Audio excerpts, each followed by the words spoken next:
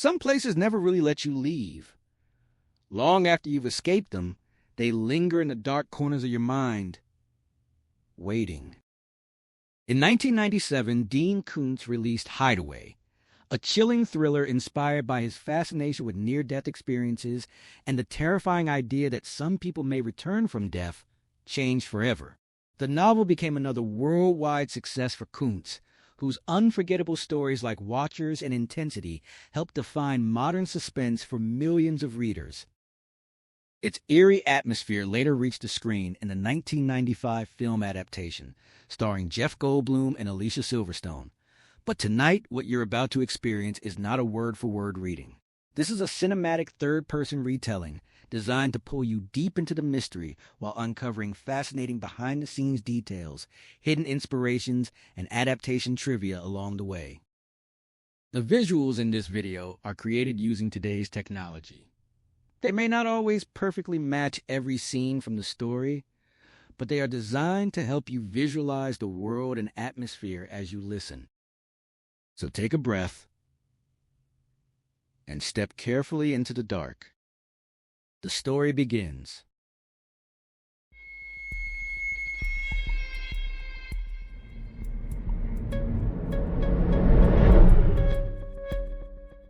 The night beyond the mountains was full of life and motion, but Lindsay Harrison felt only emptiness, a hollow ache that matched the vacant chambers of a cold heart. Shivering, she pulled her coat tighter and sank deeper into the passenger seat. Ancient evergreens climbed the slopes on either side of the highway, parting now and then to reveal winter-stripped maples and birches whose black branches clawed at the sky. Yet none of it touched the void inside her. As the Honda wound down the blacktop, trees and rock formations drifted past like dream images without substance. Fine. Dry snow slanted through the headlight beams, harried by fierce wind, but even the storm couldn't fill that space. The emptiness wasn't out there. It was in her. Her own soul was the only hollow thing. She glanced at Hatch. To anyone else, his expression might have looked flat and unreadable, but after 12 years of marriage, she knew him. He leaned forward over the steering wheel, not daunted by the bad road. He was too good a driver for that. His thoughts, like hers, were stuck on the long weekend they'd just spent at Big Bear Lake. They'd tried again to recover what they'd once had, that easiness between them. And again, they'd failed. The chains of the past still held them. The weight of a 5-year-old son's death pressed on everything. It crushed every buoyant moment, every small joy before it could bloom. Jimmy had been gone for more than 4.5 years, nearly as long as he'd lived, but the weight hadn't lessened. It loomed over them like a colossal moon in a low orbit. Hatch squinted through the smeared windshield, past snow-caked wiper blades stuttering across the glass. He sighed softly, then glanced at her with a pale smile, a ghost of a smile, tired and melancholy, empty of real amusement. He seemed about to speak, then changed his mind and turned back to the road. The 3 lanes were disappearing under a shifting shroud of snow. The road dropped to the bottom of the slope, hit a short, straight stretch, and then curved into a wide, blind turn.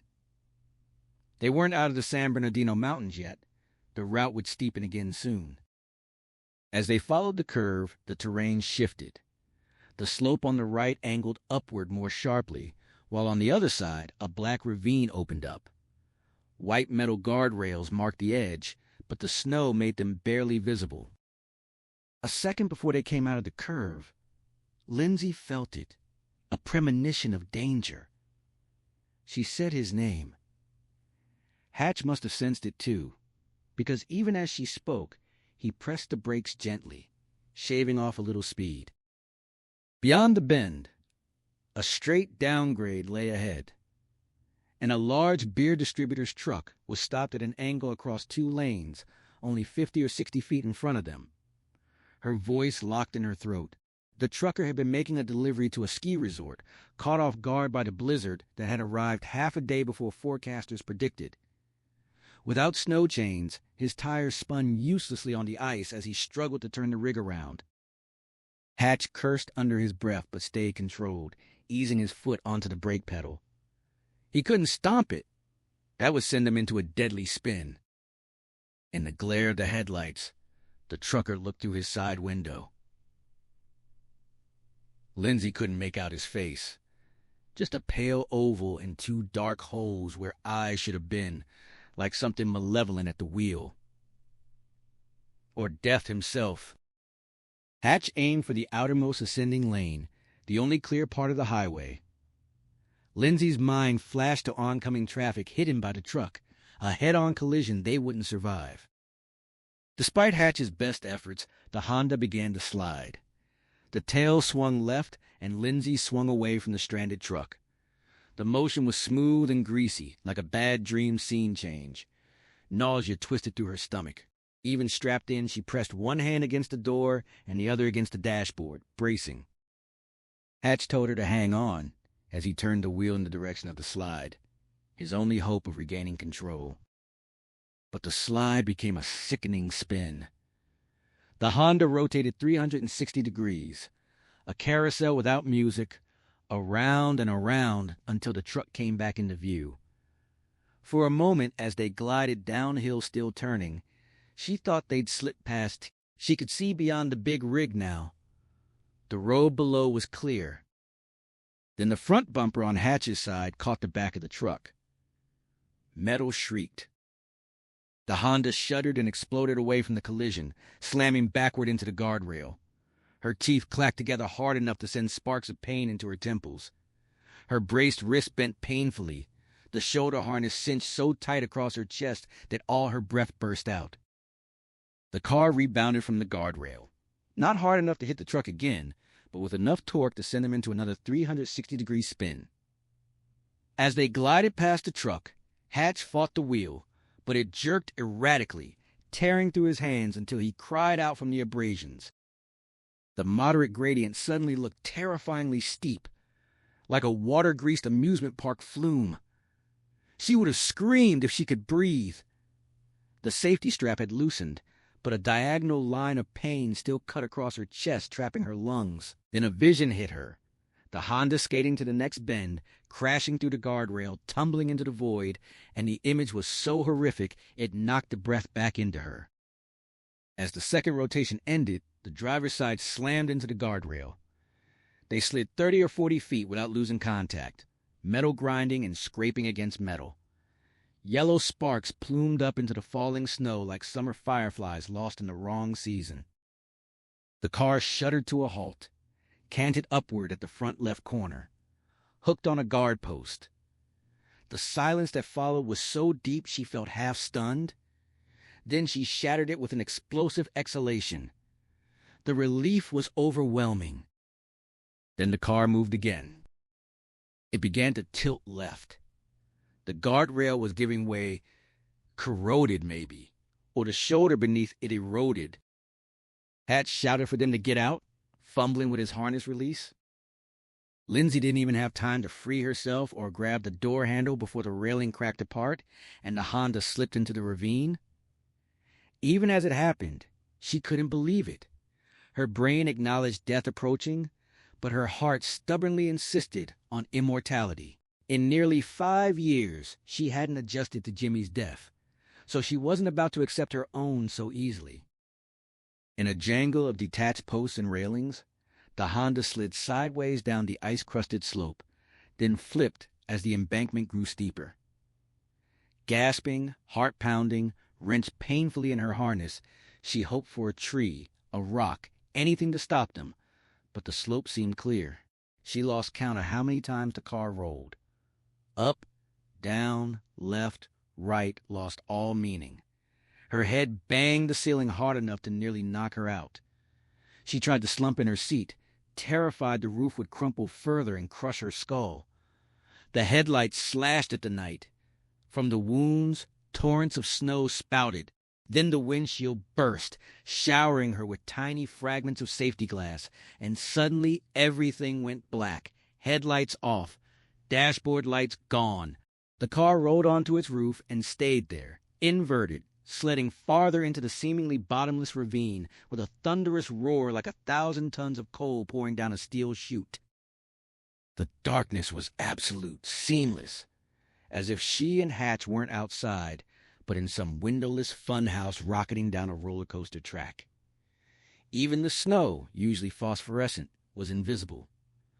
Cold flakes stung her face through the empty windshield frame, frosting her lashes, but she couldn't see them. Panic rose. She wondered if she'd been blinded by the imploding glass. Blindness was her special fear. She was an artist. Her talent took inspiration from what her eyes observed, and her dexterous hands rendered that inspiration into art, guided by those eyes. What did a blind painter paint? What could she create if she lost the sense she relied on most? Just as she started to scream, the car hit bottom and rolled back onto its wheels, landing upright with less force than she'd expected. It stopped almost gently, as if on an immense pillow. She called Hatch's name, her voice hoarse. After the cacophonous roar of the plunge, she felt half deaf, unsure if the silence around her was real or just in her head. She called again. She looked left, where he should have been. Saw nothing, not him, not anything. She was blind.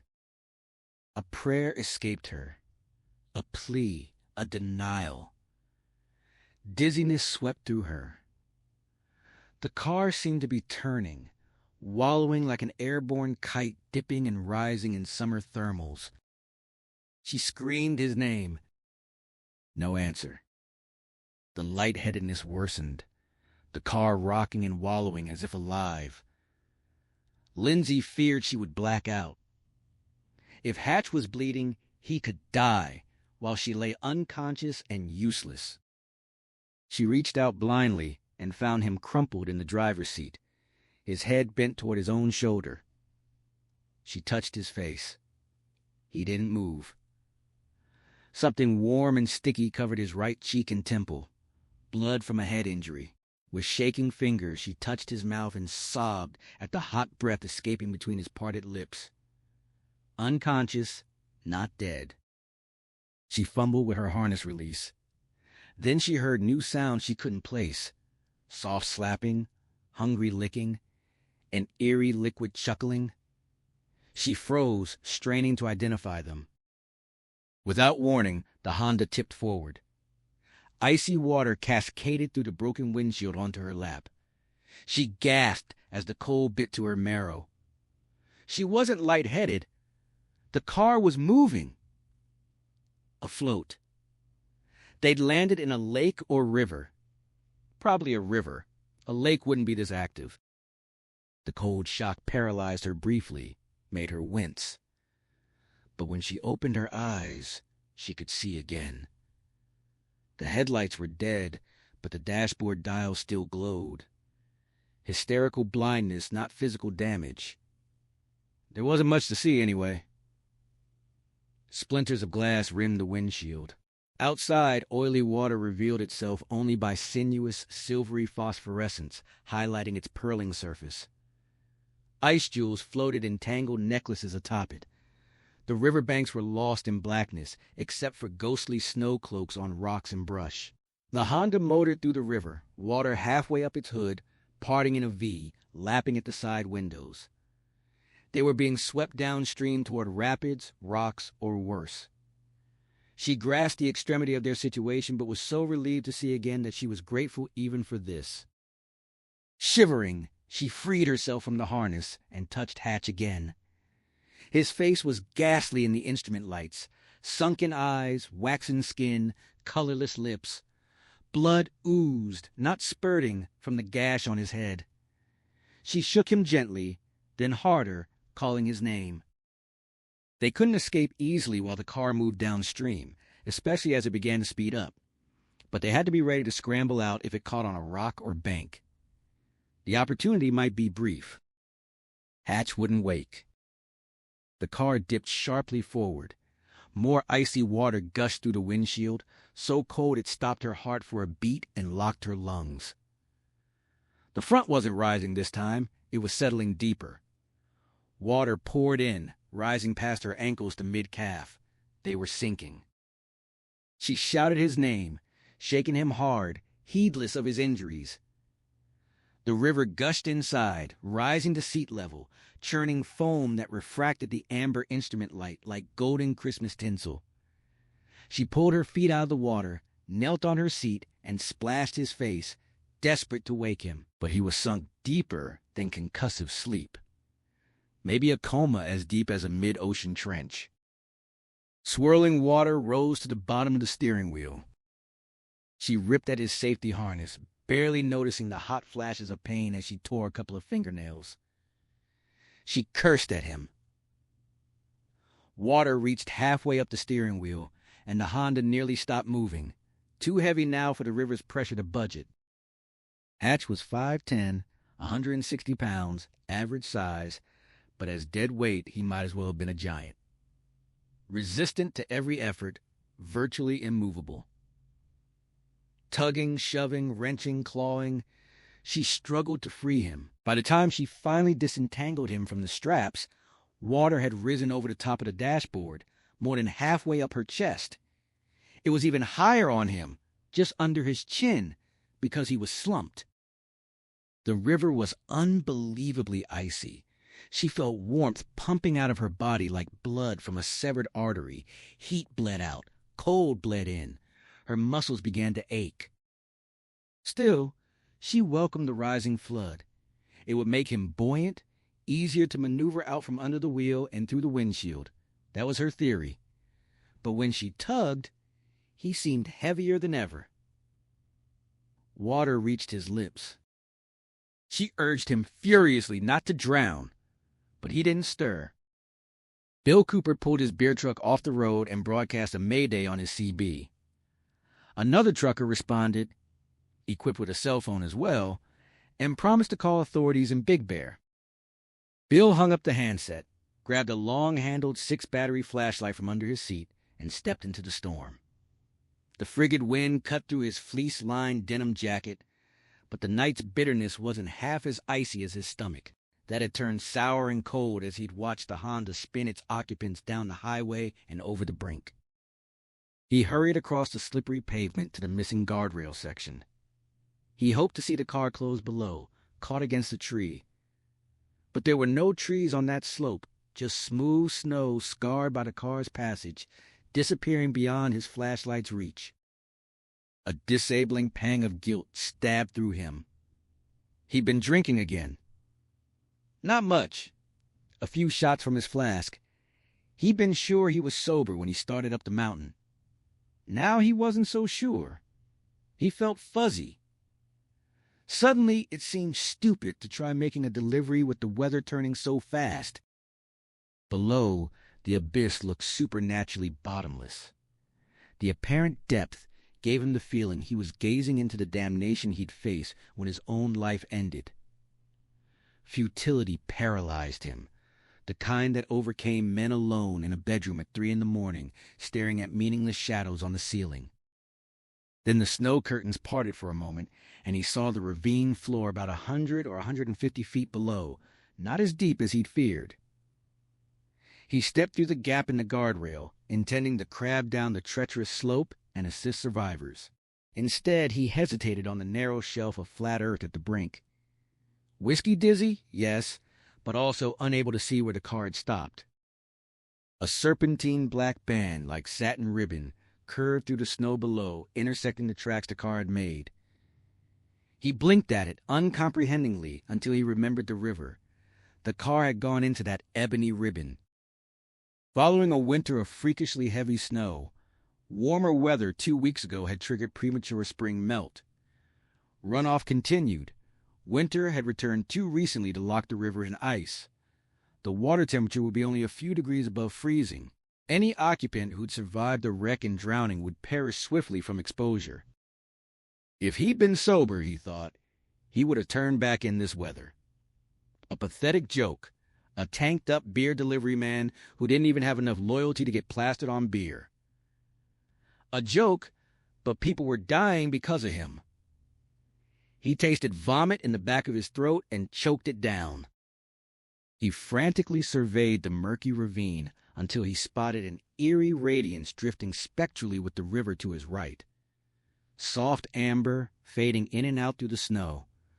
The Honda's interior lights being borne downriver. Hunched against the biting wind, holding the guardrail in case he slipped, Bill scuttled along the top of the slope in the same direction as the car, trying to keep it in sight. The Honda drifted swiftly at first, then slower. Finally, it stopped completely, perhaps held by rocks or a riverbank projection. The light slowly faded, as if the battery was running out. Though Hatch was free of the harness, Lindsay couldn't budge him. Maybe his clothes were caught on something. Maybe his foot was wedged under the brake pedal or trapped under his own seat. Water rose over his nose. She couldn't hold his head any higher. He was breathing the river now. She let go, hoping the loss of air would finally bring him around, coughing and spluttering, but also because she had no strength left. The intense cold sapped her. Extremities went numb with frightening speed. Her exhaled breath felt as cold as each inhalation, as if her body had no heat left to give. The car had stopped moving, resting on the river bottom, completely filled and weighed down, except for a bubble of air under the shallow roof dome. She pressed her face into that space, gasping.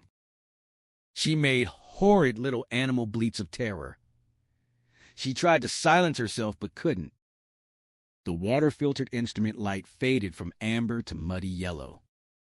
A dark part of her wanted to give up, let go, move on somewhere better. It had a small, quiet voice. "Don't fight, nothing left to live for anyway.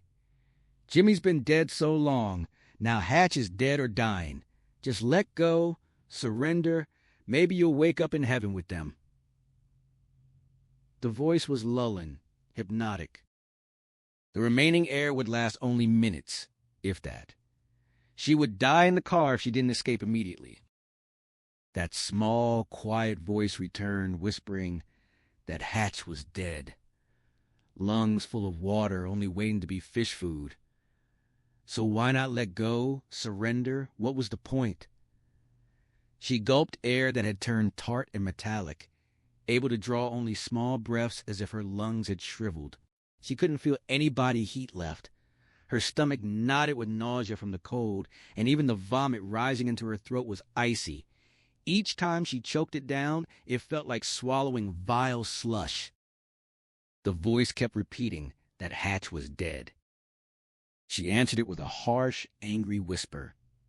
Denial raged through her like a storm. Hatch could not be dead. Unthinkable. Not the man who never forgot a birthday or anniversary, who bought her flowers for no reason, who never lost his temper or raised his voice. Not the man who always had time to listen, who never failed a friend in need, whose greatest fault was being too much of a soft touch. He could not be, must not be, would not be dead. He ran 5 miles a day, ate low fat with fruits and vegetables, avoided caffeine. Didn't that count for something? He lathered on sunscreen, didn't smoke, never drank more than 2 beers or 2 glasses of wine in an evening, was too easygoing for stress-related heart disease. Didn't self-denial and self-control count for anything? Was creation so screwed up there was no justice anymore? They said the good died young, true of Jimmy, and Hatch wasn't yet 40. But they also said virtue was its own reward, and there was plenty of virtue here, a whole shitload, which ought to count for something unless God wasn't listening, didn't care, unless the world was even crueler than she believed. She refused to accept it. Hatch was not dead. She drew the deepest breath she could manage. Just as the last light faded, plunging her into blindness again, she sank into the water, pushed across the dashboard, and went through the missing windshield onto the hood. Now she was not just blind, but deprived of virtually all 5 senses. She heard nothing but her own wild heart. The water muffled everything. She could smell and speak only at the penalty of drowning. The glacial river's anesthetizing effect left her with only a fraction of her sense of touch, making her feel like a disembodied spirit suspended in purgatory. Assuming the river wasn't much deeper than the car, and she wouldn't need to hold her breath long, she made another attempt to free Hatch. Lying on the hood, holding the windshield frame with one numb hand, straining against her body's buoyancy, she reached back inside, groped in the blackness until she found the steering wheel and then her husband. Heat rose in her again, but it wasn't sustaining warmth. Her lungs began to burn for air. She gripped a fistful of Hatch's jacket and pulled with all her might. To her surprise, he floated out of his seat. No longer immovable, suddenly buoyant and unfettered. He caught on the steering wheel briefly, then bobbled out through the windshield as she slid backward across the hood to make room. A hot, pulsing pain filled her chest. The urge to breathe grew overpowering, but she resisted. When Hatch was free of the car, she embraced him and kicked for the surface. He was surely drowned, and she was clinging to a corpse, but the thought didn't repulse her. If she could get him ashore, she could administer artificial respiration. The chance was slim, but hope remained. He wasn't truly dead until all hope was exhausted. She burst through the surface into a howling wind that made the freezing water seem almost warm.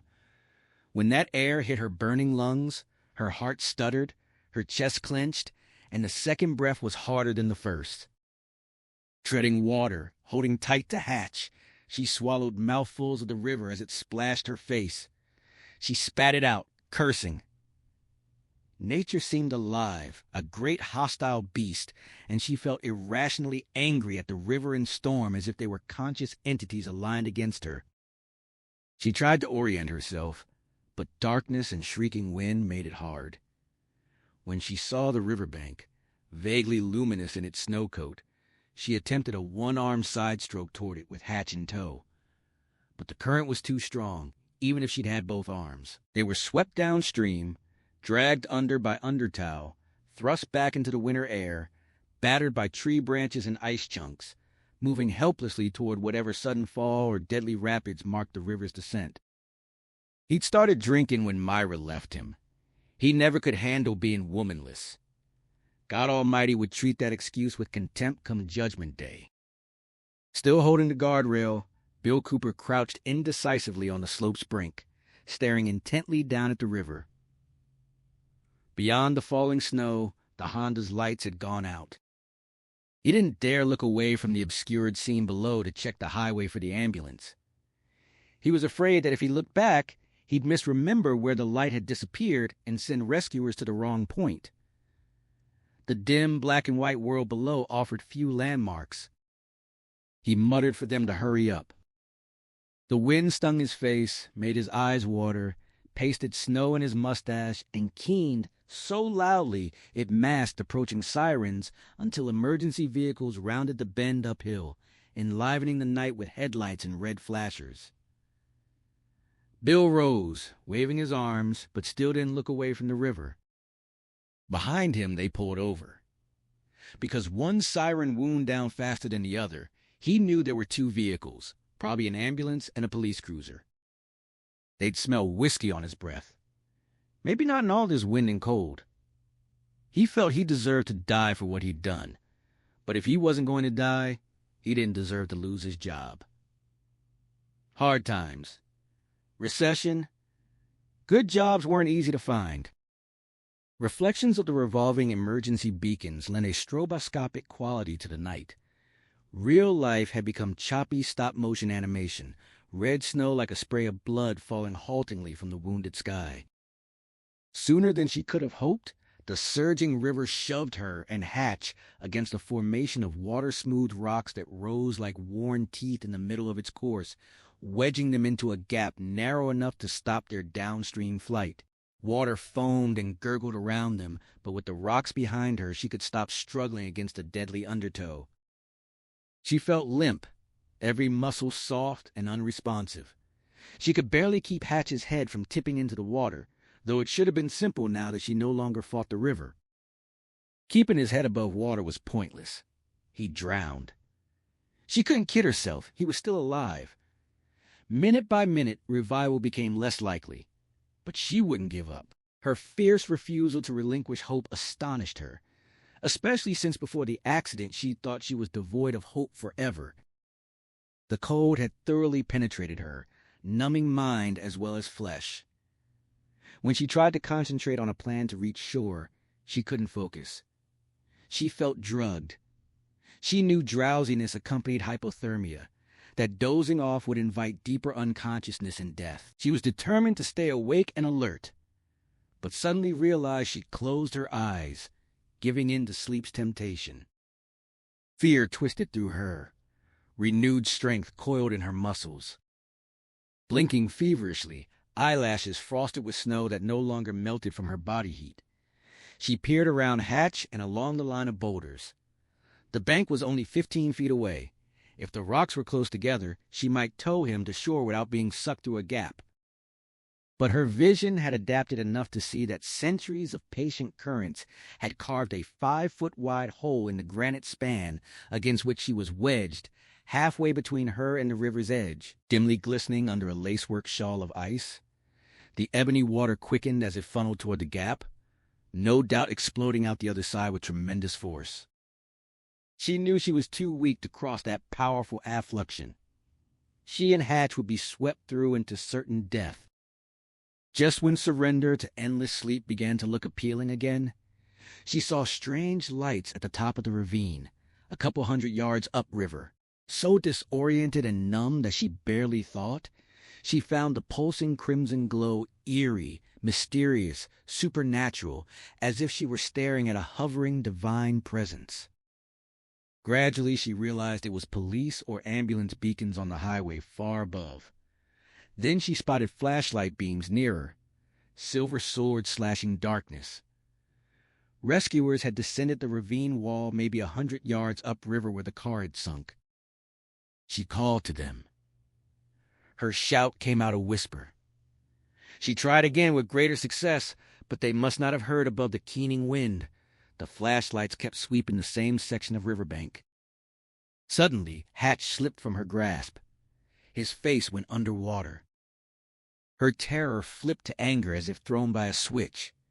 She was angry at the truck driver for being caught in the storm, angry at herself for weakness, angry at Hatch for reasons she couldn't define, angry at the cold and insistent river, and enraged at God for the violence and injustice of his universe. She found greater strength in anger than in terror. She flexed her half-frozen hands, got a better grip on Hatch, pulled his head from the water, and let out a cry for help louder than the wind's banshee voice. Upstream, the flashlight beams swung searchingly toward her. Targeted by the flashlights, their faces floated on the dark water, white as apparitions, translucent, unreal, lost. Deputy Sheriff Lee Reedman, trained in emergency rescue, waded in to haul them ashore, bracing against a rampart of boulders that extended to midstream. He was secured to a 1/2-inch nylon line with a 4,000-pound braking strength, tied to a sturdy pine and belayed by 2 other deputies. He'd removed his parka but kept his uniform and boots on. Swimming was impossible in those fierce currents anyway, so he didn't worry about being hampered by clothes. Sodden garments would protect him from the worst of the cold, slowing the rate at which body heat drained out of him.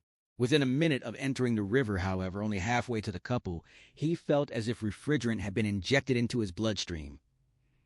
He couldn't have been any colder if he dived in naked.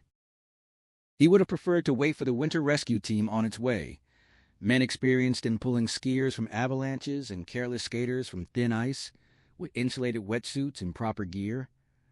But the situation was too desperate to delay. The people in the river wouldn't last until the specialists arrived. He reached a 5-foot gap in the rocks where the river gushed through as if drawn by a huge suction pump. The current knocked him off his feet, but the men on the bank kept the line taut, paying it out exactly at his rate of movement so he wasn't swept into the breach. He flailed forward, swallowing a mouthful of water so bitterly cold it made his teeth ache, then grabbed the rock on the far side and pulled himself across.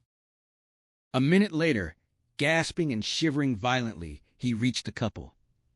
The man was unconscious. The woman was alert. Their faces bobbed in and out of the overlapping flashlight beams. She looked terrible.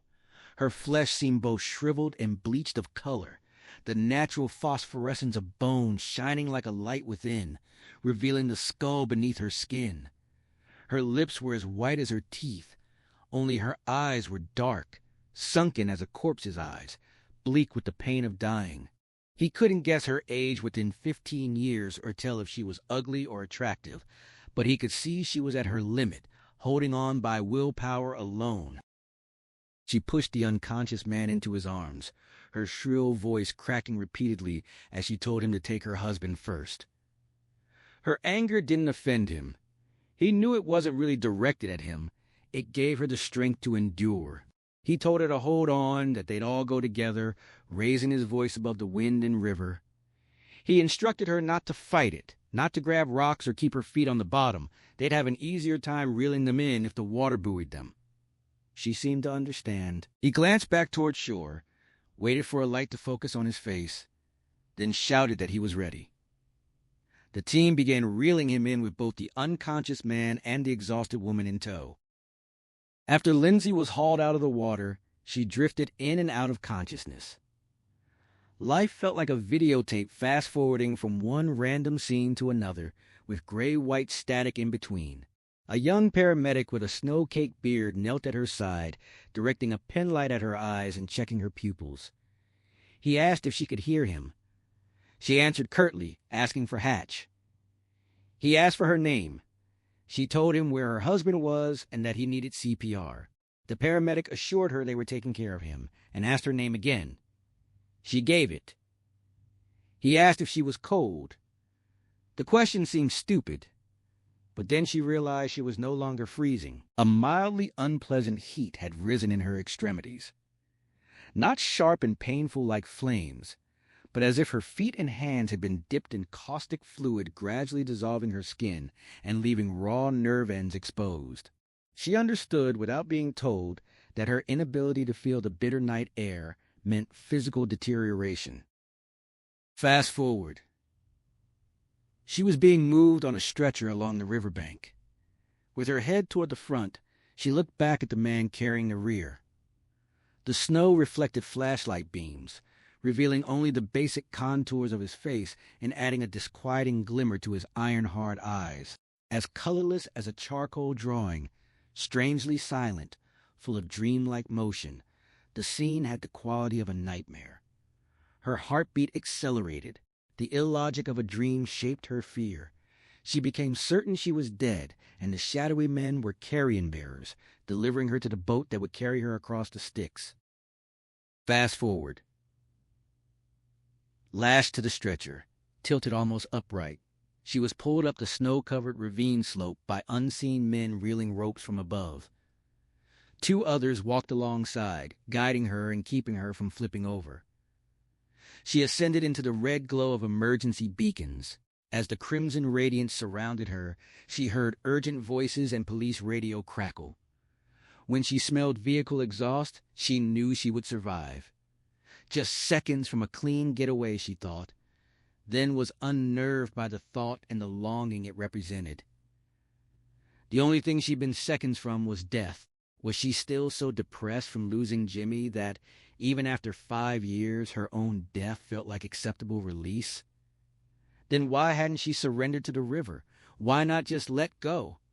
Hatch, of course. Hatch had needed her. She'd been ready to step out of this world in hope of a better one. But she couldn't make that decision for him. Surrendering would have forfeited his life, too. The stretcher clattered and jolted over the ravine's brink, lowered flat onto the highway shoulder beside an ambulance. Red snow swirled into her face. A paramedic with a weathered face and beautiful blue eyes leaned over her and told her she'd be all right. She said she hadn't wanted to die. Not really to him, but arguing with herself, trying to deny that her despair had become such a chronic infection that she'd been secretly longing to join Jimmy. Her self-image didn't include the word suicidal, and she was shocked to discover such an impulse might be part of her. She asked aloud if she'd wanted to die. The paramedic assured her she wasn't going to die as he and another man untied the ropes. Half a dozen police and emergency vehicles were parked across 2 lanes. Uphill and downhill traffic shared the 3rd lane, regulated by deputies. People gawked from a Jeep Wagoneer, then vanished beyond snow and exhaust.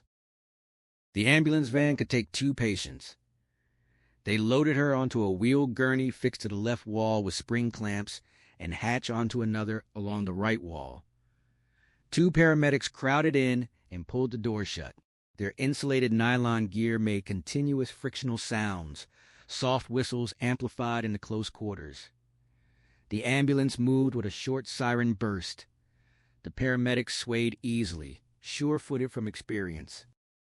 Side by side in the narrow aisle, both men turned to her, names stitched on their jackets, O'Malley and Epstein. With a combination of professional detachment and concerned attentiveness, they worked on her, exchanging medical information in crisp, emotionless voices, but speaking to her softly. The dichotomy alarmed her, but she was too weak and disoriented to express her fear. She felt infuriatingly delicate and shaky. Consciousness was a high wire she precariously perched on.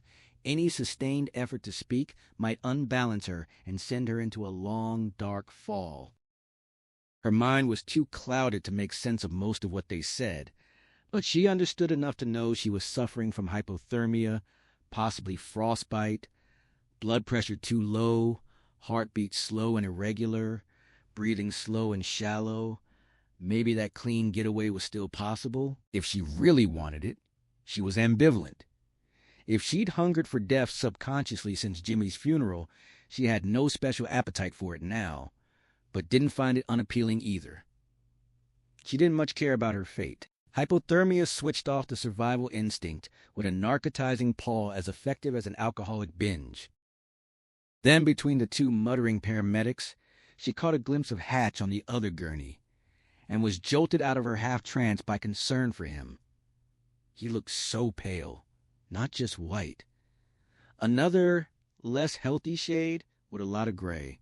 His face, turned toward her with eyes closed and mouth slightly open, looked like a flash fire had swept through it, leaving nothing between bone and skin except the ashes of consumed flesh. She croaked out a plea for her husband. O'Malley told her she came first. She insisted Hatch needed help. O'Malley repeated that she came first. His insistence reassured her somewhat. As bad as Hatch looked, he must be all right. Must have responded to CPR. Must be in better shape than she was. Otherwise, they'd tend to him first, wouldn't they? Her thoughts grew fuzzy again. The urgency that had gripped her abated. She closed her eyes. Later, in her hypothermic torpor, the murmuring voices above her felt as rhythmic as a lullaby. But the increasingly painful stinging in her extremities and the rough handling of the medics kept her awake. They packed small, pillow-like objects against her sides, electric or chemical heating pads, she supposed, radiating a soothing warmth far different from the fire burning within her feet and hands. She mumbled that Hatch needed warming, too. Epstein assured her he was fine, told her not to worry, his breath puffing in small white clouds. She insisted Hatch was cold. Epstein answered that was what he needed to be, just how they wanted him. Then O'Malley added that Nyburn didn't want a popsicle ice crystals forming in tissue would cause brain damage. Epstein turned to the small window separating them from the driver and called for a little heat. She wondered who Nyburn was and was alarmed by brain damage, but she was too weary to make sense of their words. Her mind drifted to childhood recollections, distorted and strange. She must have slipped into half-sleep where her subconscious worked nightmarish tricks. She saw herself at 5, playing in a meadow behind her house. The slope field was familiar in its contours, but some hateful influence had recolored the grass spider-belly black. The flower petals were blacker still, with crimson stamens like fat drops of blood. She saw herself at 7 on the school playground at twilight, alone as she'd never been in real life. The swings and seesaws and jungle gyms cast crisp shadows and peculiar orange light, looming malevolently as if they might begin to move at any second, creaking and clanking, seeking blood for lubricant, robotic vampires of aluminum and steel. Periodically she heard a strange, distant cry, the mournful bleat of some great beast. Eventually, even semi-delirious, she realized the sound wasn't imaginary or distant, but directly overhead. No beast, just the ambulance siren, needed only in short bursts to clear what little traffic ventured onto the snow-swept highways. The ambulance stopped sooner than expected, though her sense of time was out of whack. Epstein threw the rear door open while O'Malley released the spring clamps on her gurney. When they lifted her out, she was surprised to see she wasn't at a hospital in San Bernardino, but in a parking lot in front of a small shopping center. At this late hour, the lot was deserted except for the ambulance and a large helicopter with a red cross and a white circle and the words Air Ambulance Service on its side. The night was still cold. Wind hooted across the blacktop. They were below the snow line now, just at the base of the mountains, still far from San Bernardino. The ground was bare. Epstein and O'Malley rushed her toward two men waiting beside the chopper. The air ambulance engine idled. Rotors turned sluggishly. The presence of the craft and the urgency it represented burned off some of the dense fog in her mind. She realized that either she or Hatch was in worse shape than she thought. Only a critical case could justify such an unconventional, expensive method of conveyance. They were going farther than San Bernardino, perhaps to a treatment center specializing in state-of-the-art trauma medicine. Even as that light of understanding came to her, she wished it could be extinguished and despairingly sought the comfort of mental fog again. As the chopper medics took charge and lifted her into the aircraft, one shouted above the engine that she was alive. Epstein agreed, but said she was in bad shape. The chopper medic acknowledged she looked like shit, but noted she was still alive. Nyburn was expecting a stiff. O'Malley said it was the other one. Epstein confirmed. The husband. O'Malley said they'd bring him over. A monumental piece of information had been revealed in those few exchanges, but she wasn't clear-headed enough to understand, or maybe she simply didn't want to. As they moved her into the spacious rear compartment, transferred her onto one of their own litters and strapped her down, she sank back into corrupted memories. She was 9, playing fetch with her dog Boo, but when the frisky Labrador brought the red rubber ball back, it wasn't a ball anymore. It was a throbbing heart, trailing torn arteries and veins, pulsing not because it was alive, but because worms and sarcophagus beetles churned within its rotting chambers. The helicopter was airborne. Its movement, perhaps due to the winter wind, felt less like an aircraft than a boat tumbling in a bad tide. Nausea uncoiled in her stomach. A medic bent over her, face masked in shadows, applying a stethoscope. Across the cabin, another medic shouted into a radio headset as he bent over Hatch. His words were sliced into thin sounds by the rotors, fluttering like a nervous adolescent's voice. She caught fragments. Minor head injury. No mortal wounds. Apparent cause of death seemed to be drowning. On the far side of the chopper, near the foot of Hatch's litter, the sliding door was open a few inches. The door on her side wasn't fully closed either, creating an Arctic cross-draught. That explained why the wind and rotors were so deafening. Why did they want it so cold? The medic attending Hatch was still shouting into his headset, mouth-to-mouth, mechanical resuscitator, O2 and CO2 without results, epinephrine ineffective. The real world had become too real, even viewed through her delirium. She didn't like it. Her twisted dreamscapes, with all their mutant horror, were more appealing than the inside of the air ambulance. Perhaps because on a subconscious level, she could exert some control over her nightmares, but none at all over real events. She was at her senior prom, dancing in the arms of Joey Del Vecchio under a vast canopy of crepe paper streamers. She was speckled with sequins of blue and white and yellow light from the crystal and mirror chandelier above the dance floor. The music was from a better age, before rock lost its soul, back when Elton John and the Eagles were at their peak. The Isley Brothers, the Doobie Brothers, Stevie Wonder, Neil Sedaka. They were slow dancing to a Freddie Fender tune reasonably well rendered by a local band. She was suffused with happiness until she lifted her head from Joey's shoulder and saw not his face, but a cadaver's rotting countenance. Yellow teeth between shriveled black lips, flesh-pocked and oozing bloodshot eyes, weeping vile fluid. She tried to scream and pull away, but could only continue dancing, listening to Before the Next Teardrop Falls, aware she was seeing Joey as he would be after dying in the Marine barracks explosion in Lebanon. She felt death leaching from his cold flesh into hers. When she looked desperately around for help, she saw Joey wasn't the only dead dancer. Sally Ann Keene, who would succumb to cocaine poisoning in 8 years, glided by in advanced decomposition in her boyfriend's arms. Jack Winslow, the football star who would die in a drunken driving accident in less than a year, spun his date past, his face swollen and purple tinged with green skull crushed along the left side as it would be after the wreck. He spoke in a raspy voice from a graveyard, vocal cords withered into dry strings, exclaiming, "What a night it was!" She shuddered, but not solely from the frigid wind howling through the partly open doors. The medic, his face still shadowed, was taking her blood pressure. Her left arm was uncovered. The sleeves of her sweater and blouse had been cut away. The sphygmomanometer cuff was wound tightly around her biceps. Her shudders were so pronounced they looked like convulsions. He plucked a small rubber wedge from a supply tray and started to insert it in her mouth. She pushed his hand away and declared she was going to die. Relieved she wasn't convulsing, he said she wasn't that bad. She was okay. She'd be fine. He didn't understand.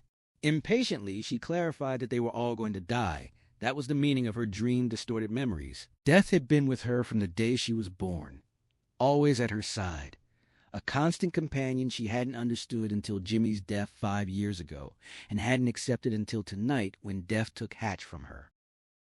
Her heart clenched like a fist inside her chest. A new pain filled her, more profound than all the others. Despite terror, delirium, and exhaustion, all of which she'd used as shields against reality, truth finally came to her. She was helpless to do anything but accept it. Hatch had drowned. CPR had not worked. Hatch was dead, gone forever. She was 25, propped against pillows in the maternity ward. The nurse brought a small blanket-wrapped bundle. Her baby, her son James Eugene Harrison, whom she'd carried for 9 months but never met, whom she loved with all her heart but had never seen. The smiling nurse gently conveyed the bundle into her arms. She lifted aside the satin-trimmed edge of the blue cotton blanket. She cradled a tiny skeleton with hollow eye sockets, the small bones of its fingers curled in the wanting kneading gesture of an infant. Jimmy had been born with death in him, as everyone was. In less than 5 years, cancer would claim him. The small, bony mouth of the skeleton child eased open in a long, slow, silent cry. She could hear the chopper blades carving the night air, but she was no longer inside the craft. They wheeled her across a parking lot toward a large building with many lighted windows. She thought she ought to know what it was, but she couldn't think clearly, and didn't care. Double doors flew open ahead, revealing a space warmed by yellow light, peopled by silhouettes. Then she was rushed into the light. A long hallway. A room that smelled of alcohol and disinfectant. The silhouettes becoming faces, hands gripping her, lifting her off the gurney onto a bed. Tipped back, her head below her body, rhythmic beeps and clicks from electronic equipment. She wished they'd all go away and leave her in peace. Turn off the lights, leave her in darkness. She longed for silence, stillness, peace.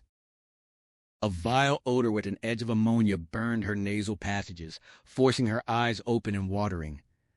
A man in a white coat held something under her nose, peering intently into her eyes. As she choked and gagged, he took it away and handed it to a brunette in uniform. The odor faded. She was aware of movement around her, faces coming and going. She knew she was the center of urgent attention, but she couldn't care. Voices rose and fell around her like gentle breakers on a sandy shore, marked paleness of the skin, cyanosis of lips, nails, fingertips, earlobes, weak pulse, very rapid, respiration quick and shallow, blood pressure so low they couldn't get a reading.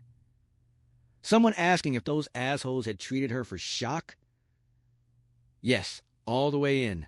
Oxygen and CO2 mix and make it fast. Epinephrine, prepare it. But what if she had internal injuries? You can't see a hemorrhage if one's there. Hell, I gotta take a chance. Someone put a hand over her face, plugging her nostrils. For a moment she couldn't breathe. She didn't care. Then cool, dry air hissed into her nose, forcing her lungs to expand. A young blonde in white leaned close, adjusted the inhalator, and smiled winningly, asking if she was getting that. The woman was beautiful, ethereal, with a musical voice backlit by a golden glow, a heavenly apparition, an angel. Wheezing. Lindsay said her husband was dead. The angel told her it would be okay, to relax and breathe deeply. Everything would be all right.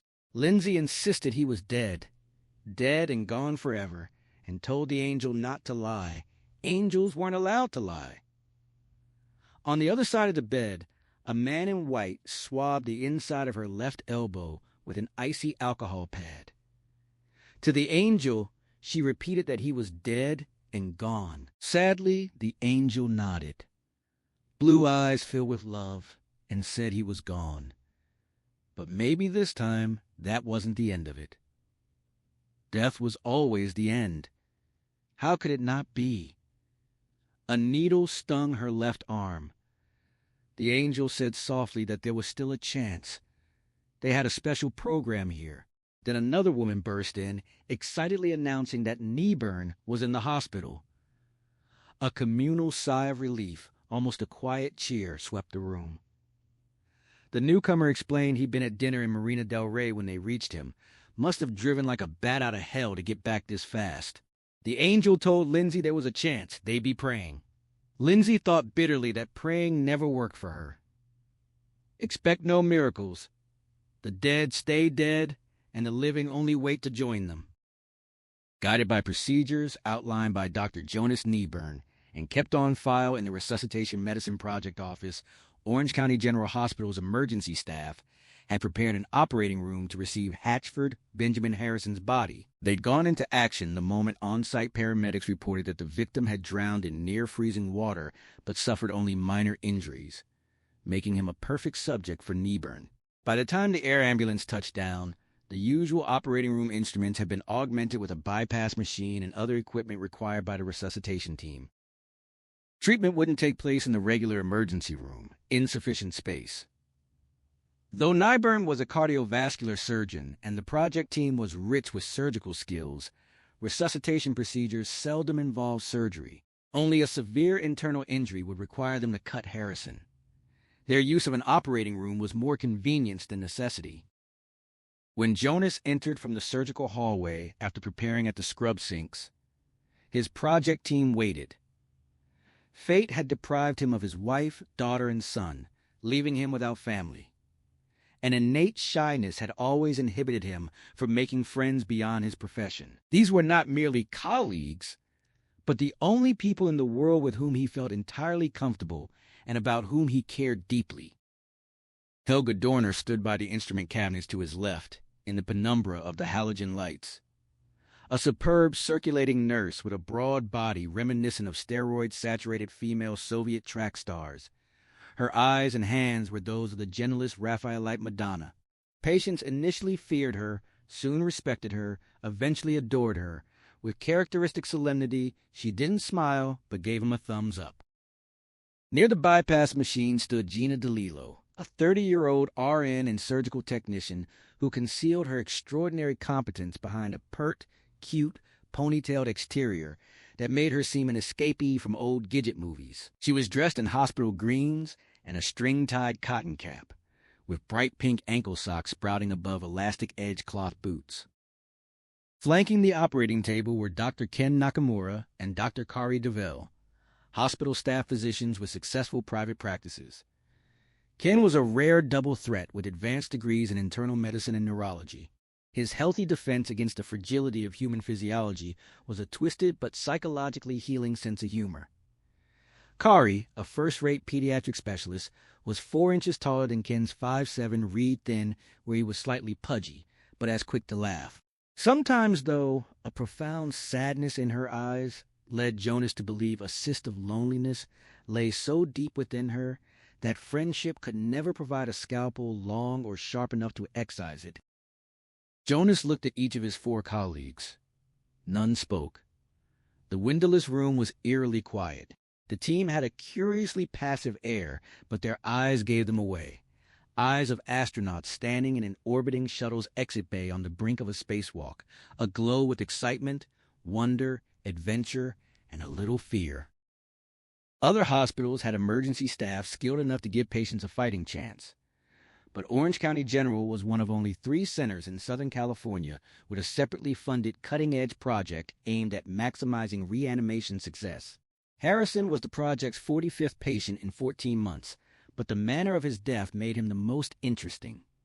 Drowning followed by rapidly induced hypothermia meant relatively little physical damage, and the chill factor dramatically slowed post-mortem cell deterioration.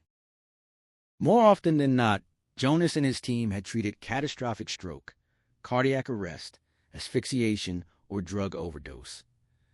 Those patients usually suffered at least some irreversible brain damage before coming under their care, compromising chances of being brought back perfectly. Some who died from violent trauma were too severely injured to be saved even after resuscitation. Others were resuscitated and stabilized only to succumb to secondary infections that swiftly developed into toxic shock.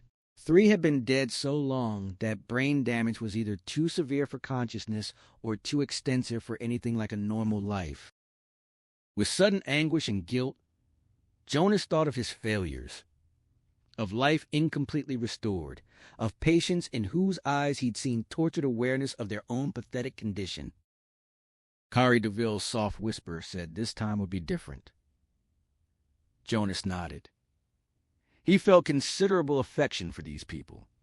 For their sake more than his own, he wanted the team to have a major, unqualified success. He told them to do it. Even as he spoke, the double doors crashed open. 2 surgical orderlies rushed in with the dead man on a gurney. Swiftly and skillfully, they transferred the body onto the slightly tilted operating table, treating it with more care and respect than they might have shown a corpse in other circumstances, then exited.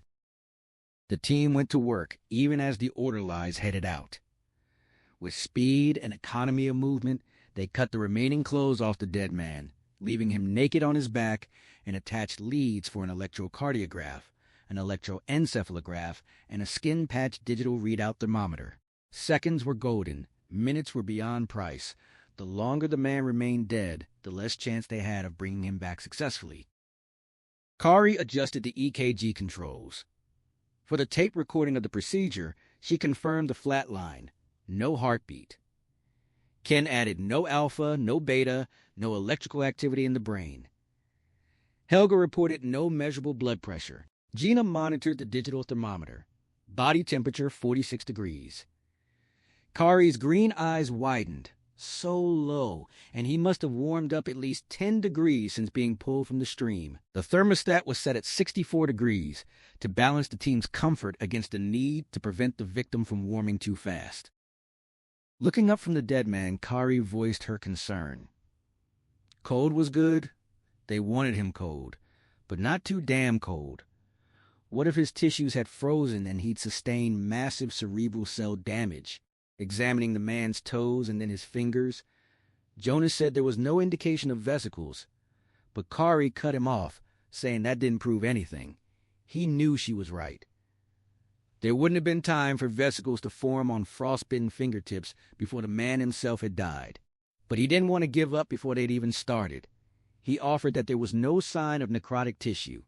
Kari wouldn't let it go, because the entire patient was necrotic. She used her height to advantage, casting an intimidating shadow, her hard gaze seeming to dare contradiction. Jonas looked to Ken for support. The neurologist wanted none of it.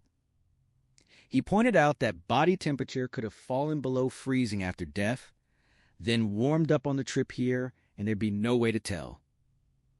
The only thing they could say for sure about this guy was that he was deader than Elvis had ever been. Kari added that if he was only 46 degrees now, every cell in the human body was primarily water. When water froze, it expanded, like a soda bottle left too long in the freezer, leaving only exploded contents bristling with shattered glass. Frozen water burst the walls of brain cells the same way. No one on the team wanted to revive Harrison if they were assured of bringing back something less than a whole person. No good physician wanted to defeat death, only to wind up with a conscious patient suffering massive brain damage, or one sustained alive, only in a deep coma with machines. Jonas knew his own greatest weakness as a physician was the extremity of his hatred for death, and anger he carried at all times. At moments like this, the anger swelled into quiet fury that affected his judgment. Every patient's death was a personal affront. He tended to err on the side of optimism, proceeding with resuscitations that could have more tragic consequences if they succeeded than if they failed. The other four understood his weakness too. They watched him expectantly. The operating room was as silent as the vacuum between stars, where God, if he existed, passed judgment on his helpless creations. Jonas was acutely aware of precious seconds ticking past. The patient had been in the room less than 2 minutes. 2 minutes could make all the difference. On the table, Harrison was as dead as any man had ever been. Skin an unhealthy gray, lips and nails cyanotic blue, flesh utterly devoid of life's tension. Aside from a shallow 2-inch gash on his right forehead, an abrasion on his left jaw, and abrasions on his palms, he was uninjured. He'd been in excellent physical condition for 38. No more than 5 extra pounds, straight bones, well-defined musculature. He looked like a perfect candidate. A decade ago, a physician in Jonas's position would have been guided by the 5-minute limit, the maximum time the brain could go without oxygen and suffer no mental diminishment. But resuscitation medicine had exceeded that limit so often it was eventually disregarded. With new drugs, machines that could cool and heat blood, massive epinephrine doses, doctors could step past 5 minutes and snatch patients back from deeper death. Hypothermia, extreme cooling that blocked ruinous chemical changes in cells, could extend the time a patient might lie dead, yet be revived. 20 minutes was common, 30 wasn't hopeless, 40 and 50 minutes were on record. In 1988, a 2-year-old girl in Utah, plucked from an icy river, was brought back without brain damage after being dead at least 66 minutes. Just last year, a 20-year-old woman in Pennsylvania had been revived with all faculties intact 70 minutes after death. The team still stared at Jonas. Death, he told himself, was just another pathological state. Most pathological states could be reversed with treatment. Dead was one thing. Cold and dead was another. He asked Gina how long he'd been dead. Liaison with the paramedics was part of her job. She checked her watch, a Rolex on an incongruous pink leather band, and didn't pause to calculate. 60 minutes. But they were guessing how long he'd been dead in the water before they found him. Could be longer. Or shorter, Jonas said. While he decided, Helga rounded the table to Gina's side. Together they studied the cadaver's left arm, searching for a major vein. Locating blood vessels in slack flesh wasn't easy. A rubber tourniquet wouldn't increase pressure. There was no pressure in the system. Jonas announced he was going to call it. He looked at each of them, giving one last chance to challenge him. Then he checked his Timex and declared the patient dead but retrievable. To their credit, whatever their doubts, no one hesitated once the call was made. They had the right and duty to advise him during the decision, but once made, they put all their knowledge and skill to work. Dear God, he thought, I hope I've done the right thing. Gina had already inserted an exsanguination needle into the vein she and Helga had located. Together they switched on and adjusted the bypass machine, which would draw blood out of Harrison's body and gradually warm it to 100 degrees. Once warmed, the blood would be pumped back through another tube, feeding a needle inserted in a thigh vein. With the process begun, More urgent work awaited than time to do it.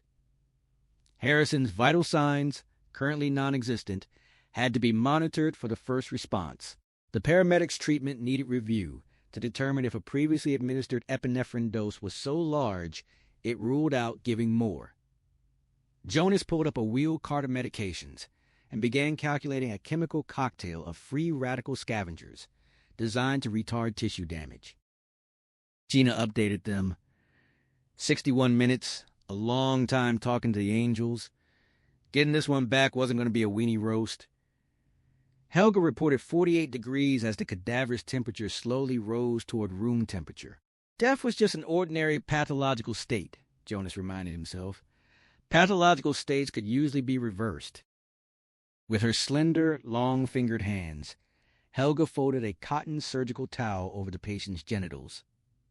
Jonas recognized she wasn't just making a concession to modesty, but performing an act of kindness, expressing an important new attitude toward Harrison. A dead man had no interest in modesty. A dead man didn't require kindness.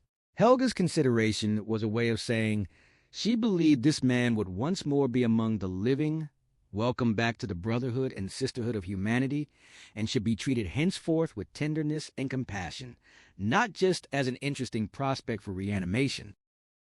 The weeds and grass were as high as his knees, lush from an unusually rainy winter. A cool breeze whispered through the meadow. Bats and night birds passed overhead or swooped low, briefly drawn to him as if recognizing a fellow predator, but immediately repelled when they sensed the terrible difference between him and them. He stood defiantly, gazing at the stars shining between steadily thickening clouds moving eastward across the late winter sky.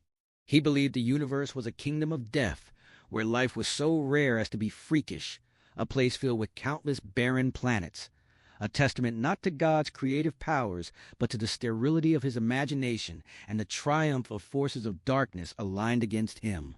Of the two realities coexisting, life and death, life was the smaller and less consequential. As a citizen of the living, your existence was limited to years, months, weeks, days, hours. But as a citizen of the kingdom of the dead, you were immortal. He lived in the borderland. He hated the world of the living into which he'd been born. He loathed the pretense to meaning, manners, morals, and virtue that the living embraced. The hypocrisy of human interaction, where selflessness was publicly championed and selfishness privately pursued, both amused and disgusted him. Every act of kindness seemed to him performed only with an eye to the payback that might one day be extracted. His greatest scorn, and sometimes fury, was reserved for those who spoke of love and claimed to feel such a thing. Love, he knew, was like all the other high-minded virtues that family, teachers, and priests blattered about. It didn't exist. It was a sham, a way to control others, a con. He cherished instead the darkness and strange anti-life of the world of the dead, where he belonged but could not yet return. His rightful place was with the damned. He felt at home among those who despised love, who knew the pursuit of pleasure was existence's sole purpose. Self was primary. There were no such things as wrong or sin. The longer he stared at the stars between the clouds, the brighter they appeared, until each pinpoint of light seemed to prick his eyes. Tears of discomfort blurred his vision. He lowered his gaze to the earth at his feet. Even at night, the land of the living was too bright for the likes of him. He didn't need light to see. His vision had adapted to the perfect blackness of death, to the catacombs of hell. Light was not merely superfluous. It was a nuisance, and at times, an abomination. Ignoring the heavens, he walked out of the field, returning to cracked pavement.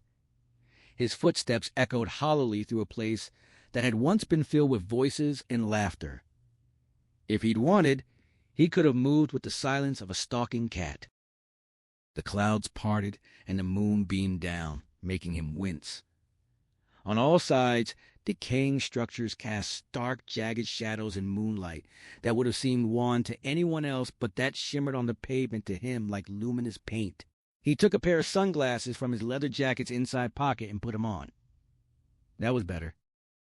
He hesitated, unsure what to do with the rest of the night. He had two basic choices: spend the remaining pre-dawn hours with the living or with the dead. This time it was an even easier choice than usual. In his current mood, he much preferred the dead. He stepped out of a moon shadow that resembled a giant, canted, broken wheel and headed toward the moldering structure where he kept his collection. 64 minutes, Gina said. This one could get messy. Jonas couldn't believe how fast time was passing, surely faster than usual, as if the continuum had accelerated. But it was always the same when the difference between life and death was measured in minutes and seconds. He glanced at the blood, more blue than red, moving through the clear plastic exsanguination tube into the purring bypass machine. The average body contained 5 liters. Before the team was done, Harrison's 5 liters would be repeatedly recycled, heated, and filtered. Ken Nakamura studied head and chest, X-rays, and body sonograms taken in the air ambulance during its 180-mile-per-hour journey from the mountains to Newport Beach. Kari bent close to the patient's face, examining his eyes through an ophthalmoscope, checking for dangerous cranial pressure from fluid buildup on the brain. With Helga's help, Jonas had filled syringes with large doses of free radical neutralizers, vitamins E and C, plus the laseroid tyrolizide mesylate and phenol tertiary butyl nitrone. Free radicals were fast-moving, unstable molecules that damaged most cells they contacted. Current theory held they were the primary cause of aging. They were always present as a byproduct of metabolism. But when the body was deprived of oxygenated blood for an extended period, even with hypothermia, huge pools of free radicals formed in excess of normal levels. When the heart started again, renewed circulation swept those destructive molecules through the brain with devastating impact. The scavengers would deal with them before they caused irreversible damage. At least that was the hope. He inserted the 3 syringes into different ports, feeding the main 4 line in the patient's thigh, but didn't inject yet. 65 minutes. A long time dead. Very near the record for successful reanimation. Despite the cool air, sweat broke out on his scalp under his thinning hair. He always got too involved, too emotional. Some colleagues disapproved of his excessive empathy, believing professional distance was needed. But no patient was just a patient. Every one of them was loved and needed by someone. Even treating someone he knew virtually nothing about, he imagined the lives interlinking with that person, feeling responsible to them as if he knew them intimately. Ken turned from the X-rays and sonograms. The guy looked clean. No broken bones, no internal injuries. Jonas noted those sonograms were taken after death, so they didn't show functioning organs. Ken agreed they'd take new pictures when he was reanimated, but it looked good so far. Kari straightened up from her eye exam. There might be a concussion to deal with, hard to say. 66 minutes. Jonas told the team to be ready, though he knew they were ready. The cool air couldn't reach his head under his surgical cap, but the sweat on his scalp felt icy. Shivers cascaded through him. Blood heated to 100 degrees began moving through the clear plastic IV line into the thigh vein, surging rhythmically to the bypass machine's artificial pulse. Jonas depressed the plungers halfway on each syringe, introducing heavy scavenger doses into the first blood passing through the line. He waited less than a minute, then depressed them all the way. Helga had already prepared 3 more syringes. He swapped them in without injecting. Ken had moved the portable defibrillation machine next to the patient. If Harrison's heart began beating erratically after reanimation, an electric shock might coerce a normal rhythm, a last hope strategy, since defibrillation could also seriously affect a patient in a fragile state. Kari reported body temperature up to only 56 degrees, 67 minutes. Too slow, Jonas said. External heat? Ken advised going for it. 57 degrees. Helga worried that at this rate they'd be past 80 minutes before he was warm enough for the heart to kick in. Heating pads had been placed under the operating table sheet before the patient arrived, extending the length of his spine. Jonas gave the okay. Kari clicked the switch, but Jonas warned easy. She adjusted the temperature controls. They needed to warm the body, but too rapid reheating brought problems. Every resuscitation was a tightrope walk. Jonas administered additional doses of scavengers. The patient was motionless, pale, reminding Jonas of a figure in an old cathedral, Christ sculpted from white marble, rendered in the position of entombment just prior to the most successful resurrection of all time. Because Kari had peeled back Harrison's eyelids for her exam, his eyes were open, staring sightlessly at the ceiling. Gina put artificial tears in them with a dropper to keep the lenses from drying out, humming Little Surfer Girl as she worked. No shock or fear was visible in the cadaver's eyes. Instead, an expression almost peaceful, almost touched by wonder. Harrison looked as if he had seen something in the moment of death to lift his heart. 68 minutes. Jonas had the crazy urge to tell her to shut up, as if time would halt if she wasn't calling it out. Blood pumped in and out of the bypass machine. 62 degrees. Helga spoke so sternly she might have been chastising the dead man for his laggardly reheating. Flat lines on the EKG. Flat lines on the EEG. Jonas urged him to come on. He entered the Museum of the Dead, not through an upper door, but through the waterless lagoon. In that shallow depression, 3 gondolas still lay on cracked concrete. 10 passenger models long ago tipped off the heavy chain-drive track that had once carried happy passengers. Even at night, wearing sunglasses, he could see they didn't have swan-neck prows like real Venetian gondolas, but sported leering gargoyles as figureheads, hand-carved from wood, garishly painted, once fearsome but now cracked, weathered, and peeling. The lagoon doors that had once swung smoothly out of the way were no longer motorized. One was frozen open, the other hung from only 2 of its 4 corroded hinges. He walked through the open door into a passageway far blacker than the night behind him. He took off the sunglasses. He didn't need them in that gloom. Neither did he require a flashlight. Where an ordinary man would have been blind, he could see. The concrete sluiceway that had once moved the gondolas was 3 feet deep and 8 feet wide. A much narrower channel in its floor contained the rusted chain-drive mechanism, a long series of blunt, curved, 6-inch-high hooks that had pulled the boats forward by engaging steel loops on their hulls. When the ride operated, those hooks had been concealed by water, contributing to the illusion that the gondolas were actually adrift. Now dwindling into the dreary realm ahead, they looked like stubby spines on an immense, prehistoric reptile's back. The world of the living, he thought, was always fraught with deception.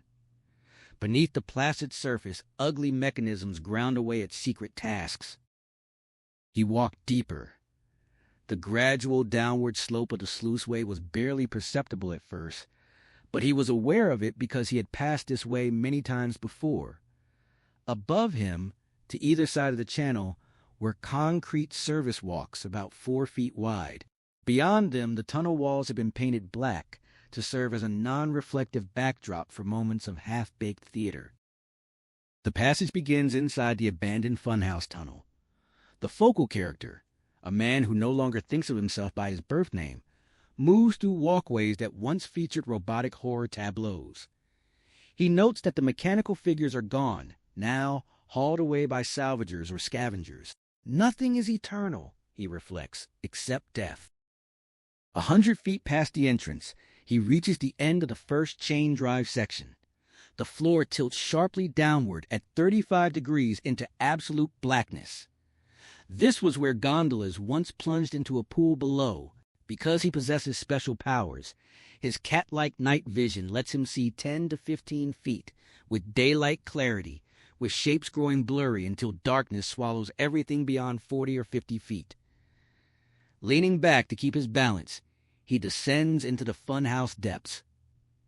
He feels no fear. Nothing can frighten him anymore. He knows he is deadlier than anything this world could threaten him with. Halfway down, a cool draft brings the scent of decay. The stench excites him. No perfume on a woman's throat could thrill him as deeply as the sweet fragrance of corrupted flesh. At the bottom of the incline, he enters a cavernous room as large as an airplane hangar.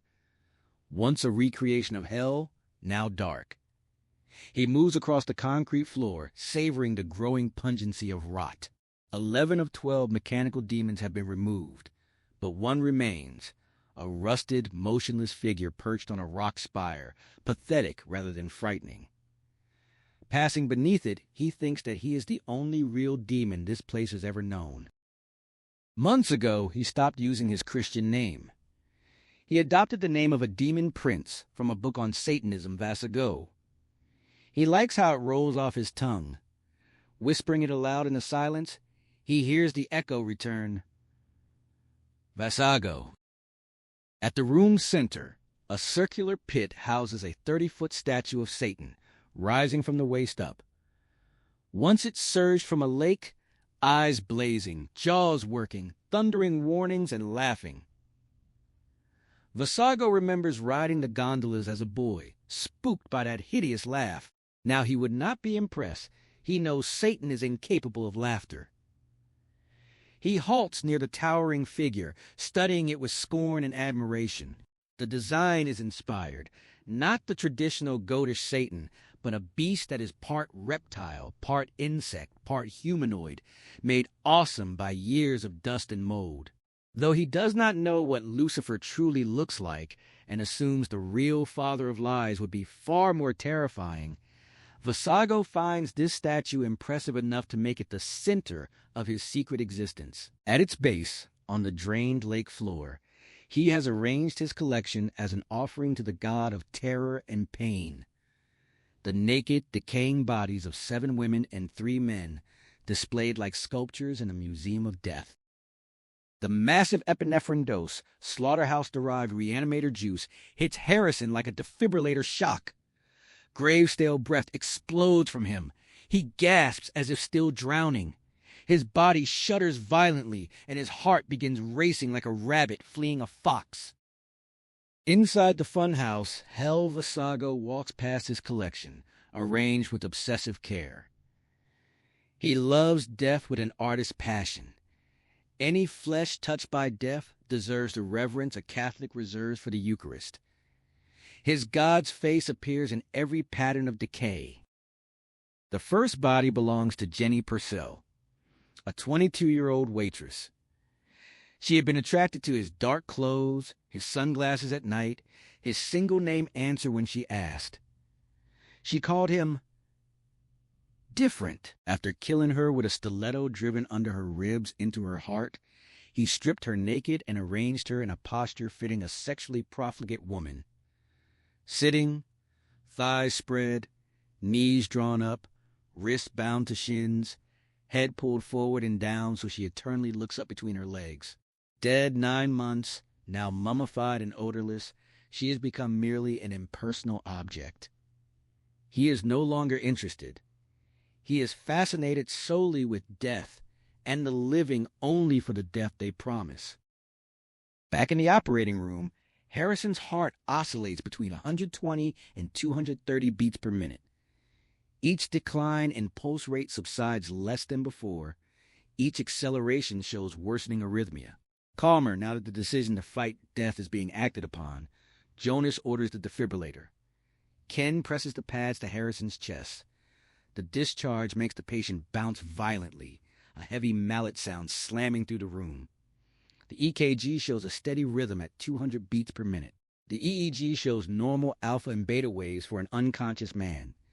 There is self-sustained pulmonary activity. Jonas orders oxygen. Body temperature reaches 90 degrees. Blue has faded from under the fingernails. Muscle tone returns. Feeling returns to chilled extremities, provoking tics and twitches. Eyes move under closed lids. REM sleep. He is dreaming. Heart rate declines to 120, completely rhythmic. Gina checks her watch and exhales in amazement. 80 minutes. Ken marvels that this beats the record by 10. Jonas checks the wall clock and announces into the tape recorder that the patient was successfully resuscitated at 9:32 p.m. on March 4th. They exchange murmured congratulations and relieved smiles, but remain restrained. Harrison is not yet conscious. and brain damage remains a possibility. Vasaigo continues walking past his collection encircling the Lucifer statue. Of the 3 male specimens, one was taken changing a flat tire on the Ortega Highway at night. Another found asleep in a beach parking lot. The third picked him up in a bar. Nothing enrages Vasaigo more than the sexual needs of others. He has no interest in sex and never rapes his victims, but sexuality in others incites him to torture and homicide because sex and life are inextricably entwined, and he hates life. He prefers killing women because society encourages them to flaunt their sexuality, and from women's wombs comes new life, the very spark that still sputters in him and prevents him from crossing to the land of the dead. Of the 6 remaining female specimens, he is most pleased by one of the students, Margaret. He first saw her in a dim bar near campus.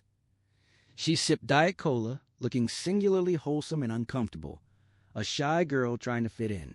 But she existed apart from the smoke and noise, unstained, filled with secret energy. She seemed to glow. Her vitality drew him. It would be satisfying to snuff such a brightly burning flame. He followed her home, then stalked the campus for 2 days. Margaret Ann Campion was 20, a senior music major who played multiple instruments and composed, ran track, wrote for the student paper, and was active in her Baptist church. She was incomparably beautiful, dressing modestly to conceal her figure, but he knew she was a prodigious breeder, a furnace of life. He wanted her dead, hoping this murder might at last earn him passage out of the borderland into the land of the dead where he belonged.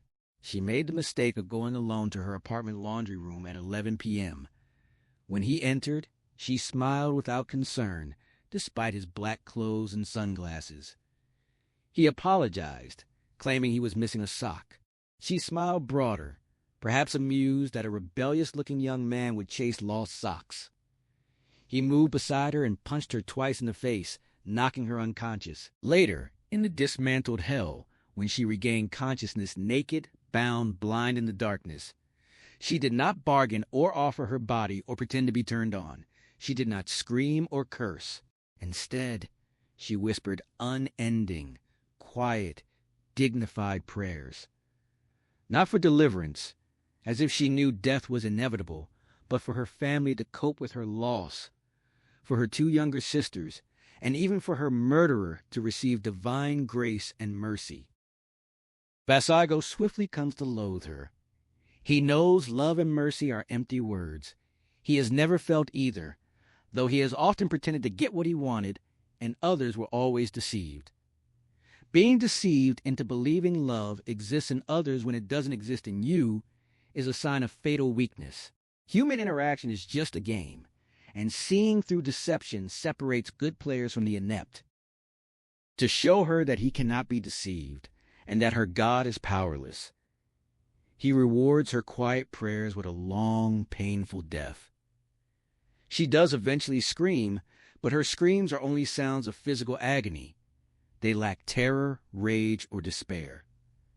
Even dead, he still hates her. He holds her body for a few minutes, feeling the heat drain from it. But the chill advancing through her flesh is not as thrilling as it should be. Because she died with unbroken faith in life everlasting, she cheated him of seeing the awareness of death in her eyes.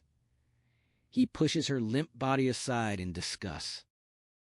Now, 2 weeks later, Margaret Campion kneels in perpetual prayer, the newest addition to his collection.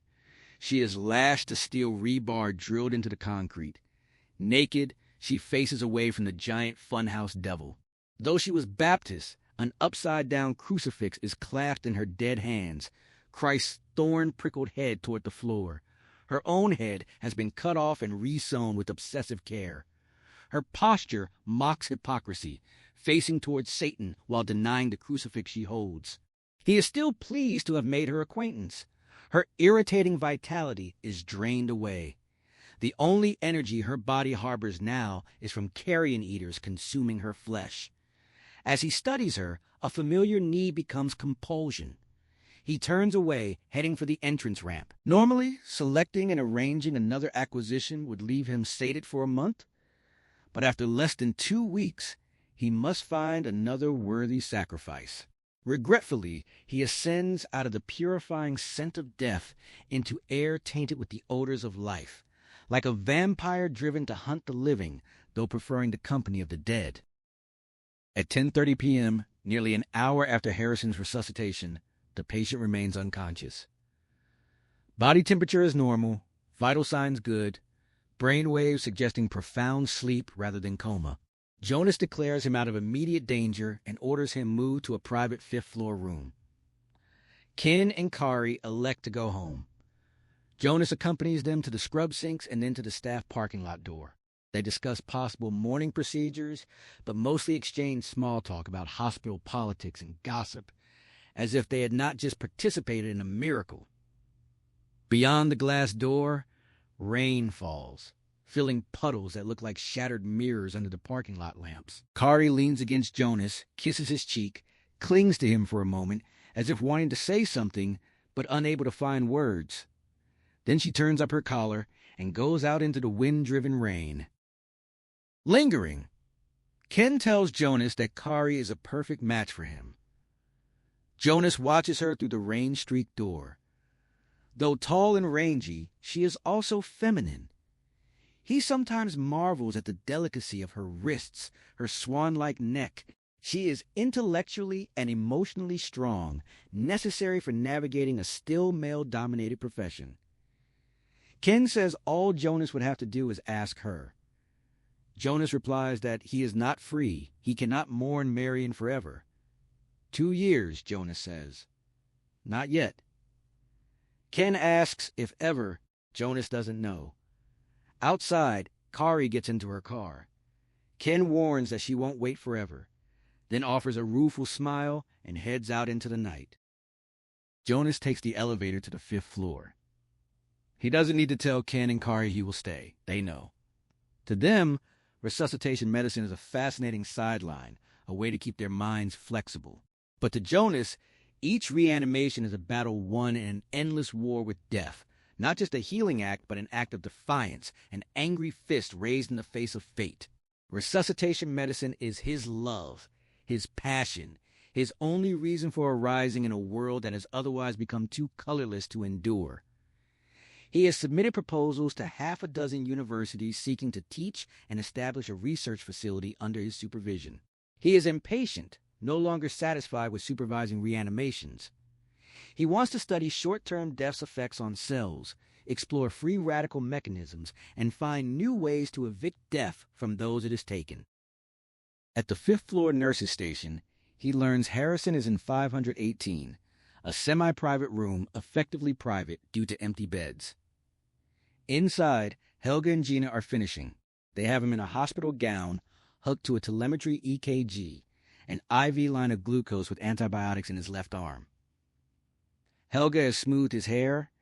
Gina applies lubricant to his eyelids to prevent them from sticking together. Gina reports the heart is steady as a metronome and guesses he'll be playing golf by week's end. Jonas cautions 1 hour at a time. He knows how death likes to pretend to retreat, then return in a rush. Gina and Helga leave for the night. Jonas turns off the lights. Room 518 is illuminated only by the faint fluorescent wash from the corridor and the green glow of the cardiac monitor, its audio signal off. The only sounds are wind moaning at the window and rain tapping against the glass. Jonas stands at the foot of the bed, looking at Harrison. He has saved the man's life but knows little about him. 38 years old, 5'10", 160, brown hair and eyes, excellent physical condition. But what of the inner person? Is Hatchford Benjamin Harrison good, honest, trustworthy, faithful, merciful? Does he have a kind heart? Does he love? In the heat of resuscitation, Jonas never dares think about the central ethical dilemma. To think of it then might inhibit him. Afterward, there is time to doubt. Are all lives worth saving? When death takes an evil man, isn't it wiser and more ethically correct to let him stay dead? If Harrison is a bad man, the evil he commits after leaving the hospital will be in part Jonas Nyburn's responsibility. The pain Harrison causes others will, to some extent, stain Jonas's soul as well. Fortunately, the dilemma seems moot. Harrison appears to be an upstanding citizen, a respected antique dealer married to an artist of some reputation. Jonas reasons that a good artist must be sensitive and perceptive. If she were married to a bad man, she would know it and wouldn't stay. This time, every reason exists to believe a life worth saving has been saved. He wishes his actions had always been so correct. He turns to the window. 5 stories below, rain churns puddles until they appear to be boiling, as if subterranean fire consumes the blacktop. He finds the spot where Kari's car was parked and stares at it for a long time. He admires her enormously, finds her attractive, sometimes dreams of being with her. A surprisingly comforting dream. He can admit to wanting her and to being pleased that she might want him, but he needs nothing except his work, the satisfaction of occasionally beating death. A thin, soft voice interrupts. Something's out there. Jonas turns, assuming the voice came from the corridor, then realizes it is Harrison. The patient's head is turned toward Jonas, but his eyes are focused on the window. The EKG shows a fast but rhythmic heartbeat. Harrison repeats the words. Jonas assures him it is just rain. Harrison refuses that, whispering that something bad is out there. Nurse Ramona Perez bursts in. The telemetry unit showed acceleration. Jonas explains he just woke up. She switches on the lamp. Harrison stares beyond the rain-spotted window, oblivious. Then his eyes flutter shut. Jonas asks if he can hear. No answer. The EKG shows a quickly decelerating heartbeat. Ramona notes he's asleep again, not a coma now. Jonas agrees. She asks if he made sense. Sort of, but hard to tell. Harrison's eyelids flutter with REM sleep. He is dreaming again. Rain falls harder, wind keening at the window.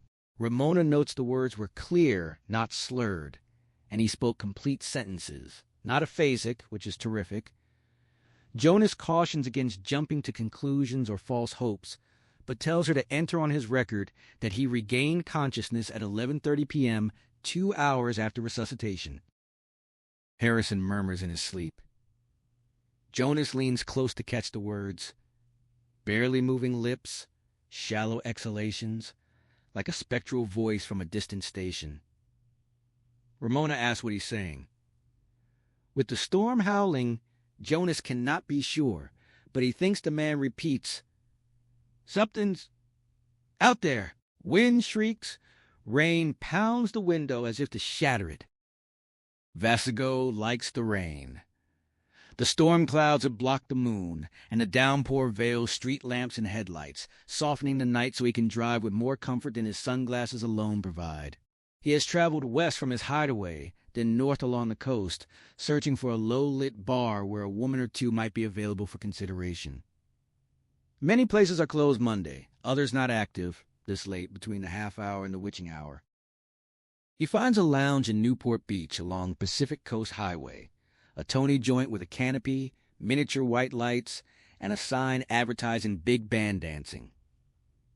Newport is the most affluent city in the county, but on a rainy Monday, no valet is in sight. He parks in the lot. As he switches off the engine, a seizure hits him, a mild but sustained electrical shock. His eyes roll back. He cannot breathe or swallow. An involuntary moan escapes. The attack lasts 10 or 15 seconds and ends with 3 words spoken inside his head in a stranger's voice. Something's out there. He also feels another presence in the car, as if a spirit has passed through some curtain between worlds. Then the episode ends. He sits for a while, waiting for a recurrence. Rain hammers the roof. The engine ticks as it cools. Whatever happened is over. Was it a warning? A psychic premonition? A threat? Beyond the car, nothing seems special. Just rain, blessed darkness, distorted reflections shimmering on wet pavement, sparse traffic passes. No one is on foot as far as he can see, and he can see as well as any cat. He decides he will understand when he is meant to. Nothing is to be gained by brooding. If it is a threat, it does not trouble him. He is incapable of fear. The best thing about having left the world of the living, even stuck in the borderland. Nevertheless, that inner voice was one of the strangest things he has ever experienced. He gets out of his silver Camaro and walks to the club entrance.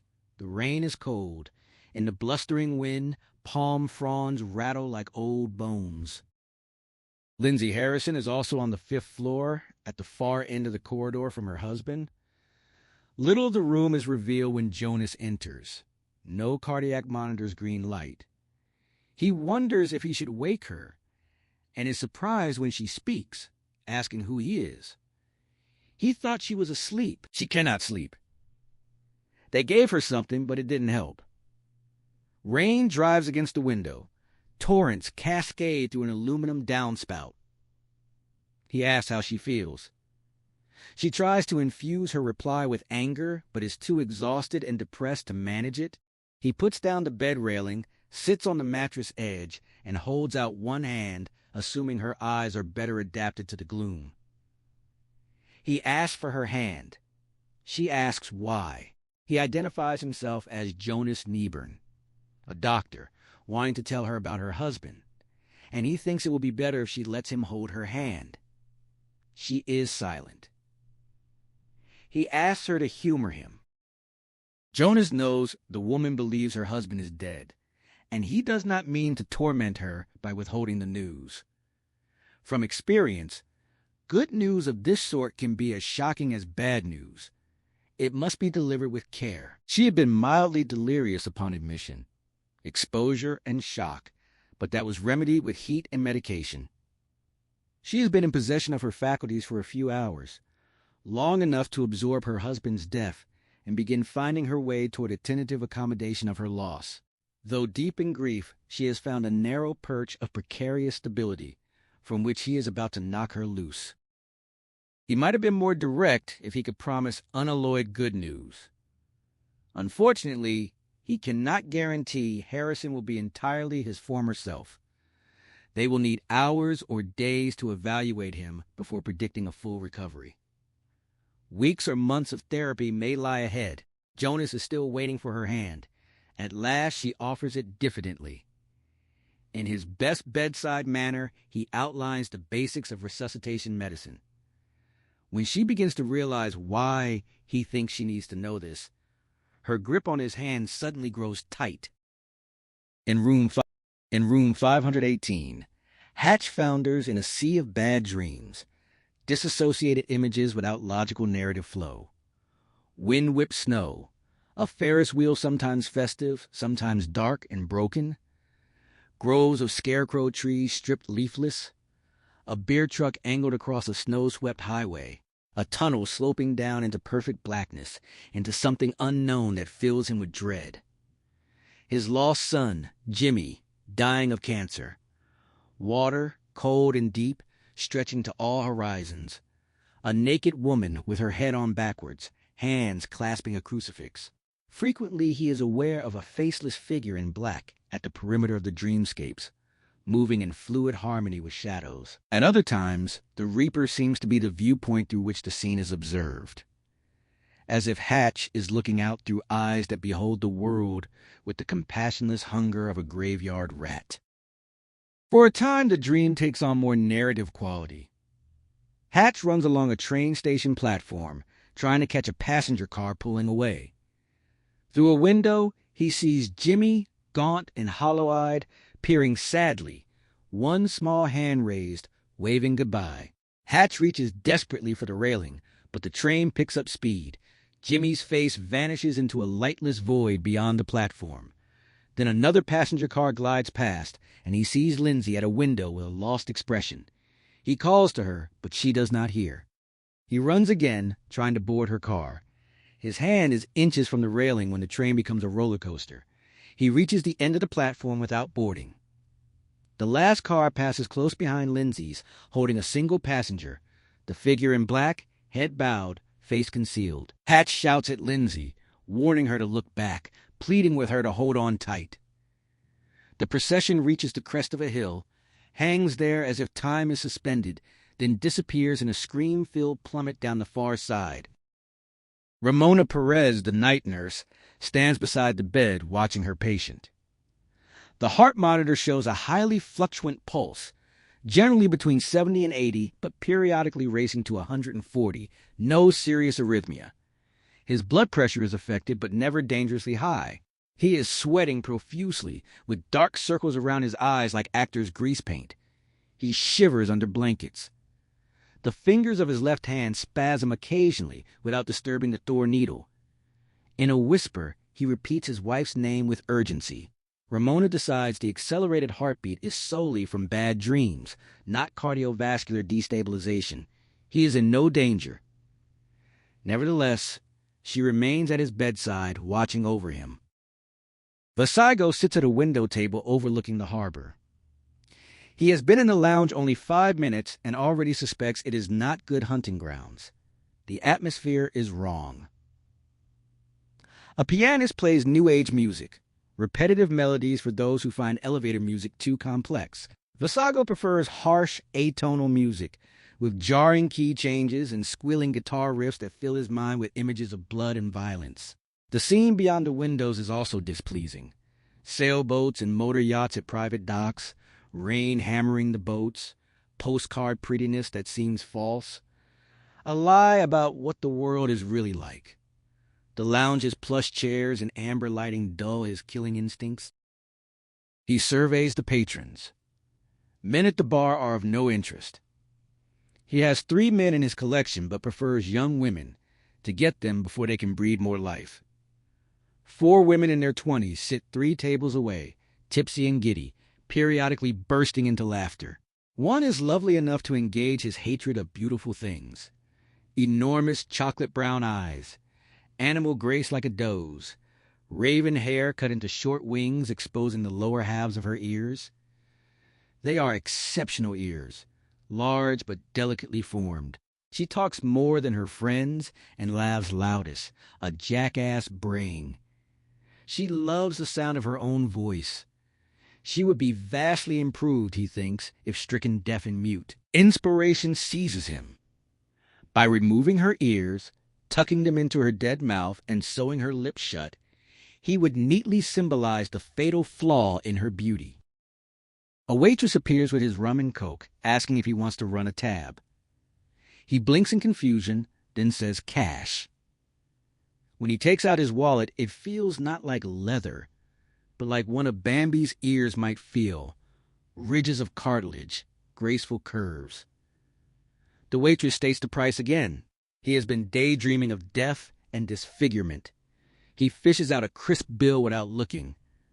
She tells him it is 100 and asks if he has anything smaller. No, sorry, she will have to go back to the bar for change. He agrees absently and thanks her.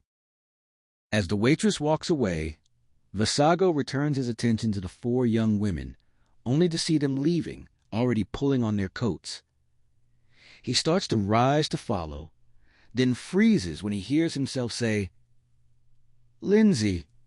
He does not call out the name. No one in the bar hears it. He is the only one who reacts, and his reaction is total surprise. He hesitates halfway to his feet. The 4 women leave. Bambi becomes less interesting than the mysterious name. So he sits down. He does not know anyone named Lindsay. He has never known anyone named Lindsay. It makes no sense. He looks out at the harbor. Hundreds of millions of dollars of ego gratification rising and falling on the rolling water. The sunless sky is another sea above, cold and merciless. Rain falls like millions of gray and silver threads, as if nature is trying to sew ocean to heaven. Having been one of the living, one of the dead, and now one of the living dead, he saw himself as the ultimate sophisticate, assuming the world held nothing new. Now this. First, the seizure in the car. Something's out there. And now Lindsay. He knows the 2 events are linked. The world begins to seem more mysterious than it has in ages. He picks up his rum and coke and takes a long swallow. As he puts the drink down, he says Lindsay again. The glass rattles. He almost knocks it over. The name bursts from him breathlessly and somewhat louder than before. The lounge seems to be a magical place. He decides to settle down and wait. When the waitress arrives with his change, he orders another drink and tells her to keep the change. He turns to the window but looks at his own reflection. In the dim glare, his sunglasses do not register well. His face appears to have two gaping eye sockets like a fleshless skull. The illusion pleases him. In a husky whisper, with more urgency, he says, "Lindsay, no!" The outburst does not rattle him. He quickly adapts. He has been to hell and back. The intrusion of the fantastic does not frighten him. He drinks a third rum and coke. When more than an hour passes without further developments, and the bartender announces the last round, Vasago leaves. The need is still with him, a fierce heat in his gut, a steely tension in his chest. He wishes he had gone after Bambi. Would he have removed her ears while she was still alive? Would she appreciate the artistic statement? Probably not. In the nearly deserted parking lot, he stands in the rain, letting it extinguish some of the fire of his obsession. Nearly 2 a.m., not enough time before dawn to hunt. He must return without an addition to his collection. He needs to dampen his creative drive. Eventually he shivers. The heat within gives way to relentless chill. He touches his cheek. His face feels cold, but his fingers are colder, like the marble hand of a statue he once admired. That is better. He opens the car door, looks around once more, and of his own volition says, "Lindsay?" No answer. Whoever she is not yet destined to cross his path. He will have to be patient. One virtue of the dead is patience. And though he is still half alive, he can match the forbearance of the deceased. Early Tuesday morning, an hour after dawn, Lindsay cannot sleep anymore. She aches in every muscle and joint. She does not want sedatives. Unable to bear further delay, she insists they take her to Hatch's room. The charge nurse clears it with Jonas Nieburn, who is still in the hospital, then wheels Lindsay down the hall to 518. Nieburn is there, red-eyed and rumpled. The sheets on the bed nearest the door are wrinkled, as if he stretched out to rest at least once during the night. Lindsay has learned Nieburn is a local legend. He was a busy cardiovascular surgeon, but over the past 2 years, after losing his wife and 2 children in a horrible accident, he has devoted less time to surgery and more to resuscitation medicine. His commitment is an obsession. Everyone admires him. Lindsay admires him. He saved Hatch's life.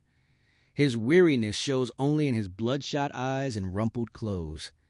He pulls back the privacy curtain and rolls her to her husband's bedside. The storm has passed. Morning sun slants through the blinds, striping the bedding with shadow and golden light. Hatch lies beneath, only one arm and his face exposed. His extreme pallor is evident. Seated in the wheelchair, Lindsay grows queasy at the bruise spreading from the stitched gash on his forehead. But for the cardiac monitor and the barely perceptible rise and fall of his chest, she would assume he was dead. But he is alive. A tightness in her chest and throat presages tears. From the moment their Honda went over the brink into the ravine, through the entire ordeal of the night, Lindsay never cried. It is just the way she had to become during Jimmy's bout with cancer. From diagnosis until the end, her boy took 9 months to die. Every day of that dying, she wanted to curl up and cry, but her tears frightened Jimmy. Even when she cried in private, he knew. Current immunology theory gives weight to positive attitude as a weapon against illness, so she learned to suppress her terror. By the time Jimmy died, she had become so successful at repressing tears that she could not turn them on again. She spiraled into despair, dropped 20 pounds, could not be bothered with her appearance. Convinced she had failed Jimmy, she believed she did not deserve pleasure from anything. Eventually, Hatch helped her see that taking responsibility for an act of blind fate was itself a disease. Though she still could not cry, she climbed out of the hole, but has lived on its rim ever since, her balance precarious. Now her first tears in a long time surprise her. Her eyes sting and become hot. Her vision blurs. She raises one shaky hand to touch the warm tracks on her cheeks. Nyburn gives her a Kleenex.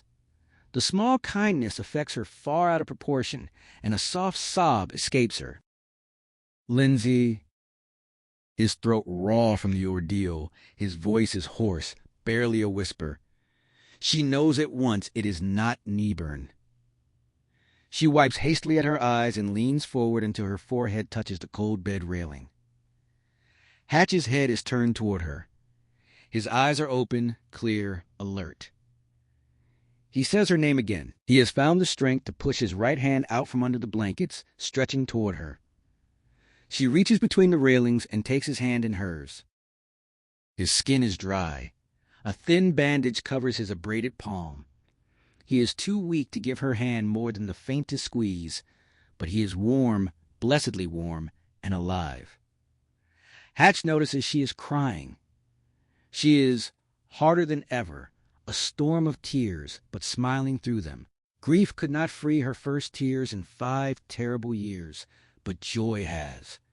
She cries for joy, which feels right and healing. She feels a loosening of long-sustained tensions in her heart, as if old wounds are dissolving, all because Hatch was dead but is now alive. If a miracle cannot lift the heart, what can? Hatch says he loves her. The storm becomes a flood, and she blubbers it back at him. Nyburn puts a hand on her shoulder comfortingly, another small kindness that seems huge, which only makes her cry harder, though she is laughing even as she weeps. Hatch is smiling too. He whispers hoarsely that the worst is over. Behind them now. During daylight hours, when he stays beyond the sun's reach, Vasago parks the Camaro in an underground garage once filled with maintenance vehicles. All are gone, reclaimed by creditors. The Camaro stands alone in the dank, windowless space. From the garage, he descends wide stairs. The elevators have not operated in years, to an even deeper subterranean level. The entire park was built on a basement containing security headquarters, ride control, shops, cafeteria, lockers, infirmary, offices. He passes that level without hesitating and continues down to the sub-basement. Even in dry Southern California, the concrete walls exude a damp lime smell at this depth. No rats flee before him. He has seen no rats anywhere in all the weeks. He has roamed these tenebrous corridors. He likes rats, carrion eaters, revelers in decay. Maybe they never invaded because the place was stripped bare. Concrete, plastic, metal, nothing biodegradable, as sterile as an orbiting space station. Eventually, rats might find his collection in hell, and then he would have suitable company during bright hours. At the bottom of the 4th flight of stairs, 2 levels below the garage, he passes through a missing doorway into an 18-foot wide tunnel. The floor is flat with a yellow stripe down the center. Concrete walls curve up to form the ceiling. This lowest level once held storerooms for supplies, styrofoam cups, popcorn boxes, napkins, fertilizer, insecticide, business forms. All have been removed. The rooms are empty. A network of tunnels connects storage chambers to elevators leading into main attractions. Numbers are painted on walls every 100 feet. At intersections, signs with arrows provide directions. He turns right at the next intersection, left at the one after, then right again. Even without his extraordinary vision, he would know these desiccated arteries as well as his own body. He reaches a sign, Funhouse Machinery, beside an elevator. The doors are gone, as are the cab and lift mechanism. But the shaft remains, dropping about 4 feet below the tunnel floor. He slips over the edge into the bottom of the shaft, onto an old mattress he brought to make his hideaway more comfortable. When he tilts his head back, he can see only a couple of floors up the unlighted shaft. Rusted steel bars of a service ladder dwindle into the gloom. If he climbed to the lowest level of the funhouse, he would emerge in a service room behind Hell's walls, where the gondola chain-drive machinery was accessed. A door from that chamber, disguised as a concrete boulder, opens into the now dry lake of Hades where Lucifer towers. He is at the deepest point of his hideaway, 4 feet more than 2 stories below hell. There, he feels at home. Out in the world of the living, he moves with confidence, but a trace current of anxiety buzzes through him every minute he spends beyond these stark black corridors. He opens a plastic cooler with a styrofoam lining where he keeps cans of root beer. He likes root beer. It is too much trouble to keep ice, so he drinks it warm. He also keeps snack foods, Mars bars, Reese's peanut butter cups, Clark bars, potato chips, crackers, Malamars, Oreos. When he crossed into the borderland, something happened to his metabolism. He can eat anything without gaining weight. What he wants to eat is what he liked as a kid. He opens a root beer and takes a long, warm swallow. He pulls 1 Oreo from the bag, carefully separates the 2 chocolate wafers without damaging them. The circle of white icing sticks entirely to the wafer in his left hand. That means he will be rich and famous when he grows up. If it stuck to the right, it would mean famous but not necessarily rich, which could mean anything from rock star to assassin. If icing stuck to both, you had to eat another cookie or risk having no future at all. He licks the sweet icing, letting it dissolve slowly on his tongue, staring up the empty elevator shaft. He thinks about how interesting it is that he chose this abandoned amusement park for his hideaway. He came here as a boy, most recently 8 years ago when he was 12, little more than a year before the park closed. On that most special evening of his childhood, he committed his first murder there, beginning his long romance with death. Now he is back. He licks away the last of the icing, eats the first chocolate wafer, then the second. He takes another cookie.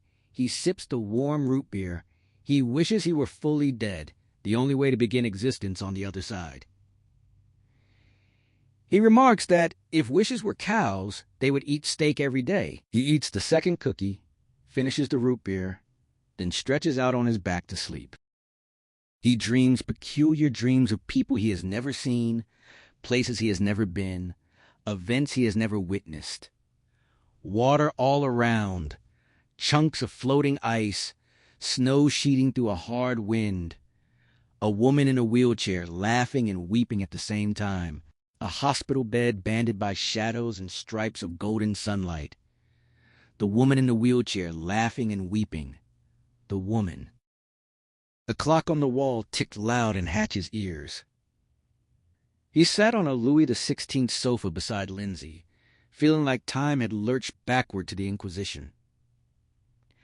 2 priests stood in the attorney's mahogany-paneled office. Father Jimenez, dark-haired and severe, blocked the windows. The palm trees and blue sky of Newport Beach behind him did nothing to soften the man's silhouette.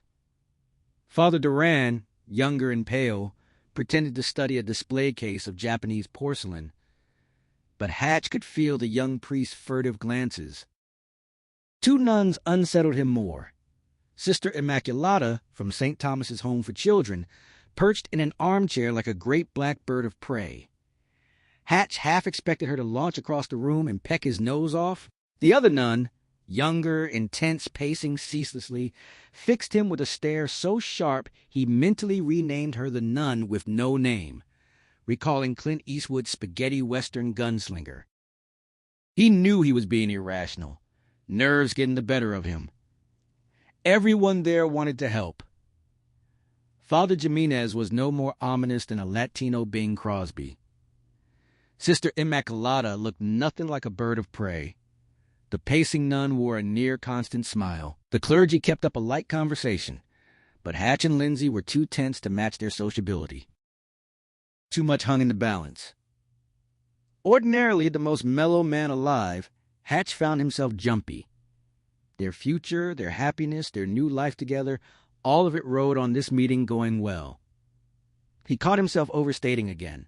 Since his resuscitation 7 weeks ago, he and Lindsay had crawled out from under the despair that had smothered them after Jimmy's death. They recognized their continued existence as a medical miracle. Grief had curdled into self-pity and chronic depression. Hatch's death and reanimation, plus Lindsay's near-death, had finally jolted them free. Now they were determined to move forward. Moving forward meant having a child in the house again. Not to replace Jimmy, just because they were good with kids, and raising one brought them deep satisfaction. But Lindsay couldn't have more children. Adoption was their only path. The pacing nun checked her watch and suggested she go find the missing child. Sister Immaculata quietly advised patience. The girl likely just needed a few minutes alone to settle her nerves. Father Jimenez apologized for the delay. Hatch fidgeted and admitted they understood, that they were nervous themselves. They had learned quickly that adoption waiting lists stretched for years. Without patience for that, their options had narrowed to 2. Interracial adoption, blocked by layers of reverse racist bureaucracy, or adopting a disabled child. Fewer disabled orphans existed, but demand was even lower, and no political pressure groups had yet complicated that process. They'd applied just in time before the forces of chaos descended. Father Jimenez asked casually about Hatch's health. Eating well, sleeping well. Lindsay leaned forward, answering a touch too sharply that Hatch was at the top of the recovery curve. Dr. Nieburn ecstatic, all of it already in their application. Hatch tried to soften her reaction with a joke about recommending a brief death to everyone, for the calmer perspective. Everyone laughed politely. The truth, he was in excellent health. The weakness, dizziness, memory lapses from those first 4 days had vanished. He'd been normal for almost 7 weeks. But the priest's mention of sleeping habits rattled him. His strange dreams and their emotional residue weren't serious, hardly worth mentioning, but they existed. He didn't want to say the wrong thing now, not when they were so close. The Catholic agency moved reasonably, especially for solid community members adopting a disabled child who had no other option. The future could begin this week, as long as he gave them no reason to reconsider. Father Duran turned from the Satsuma collection, owlish eyes magnified by thick glasses, and hesitantly asked a personal question. Did Hatch experience what others reported after clinical death? A tunnel? An awesome light? Great peace? Hatch saw the priests and nuns lean in with new interest. He glanced at Lindsay, then admitted, no, he hadn't. Duran's thin shoulders sagged. Hatch confessed he remembered nothing from the moment the car rolled over until he woke up hours later in a hospital bed, watching rain beat against the window pane. The door swung open, and Salvatore Gugilio, huge, heavy, tall, strode in with the unstoppable force of a disciplined tornado. Hatch half expected furniture to levitate as the attorney swept around the room, greeting everyone in turn. Gugilio bear-hugged Father Jimenez, shook Father Duran's hand with vigor, bowed to each nun like a monarchist greeting royalty. By their second meeting, the man had already hugged Lindsay goodbye. She told Hatch it felt like a small child embracing a sumo wrestler. Now she stayed on the sofa and just shook hands. Hatch extended his right hand and watched it get engulfed. Each of Gugilio's mitts half again the size of an ordinary man's, so it wasn't so much shaking as being shaken. Gugilio announced what a wonderful special day this was, hoping it went as smooth as glass. He donated hours weekly to the church and orphanage, and clearly took satisfaction in connecting adoptive parents with disabled kids. Regina, he explained, had stopped to chat with his receptionist, probably trying to delay until she had her courage screwed up all the way. Hatch looked at Lindsay. She smiled nervously and took his hand. Gugilio loomed over them like a Thanksgiving Day parade balloon and explained the ground rules. This meeting was for getting to know each other. No decision today. Everyone would go away, think it over, and let them know tomorrow or the day after. Father Jimenez called it a big step. Sister Immaculata agreed. An enormous step. Lindsay squeezed Hatch's hand and said they understood. The nun with no name peered down the hallway and saw nothing. Gugilio rounded his Napoleon III desk, banded by ormolu marquetry top depicting a musical trophy raised on circular legs with acanthus leaf ormolu, and settled his considerable bulk into the executive chair. At 6'5", he seemed almost as tall seated. Hatch always initially felt the antiques were in jeopardy, but after a few minutes, the man and the room achieved eerie harmony, as if Gugilio had lived with this decor in another, thinner life. A soft, distant, peculiar thud drew Hatch's attention. The nun hurried back from the door, saying, "Here Regina came," as if she didn't want the girl to think she'd been looking. The sound came again, rhythmic, getting louder. Lindsay's hand tightened painfully on Hatch's. Someone seemed to be rapping a lead pipe against hardwood. Hatch glanced at Father Jimenez, who stared at the floor, shaking his head. Father Duran stared at the half-open door with astonishment. Gugilio rose, alarmed. Sister Immaculata's ruddy cheeks went white as linen. Between each hard sound came a softer scraping. Thud. Secure. The effect filled Hatch's mind with images from old horror films. The thing from the lagoon, the thing from the crypt. The windows seemed to rattle. A shiver went up his spine. He looked around at the alarmed attorney, the head-shaking priest, the wide-eyed younger priest, the pale nuns, then back at the door, wondering exactly what disability this child had. He half expected a twisted figure resembling Charles Lawton's hunchback. A shadow tilted across the threshold. The weird sound stopped. Hatch's palm was damp with sweat. The door pushed all the way open. Regina took a single step inside, dragging her right leg like dead weight. C. Kier, then slamming it down. Thud! She stopped and looked around challengingly. Hatch found it hard to believe she'd made all that noise. She was small for 10, shorter and more slender than average.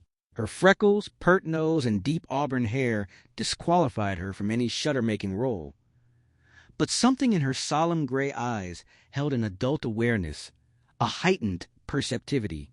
For those eyes and an aura of iron determination, she seemed fragile, almost frighteningly delicate, like an exquisite 18th century Chinese export porcelain bowl in his shop.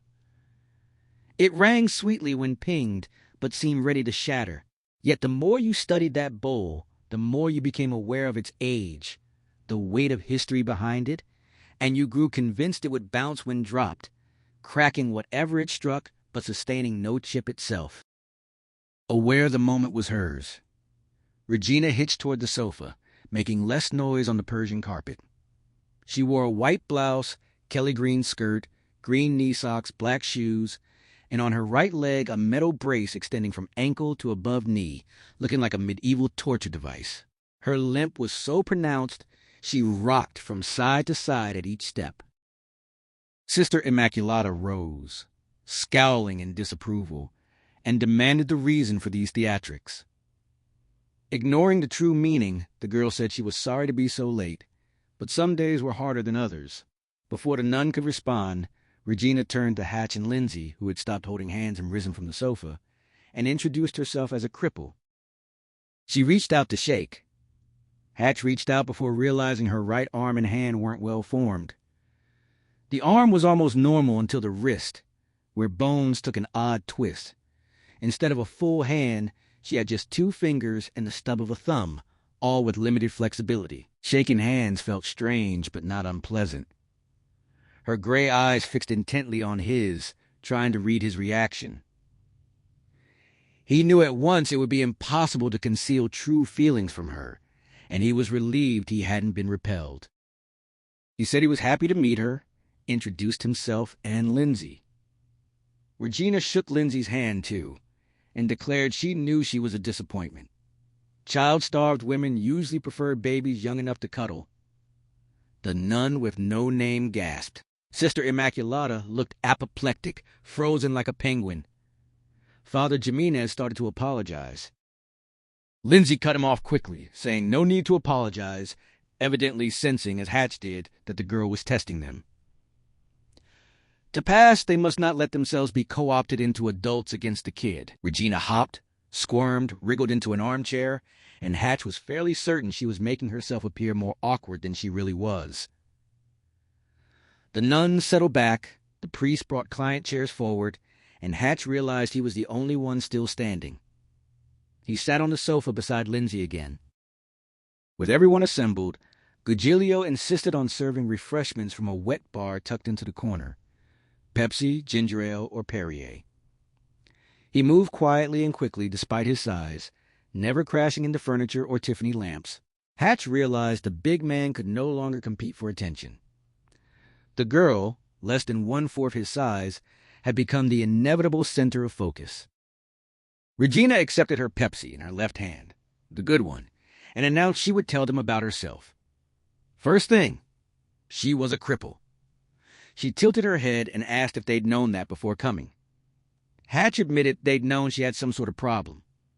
She supplied the phrase herself, mutant genes. Father Jimenez sighed heavily. Sister Immaculata seemed about to speak but stopped. The girl added that her parents were dope fiends. The nun with no name protested that she didn't know that for sure. Regina countered that illegal drugs caused most birth defects. She'd read it in a book. She was book crazy, she explained, preferring to curl up in a book rather than an apple. For a crippled kid, books offered a whole nother life. She loved adventure stories, Agatha Christie mysteries, and especially talking animals like in The Wind in the Willows. She'd once had a talking goldfish, really just her throwing her voice after learning ventriloquism. She demonstrated, squeaking without moving her lips, the voice seeming to come from the nun with no name, making a crude joke about mayonnaise. Then she talked over the fluttering reactions, declaring that cripples like her tended to be smart-mouthed because nobody had the guts to whack them on the ass. Sister Immaculata mumbled something about no TV privileges for a week, but Hatch found her glower unimpressive now. He couldn't take his eyes off the girl. Regina continued without pause. She was clumsy, hitching around like Long John Silver, now there was a good book, and would probably break everything of value in their house. Did they have the patience for that? She didn't want to be beaten senseless and locked in the attic. Her right leg didn't have much strength or feeling.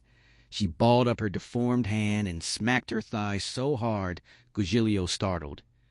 She smacked again, calling it dead meat. She was also a fussy eater, a vegetarian, which made things harder even if they didn't mind she wasn't a cuddly baby. Her only virtue was being practically a genius, but even that was a drawback since she didn't act much like a child. Sister Immaculata zinger that she was certainly acting like one now. Regina ignored it, saying what they really wanted was a precious ignorant blob to watch, learn, and blossom, whereas she'd already done a lot of her intellectual blossoming, though she still didn't have boobs. She was bored by TV, allergic to cats, and opinionated, which some found infuriating in a 10-year-old. She sipped her Pepsi, smiled, and declared that covered it. Father Jimenez mumbled that she was never like this, then tossed back half his Perrier like hard liquor. Hatch turned to Lindsay, whose eyes were a little glazed. He returned his attention to the girl and said it was only fair if he told her something about them. Sister Immaculata started to object, but Hatch waved her back, insisting Regina was just a little nervous. The girl denied it. Hatch insisted she was. He explained his lifelong interest in antiques, his own shop, how he earned his living, that he didn't like television much either. Regina interrupted. "What kind of name was Hatch?" She giggled. He admitted his full first name was Hatchford. His mother had thought it sounded upper crust, like Hatchford Benjamin Harrison. The girl asked if his father made a lot of money. Hatch winked at Lindsay and joked they had a gold digger on their hands. Regina deadpanned that if they were rich, that would be a consideration. Sister Immaculata hissed air through her teeth. The nun with no name leaned back with resignation. Father Jimenez went to the wet bar for something stronger. Since Hatch and Lindsay weren't obviously offended, no one felt authorized to intervene. Hatch admitted they weren't rich, just comfortable. No Rolls Royce, no caviar pajamas. A flicker of genuine amusement crossed Regina's face before she suppressed it. She turned to Lindsay and asked what about her. Lindsay explained she was an artist, a painter. Like Picasso. Not that style, but an artist like him, yes. The girl asked if Lindsay had painted that picture of dogs playing poker, then admitted it was stupid. She asked about a bull and bullfighter on velvet. Lindsay said no, but offered to paint any scene on velvet for Regina's room. The girl crinkled her face and said she'd rather put a dead cat on the wall. Sister Immaculata murmured, "Dead cat," as if agreeing that would be preferable. Lindsay, eager to rescue her reputation, described her style as a blend of neoclassicism and surrealism. Regina dismissed it as not her favorite sort of thing and asked if she'd be forced to hang Lindsay's paintings on her walls. Lindsay assured her not a single one. Good. Lindsay then asked if Regina thought she might like living with them. Hatch wondered whether that prospect excited or terrified his wife. Abruptly, the girl struggled up from the chair, wobbling precariously. Hatch rose, ready to grab her, though he suspected it was part of the act. Once balanced, she put down her empty glass and announced she had to pee, a weak bladder from her mutant genes. She could never hold herself. Another thing to consider before taking her home. They probably had nice things she'd lurch into and break, or worse, she'd have a bursting bladder attack over something priceless. Then they'd ship her back to the orphanage. She'd be so emotional she'd clump to the roof and throw herself off in a tragic suicide. Nice meeting them. She turned and wrenched herself across the carpet in that unlikely gait. CCCQ! Thud! Her auburn hair swaying like fire. They all stood in silence, listening. At one point, she bumped against the wall with a solid thunk that must have hurt, then scraped onward. Father Jimenez, now drinking what appeared to be bourbon, said she did not have a weak bladder. That was not part of her disability. Father Duran blinked his owlish eyes and insisted she wasn't really like that she was a delightful child, though he knew that was hard to believe right now. The nun with no name insisted Regina could walk much better than that, immeasurably better, and didn't know what had gotten into her. Sister Immaculata, wiping a hand wearily down her face, explained, 2 years ago when Regina was 8, they'd placed her with a couple in their 30s who'd been told they could never have children. They'd convinced themselves a disabled child would be a special blessing. 2 weeks into the pre-adoption trial phase, the woman became pregnant. Suddenly, the adoption didn't seem so wise. Lindsay asked if they'd just brought Regina back, dumped her at the orphanage. How terrible! Sister Immaculata refused to judge them, saying they may have felt they didn't have enough love for both children. Regina didn't deserve to be raised knowing she was second best. The girl had been broken up by the rejection, took a long time to regain her self-confidence, and now didn't want to take another risk. They stood in silence. Bright sun and swaying palm trees filled the windows. Sister Immaculata said that with sensitive ones, a bad experience could ruin any chance. Regina had come in determined to alienate them and wreck the interview, and she'd succeeded in singular style. Father Jimenez compared it to a prisoner who gets paroled, finds he can't make it on the outside, and commits a crime just to get back in. The institution might be limiting, but it was known and safe. Gugilio bustled around collecting empty glasses, but even with Regina gone, he had been forever diminished by comparison with that delicate, gray-eyed child. Sister Immaculata apologized and promised to try again, to match them with another child. The perfect child this time. Lindsay and Hatch left the office at 3:10. They'd agreed not to talk about the interview until dinner, giving themselves time to contemplate their reactions without influencing each other. Lindsay was eager to talk. She assumed their decision had already been made for them by the girl, but Hatch didn't seem disposed to violate their agreement, so she kept quiet. She drove their new sporty red Mitsubishi. Hatch sat in the passenger seat with his shades on, tapping time against the door to golden oldies on the radio. She turned onto Pacific Coast Highway, heading south through a warm, late April afternoon with an intensely blue sky. Traffic was light. The ocean glimmered like sequined cloth. A quiet exuberance flowed through Lindsay, as it had for 7 weeks. Exhilaration over just being alive, a close encounter with death having given her back the joie de vivre of extreme youth.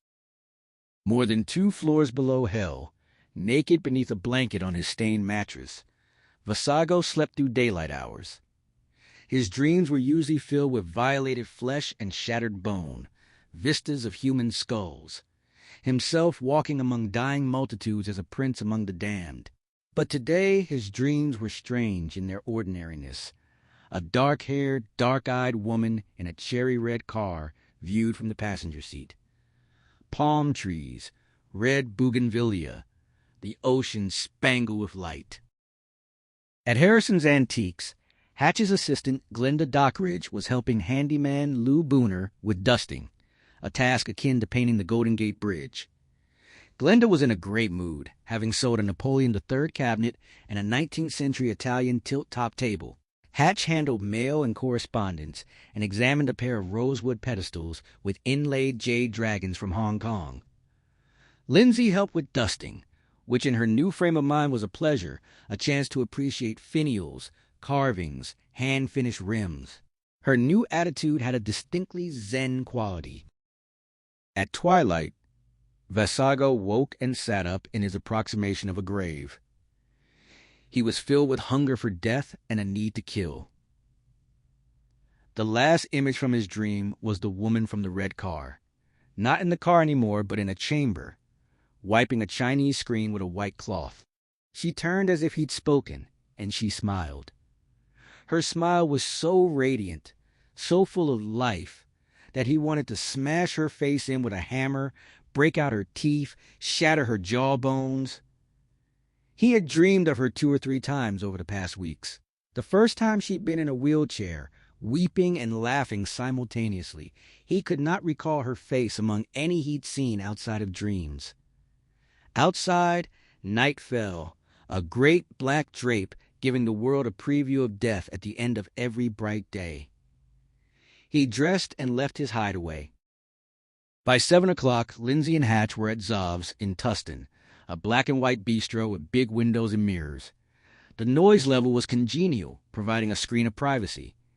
Through calamari and black bean soup, they spoke of trivial things. When the swordfish arrived, Lindsay could no longer contain herself. She asked what he thought of Regina. He made her go first. She refused. He took a deep breath and admitted he was crazy about the kid. Lindsay felt like leaping up and dancing like a cartoon character, her joy brighter than real life was supposed to allow. She loved Regina, thought she was so sweet. Hatch called her a tough cookie. Lindsay insisted that was an act. He agreed she'd been putting on an act, but life had forced her to be tough regardless. Lindsay called it a good tough. Hatch agreed, saying he admired it. He loved her. She was so bright. Struggling so hard to make herself unappealing had only made her more appealing. Lindsay recalled how she'd heard Regina coming down the hall and thought it was Godzilla. They laughed about Binky the talking goldfish and the mayonnaise joke, hard enough that people turned to look. Hatch admitted she'd be a handful. Lindsay said she'd be a dream. Then Hatch raised one problem. What if Regina didn't want to come with them? Lindsay's smile froze. She insisted Regina would come. Hatch warned, maybe not, that they had to be prepared for disappointment. She shook her head adamantly. It had to work out. They'd had more than their share of bad luck, deserved better. The wheel had turned. They were going to put a family together again. The worst was behind them. That Thursday night, Vasago enjoyed the conveniences of a motel room. He usually used the fields behind an abandoned amusement park as a toilet, washed with bottled water and liquid soap, shaved with a straight razor and a piece of broken mirror. When rain fell, he bathed in the open, and if lightning accompanied the storm, he sought high ground, hoping Satan would recall him to the land of the dead. But the rainy season was over. If he earned his way back before December, it would be by some other force. Once or twice a week, he rented a motel room to shower and groom better. Not because hygiene mattered, filth had its attractions, but because to move among the living and prey upon them, he had to avoid drawing attention. He always used the same seedy Santa Ana motel, the Blue Skies, where the unshaven desk clerk accepted cash, asked for no ID, and never looked guests in the eyes. The area swarmed with drug dealers and streetwalkers. Vasago stayed only an hour or two, the same duration as most customers. He couldn't live there full time. The frenzied coupling of sluts and johns filled him with anger, anxiety, and nausea at the urgent needs of the living. No other motel would be safe. Any clerk who took deeper interest would realize he was different in some indefinable yet deeply disturbing way. He preferred the amusement park for its solitude, graveyard stillness, and regions of perfect darkness where his sensitive eyes could escape the sun. Motels were tolerable only between dusk and dawn. That warm Thursday night, after getting his key, he noticed a familiar Pontiac parked in shadows at the back of the lot. A man slumped behind the wheel, as if sleeping or waiting. The car had been there Sunday, the last time Vasago used the Blue Skies. He drove his Camaro to Unit 6, let himself in, and did not turn on the light. He stood against the door, thinking about the Pontiac. It might be a drug dealer, but where were his customers? He dropped his clothes on the bed and went into the bathroom. A rectangle of pale light marked a window above the shower. He slid open the glass door, gripped the sill, pulled himself through, and wriggled into the service alley. He put on his sunglasses against the sodium vapor glare, circled the motel, and came up behind the Pontiac. The man's attention was focused on room 6. Vasago jerked open the door. The guy started to fall out. Vasago hit him hard in the face with his elbow, then drove a knee into his crotch, then kicked him when he doubled over. A second kick to the head put the man out cold. A frizzy-haired hooker and her John came out of the nearest room, gaped, and quietly retreated back inside.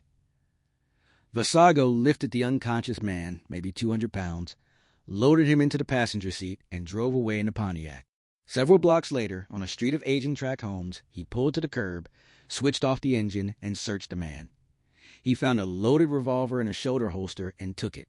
The first wallet contained $300 in cash, credit cards, photos, a driver's license identifying the man as Morton Redlow of Anaheim. The second was a leather ID holder with a private investigator's license and a concealed weapon permit. The glove compartment held only candy bars and a paperback. The console had gum, mints, another candy bar, and a bent map book. He studied the map, then headed for Redlow's Anaheim address. Halfway there, Redlow began to groan and twitch. Vasago clubbed him alongside the head with the revolver. Redlow went quiet again. One of the 5 other kids at Regina's dining hall table was Carl Kavanaugh, 8 years old, a paraplegic in a wheelchair, who made his lot worse by being a complete nerd. No sooner had plates been put down than Carl announced his love for Friday afternoons, because Thursday night's beans and pea soup meant by Friday you could really cut some ripe farts.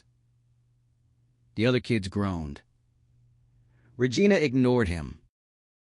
Thursday dinner at St. Thomas's was always split pea soup, ham, green beans, potatoes, and fruited jello with fake whipped cream. Sometimes the nuns got into the sherry, and you might get corn instead of green beans, or, if they were really over the top, vanilla cookies. That Thursday held no surprises. Regina wouldn't have cared if the fare included cow pies, though she probably would have noticed. She'd lied to the Harrisons about being a vegetarian, figuring dietary fussiness would give them one more reason to reject her flat out at the start, before it could hurt more. But even as she ate, her attention wasn't on her food or the other kids' conversation. It was on that afternoon's meeting. She had screwed up. They were going to have to build a museum of famous screw-ups just for a statue of her. School kids would come from all over the world, whole classes with their teachers, to study what not to do.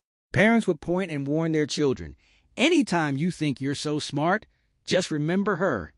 A figure of pity and ridicule, laughed at and reviled. Two-thirds through the interview, Regina had realized the Harrisons were special. Different from the infamous Dotterfields, who had taken her home and then rejected her when they discovered they were having their own child. She'd known for sure when Mr. Harrison made the crack about caviar pajamas and showed he had a sense of humor. But by then she was so deep in her act she couldn't stop being obnoxious, couldn't find a way to retreat and start over. Now the Harrisons were probably celebrating their narrow escape, or maybe down on their knees in a church, weeping with relief and thanking the Holy Mother for sparing them from adopting that awful girl sight unseen. She had no appetite but ate all her dinner because the nuns wouldn't let her leave otherwise. The fruit in the lime jello was peaches, which made dessert an ordeal. In her opinion, putting peaches in lime jello was like replacing raisins in rice pudding with chunks of watermelon. She managed by imagining something worse. Dead mice dipped in chocolate. The trick worked, as it had many times before. Soon she was free to leave. After dinner, most kids went to the recreation room or TV room, but as usual, she returned to her room. She spent most evenings reading, but tonight she planned to feel sorry for herself and contemplate her status as a world-class screw-up. Moving along the hallways nearly as fast as a kid with two good legs, she remembered clumping into the attorney's office and began to blush. In her room, which she shared with a blind girl named Winnie, she jumped into bed, flopped on her back, recalled the calculated clumsiness with which she'd levered herself into the chair and put both hands over her face. She muttered to herself that she was the biggest asshole in the world. When Redlow regained consciousness, his assorted pains demanded full attention. A violent headache, one eye puffed half shut, lips split and swollen, neck and stomach sore, testicles throbbing from the knee he'd taken. Gradually he remembered what happened. The bastard had taken him by surprise. Then he realized he wasn't lying on the motel parking lot, but sitting in a chair, and for the first time he was afraid he was tied in it. Ropes bound his chest, waist, thighs, arms, wrists. Pain had muddied his thoughts. Now fear clarified them. He studied the darkness and recognized his own living room. 18 years in that house, he knew the patterns of ambient nightglow, the dim shapes, the singular smell of home. He didn't feel like a wolf tonight. He felt like a rabbit. A shadow rose from other shadows and approached. He could see nothing more than a silhouette that seemed to melt and change. But he knew it was the kid. That alienness he perceived Sunday night at the Blue Skies. The kid asked if he was comfortable, his voice soothing, honey-toned, with an appealing, reverberant timbre. The politeness and natural formality disconcerted Redlow more than anything. The kid apologized for being rough, said Redlow hadn't given him much choice. Nothing in the voice suggested mockery. Just a boy raised to address elders with respect, unable to cast off the habit. Redlow was gripped by a superstitious feeling that he was in the presence of something imitating humanity, but with nothing in common with the species. Through split lips, Redlow demanded to know who the hell the kid was. The kid said he knew who he was. Redlow insisted he hadn't seen his face. Why didn't he turn on a light? The kid moved closer and said Redlow had been hired to find him. Redlow claimed he'd been hired to run surveillance on a man named Kirkaby, whose wife thought he was cheating. The kid found that hard to believe. The Blue Skies was for low-life guys and cheap whores, not business executives. Redlow insisted maybe Kirkaby got off on the sleaziness. He wasn't Kirkaby. He knew Kirkaby's voice. Older. A piece of puff pastry who couldn't have handled him that way. The kid was quiet, pacing in the dark like a restless cat. Then he asked if Redlow was saying this was all a big mistake. Redlow knew his only chance was to sell the lie, though he couldn't read which tone would work on this kid who didn't think like ordinary people. He decided to play tough, saying he wished he knew who the kid was so he could bash his head in later. The kid was silent, mulling. Then said he believed Redlow. Too bad he wasn't right for the collection. Not enough life in him. Burnt out. Getting too old. Redlow realized he hadn't tested the ropes since that first tug. Only a few years ago he would have strained against him. Now he was passive. The kid noted he'd gone soft, had a gut, was 54 from his driver's license. Why did he still do it? Redlow answered honestly. It was all he had. The kid had been snooping around the house while Redlow was out cold trying to get a handle on him. 2 divorces, no kids, no woman living with him. Was it money? Redlow asked if he meant did he make any. That's what he meant, sir. Redlow said he did okay. The kid noted he didn't drive a great car or wear expensive clothes. Redlow claimed he wasn't into flash. The kid pressed, no offense, but the house wasn't much. Redlow admitted, maybe not, but there was no mortgage on it. The kid leaned in closer, as if studying facial tics in the dark. No mortgage. Was that his reason for working, for living? To say he'd paid off a dump like this? Was that what life was about? Why life lovers struggled to go on living, just to acquire a pitiful pile of belongings? The kid didn't understand that at all. Redlow's heart pounded against bruised ribs. The kid asked if he had clients who paid in cash, off the record. Redlow admitted some did. The kid continued, part of winning the game would be keeping that money, avoiding taxes, never putting it in a bank. So he probably had a stash somewhere in the house. A warm quiver of hope cut through Redlow's chills. If it was about money, he could deal with that. He told the kid about the kitchen waste can lift out the plastic bag of trash. There was a brown paper bag full of cash underneath. Something cold and rough touched Redlow's cheek. He flinched. Pliers, the kid said. The jaws gripped his flesh. Redlow cried out when the kid twisted. The kid stopped, apologizing, but wanted him to understand. If there wasn't any cash in the trash can, he wouldn't be happy. He'd figure if Redlow lied about this, he lied about everything. Redlow assured him it was there. The kid went to the kitchen. Redlow heard clatter and rustle, then footsteps returning. He asked how the kid could see. Was he wearing night vision glasses? Some military hardware? Ignoring him, the kid said there wasn't much he wanted. Just food and clothes. The only money he got came from additions to his collection, whatever each happened to be carrying. This much should last until he got back where he belonged. Did Redlow know where he belonged? The kid had dropped below the windows. Redlow heard furniture being shoved aside. The kid said he belonged in hell. He'd been there for a while. He wanted to go back. Did Redlow think when he went back to hell, maybe he'd see him there? Redlow asked what he was doing. Looking for an electrical outlet.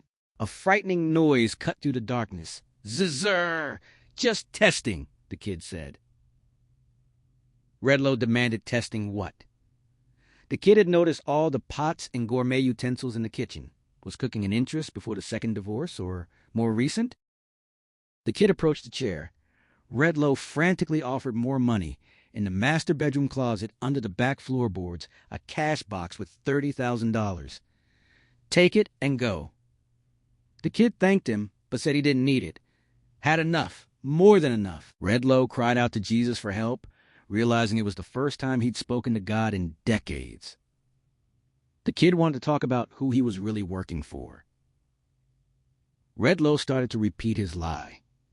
The kid admitted he'd lied when he said he believed him. Zzz. Testing what, damn it? It worked real nice.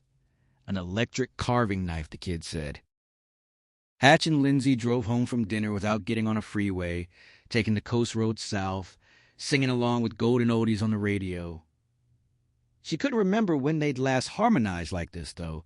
In the old days, they'd done it all the time. For the first time in 5 years, she could think of Jimmy and still feel like singing. They lived in Laguna Niguel, on the eastern side of the coastal hills. No ocean view, but sea breezes moderated the temperature. The neighborhood was meticulously laid out. Gracefully curving streets with iron street lamps, palms and jacarandas, green belts of colorful flowers. As an artist, Lindsay believed human hands could create great beauty, and that discipline was fundamental to art, meant to reveal meaning in chaos. Their two-story Italian Mediterranean house, where they'd lived only since Jimmy's death, was cream stucco with a Mexican tile roof. Two large ficus trees flanked the front walk. They pulled into the garage, finishing the last bars of You Send Me. Hatch started a gas log fire in the family room, while Lindsay poured Bailey's Irish cream on the rocks. They sat on the sofa, feet on the ottoman. The upholstered furniture was modern with soft lines and light natural tones, a pleasing contrast to the antiques in Lindsay's paintings. The sofa was hugely comfortable, good for conversation, and she discovered a great spot to snuggle. Snuggling turned into necking. Necking escalated into petting. Passion overwhelming her as it hadn't done in years. Their clothes came off slowly, as in a series of dissolves, until they were naked without quite knowing how. Then they were mysteriously coupled, moving together in silken rhythm, bathed in flickering firelight. The joyful naturalness of it, escalating from dreamy motion to breathless urgency, was a radical departure from the stilted, dutiful lovemaking of the past 5 years. Lindsay could almost believe it was a dream patterned on Hollywood eroticism, but as she slid her hands over his muscles, rose to meet each thrust, climaxed once and again, and felt him dissolve from iron to molten flow within her, she was wonderfully, acutely aware that it was not a dream. She had opened her eyes at last from a long twilight sleep, and was, with this release, only now fully awake for the first time in years. The past 5 years had been the nightmare. Now, waking life finally felt real again. Upstairs in the Chinese sleigh bed, they came together with less urgency than before. More tenderness. Murmured endearments passed between them like lyrics to a quiet song, and the slower rhythm let him feel everything. The textures of skin, the flex of muscle, the firmness of bone beneath. When the tide crested and ebbed, the words "I love you" went unspoken but understood, musical in the stillness, cherished all the same. That April day had been one of the best of their lives. The night that followed would be one of Hatch's worst. Frightening. Strange. By 11, Vasago had finished with Redlow and disposed of the body in a satisfying way. He returned to the Blue Skies Motel in the detective's Pontiac, took the long, hot shower he'd wanted earlier, changed into clean clothes, and left for good. Redlow had found the place. It wasn't safe anymore. He abandoned the Camaro a few blocks away, on a street of decrepit industrial buildings where it might sit for weeks before being stolen or towed. He'd been using it for a month, taken from one of the women in his collection. He'd swapped plates several times, always stealing replacements from parked cars before dawn. Back at the motel, he drove off in Redlow's Pontiac. Less sexy than the silver Camaro, but it would serve. At a neo-punk club called Rip It in Huntington Beach, he parked at the darkest end of the lot, found a pouch of tools in the trunk, swapped the Pontiac's plates with those on a battered gray Ford beside him, then rep-parked at the other end. Fog rolled in from the sea, clammy, dead feeling. Palm trees and telephone poles dissolved in the acidic mist. Street lamps became ghost lights adrift in the murk. Inside, the club was everything he liked. Loud, dirty, dark. Reeking of smoke, spilled liquor, sweat. The band hammered chords harder than any he'd heard, ramming pure rage into every tune, twisting melodies into squealing mutant voices, banging numbingly repetitive rhythms home with savage fury. The amplifiers rattled filthy windows and nearly made his eyes bleed. The crowd was energetic, high on everything, drunk, dangerous. Black was the preferred color. He fit right in. Sunglasses, too. He wasn't the only one. Skinheads, short spikes, none of the frivolous flamboyance of early punk. On the dance floor, people shoved and roughed each other up, maybe feeling each other up. No one had ever watched Soul Train. At the Scarred bar, he pointed to a Corona. Paid. Took the bottle without exchanging a word. Stood drinking, scanning. Few people were talking. Most were sullen and silent, not just because of the pounding music, but because they were the new wave of alienated youth. Estranged from society and from each other, convinced nothing mattered but self-gratification. Nothing worth talking about. The last generation on a dying world. No future. He knew other neopunk bars, but this was one of two in the Southland that were real. The rest catered to people playing at the lifestyle. Dentists and accountants pretending to be cowboys. Here, no pretense. Everyone met you with a challenging stare, deciding whether they wanted sex or violence from you. Many would choose violence. Some were searching for something beyond both, without knowing what. He could have shown them. But he didn't see anyone worth adding to his collection at first. He wasn't a crude killer piling up bodies. Quantity meant nothing. Quality did. A connoisseur of death. If he wanted to earn his way back into hell, he'd need an exceptional offering. He made an acquisition here 3 months ago. A girl who called herself Neon. In his car, one blow hadn't knocked her out. She'd fought back with exhilarating ferocity.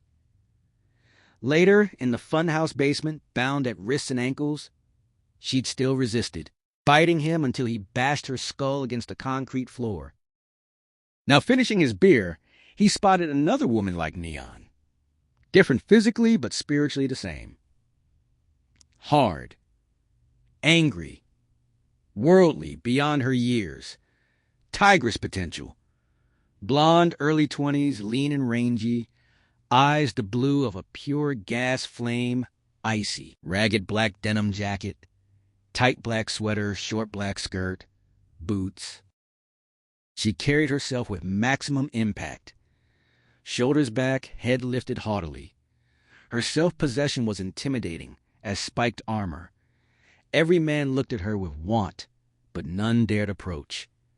She seemed able to emasculate with a single word. Her powerful sexuality drew him. Men would always be drawn. Some wouldn't be intimidated. She had a savage vitality that made Neon seem timid. When her defenses fell, she'd be lubricious and disgustingly fertile. A wild brood mare. 2 great weaknesses. First, her conviction that she was superior to everyone, untouchable, safe. The same confidence that had let royalty walk among commoners without fear. Second, her extreme anger, crackling off her pale skin like an electrical overcharge. He wondered how to arrange her death to symbolize those flaws. Already had a couple of good ideas. She was with a group. 6 men, 4 women, but attached to none. He was deciding on an approach when she approached him instead. Inevitable, he supposed. They were the 2 most dangerous people there. The band took a break. The decibel level fell to where cats would survive. She pushed between him and another man at the bar, ordered a beer, paid, turned sideways, faced him across the open bottle, wisps of cold vapor rising like smoke. She asked if he was blind. To some things, he answered. She reacted with incredulity at being called Miss. He shrugged. She wanted to know about the sunglasses. He said he'd been to hell. Hell was cold, dark. Over there you learned to see in total darkness. Now he was sensitive to light. She called it interesting bullshit. He said nothing. He watched her throat muscles work when she swallowed. She pressed further. Was this his usual line, or did he make it up as he went? He shrugged again. She pointed out he'd been watching her. He didn't deny it. She admitted every asshole watched her most of the time. He studied her intensely blue eyes. What he thought he might do, cut them out, reinsert them backward so she was looking into her own skull. a comment on her self-absorption. Hatch sat up, unable to breathe, heart hammering. He swung his legs out of bed and stood, feeling he had to run from something. He just gasped for breath, not sure where to find shelter. In the dream, he'd been talking to that cold, beautiful blonde. She'd looked at him across a beer bottle held like a phallus, her taunting way of drinking and licking the rim a threat as much as an invitation. He couldn't hear what she said, only fragments of his own voice, not his voice. Been to hell, cold, dark, sensitive to light. Then he'd focused on her arctic eyes, produced a switchblade, flicked it open. With a swift whip of the knife, he took her left eye from its socket. She didn't react. No pain, as if already dead. He rolled the eye on his fingertips, replaced it blind end outward, blue lens gazing inward. He saw Lindsay lying in a tangle of covers, so still he thought she was dead. For a crazy moment he felt he'd killed her with a switchblade. Then she stirred, mumbled in her sleep. He shuddered, looked at his shaking hands. Basigo was so taken with his artistic vision that he wanted to reverse the blonde's eyes right there in the bar, with everyone watching. He restrained himself. She asked what he wanted out of her. He turned the question around. She guessed a few thrills. He wanted more. She mocked the idea of home and family. He didn't answer right away. This one was different, hard to play. He didn't want to say the wrong thing and lose her. He got another beer. 4 musicians approached the stage. Soon conversation would become impossible again, and when the crashing music raised the club's energy, it might exceed the energy between him and the blonde. She might not agree to leave. He finally answered with a lie.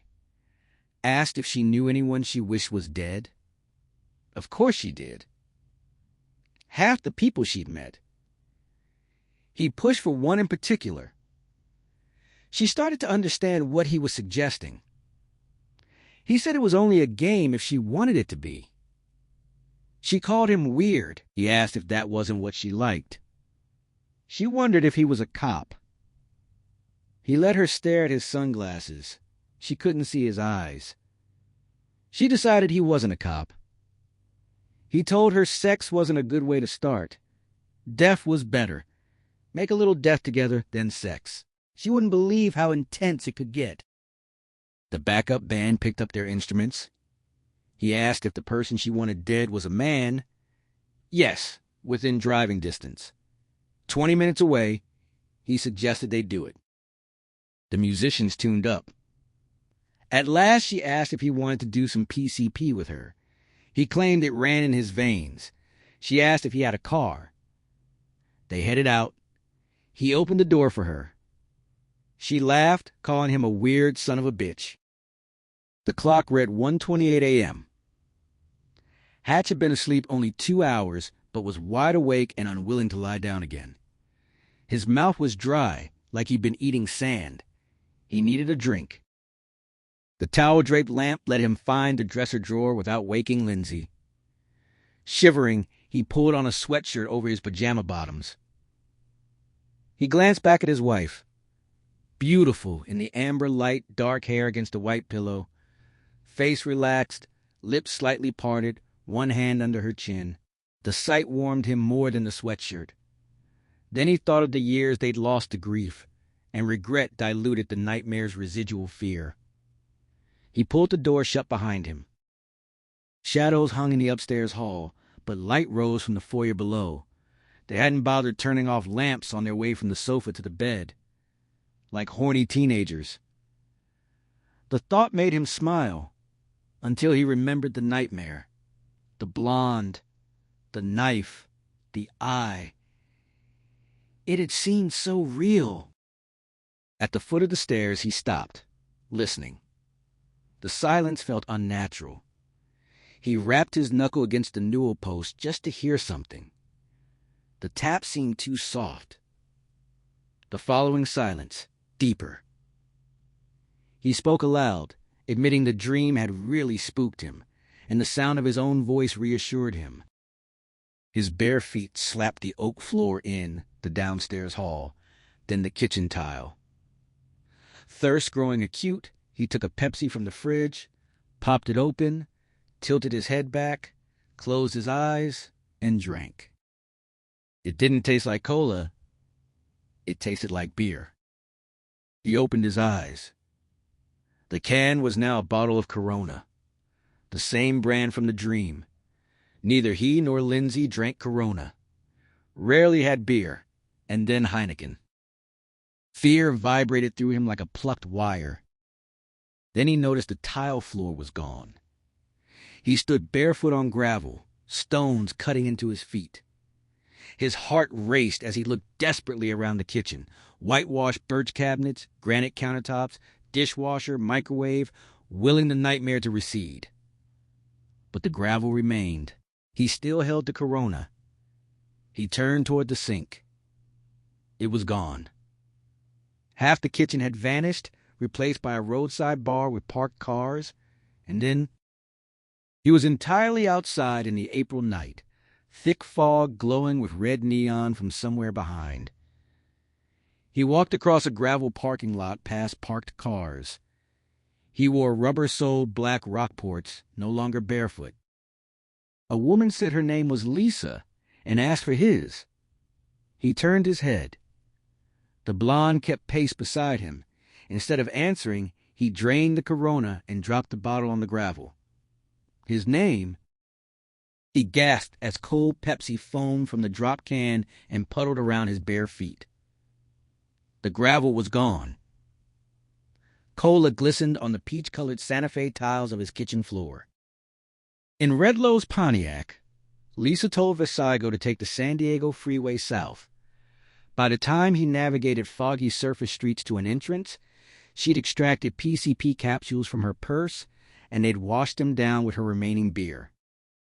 PCP was an animal tranquilizer that often excited humans into destructive frenzies. He was curious to see its effect on Lisa, a woman with a snake's conscience, no morality, unrelenting hatred and contempt, and so much tightly contained psychotic energy she always seemed about to explode. With PCP, she'd likely produce entertaining extremes of violence, exhilarating to watch. He asked where they were going as they cruised south through the white mist. The headlights drilled into fog that hid the world, making it feel like they could invent any landscape they wished. El Toro, she said.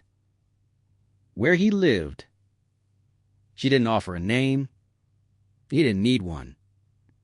He asked why she wanted him dead. She studied him, then smiled slowly, the wound of an invisible knife, her small teeth looking pointy. Piranha teeth. She asked if he'd really do it. Kill the guy to prove she ought to want him. He said it would just be fun, like he'd told her. She finished his sentence. First, make death together, then sex. He asked if the target lived in an apartment or house. House, she said. More ways in, neighbors farther. He asked again why she wanted him dead. She explained why she wanted him dead. He'd wanted her, she hadn't wanted him, and he'd tried to take what he wanted anyway. Vasago remarked that taking anything from her couldn't have been easy. Her eyes turned colder. The bastard needed stitches in his face when it was over, but he still got what he wanted. He was bigger than her. She turned away, staring at the road ahead. A breeze rose from the west. The fog no longer eddied lazily, but churned across the highway like smoke from a vast fire, as if the entire coastline was ablaze. He kept glancing at her profile, wishing he could go with her to El Toro and see how deep in blood she'd wade for vengeance. Then he convinced her to come to his hideaway and give herself to his collection of her own free will. She wanted death, whether she knew it or not. She'd be grateful for the sweet pain, her ticket to damnation. Pale skin luminescent against black clothes, radiant with hatred, she'd be an incomparable vision walking to her destiny, a willing sacrifice for his repatriation to hell. But he knew she wouldn't die for him, even if death was what she wanted. She'd die only for herself when she finally decided termination was her deepest desire. The moment she realized what he really wanted, she'd lash out. Harder to control than Neon, more damaging. He preferred taking acquisitions alive, extracting life beneath the funhouse Lucifer's gaze. But he didn't have that luxury with Lisa. She wouldn't be easy to subdue, even with a surprise blow. Once she lost the advantage of surprise, she'd be a fierce adversary. He wasn't afraid of being hurt. Nothing could frighten him, and each blow she landed would be exquisite pleasure. The problem, she might escape. He couldn't risk that. Not because she'd go to the cops. She existed in a subculture that hated police. But if she slipped away, he'd lose the chance to add her. Her tremendous perverse energy would be the final offering to win him readmission to hell. She asked if he was feeling anything yet from the PCP. A little. She felt nothing, opened her purse to find a booster. While she rummaged, he drove with his left hand and reached under his seat with his right for Redlow's revolver. She looked up just as he pressed the muzzle against her left side. No surprise. He fired twice, killing her instantly. Hatch cleaned up the spilled Pepsi. By the time he reached the sink, he was still shaken but less than before. Terror made room for curiosity. He touched the sink rim and faucet hesitantly, as if they might dissolve. He struggled to understand how a dream could continue after waking. The only explanation, insanity, he couldn't accept. He turned on the water, adjusted the temperature, pumped soap into his hands, and looked up at the window above the sink facing the backyard. The yard was gone. A highway lay in its place. The kitchen window had become a windshield. Pavement rolled toward him through the fog, illuminated by headlights, as if the house was racing at 60 miles an hour. He sensed a presence beside him where the double oven should be. He turned his head, the blonde clawing in her purse. Something firmer than lather filled his hand. He looked down at a revolver. The kitchen vanished. He was in a car rocketing along a foggy highway, pushing the revolver into the blonde's side. With horror, as she looked up, he felt his finger squeeze the trigger once, twice. The ear-shattering shot slammed through the car as she was punched sideways. Asago hadn't anticipated what happened next. Magnum cartridges ripped through her more violently than expected, slamming her into the passenger door. Either the door wasn't properly shut, or a round had damaged the latch. The door flew open. Wind shrieked into the Pontiac, and Lisa was snatched into the night. He braked hard, fishtailing, and checked the rearview mirror. Her body tumbled along the pavement behind him. He intended to reverse and retrieve her, but other headlights appeared maybe half a mile back, clarifying through the mist. Those drivers would find the body before he could scoop it up. He accelerated, swung left across 2 lanes, then whipped right, forcing the door to slam shut. It rattled, but stayed closed. The latch was partially effective. Visibility had dropped to about 100 feet, but he pushed the Pontiac to 80, bullet blind, into the churning fog. 2 exits later, he left the freeway and slowed. On surface streets, he obeyed speed limits. Any cop who stopped him would notice the blood splashed across the passenger door's upholstery and glass. In the rearview mirror, Hatch saw the body tumbling, vanishing into fog. Then he glimpsed his own reflection, bridge of nose to eyebrows. He was wearing sunglasses, even though driving at night. No, the driver was wearing them, and the reflection wasn't his. Though he seemed to be the driver, he realized he wasn't. The dim glimpse of the eyes behind the tinted lenses convinced him they were peculiar, troubled, utterly different from his own. Then he stood at the kitchen sink again, breathing hard, making choking sounds of revulsion. Beyond the window lay only the backyard, blanketed by night and fog. Lindsay stood in the doorway in her bathrobe, asking what was wrong. He turned, startled. He tried to speak, but terror had rendered him mute. She hurried to him. He held her tightly, and her embrace finally squeezed the words out. He'd shot her.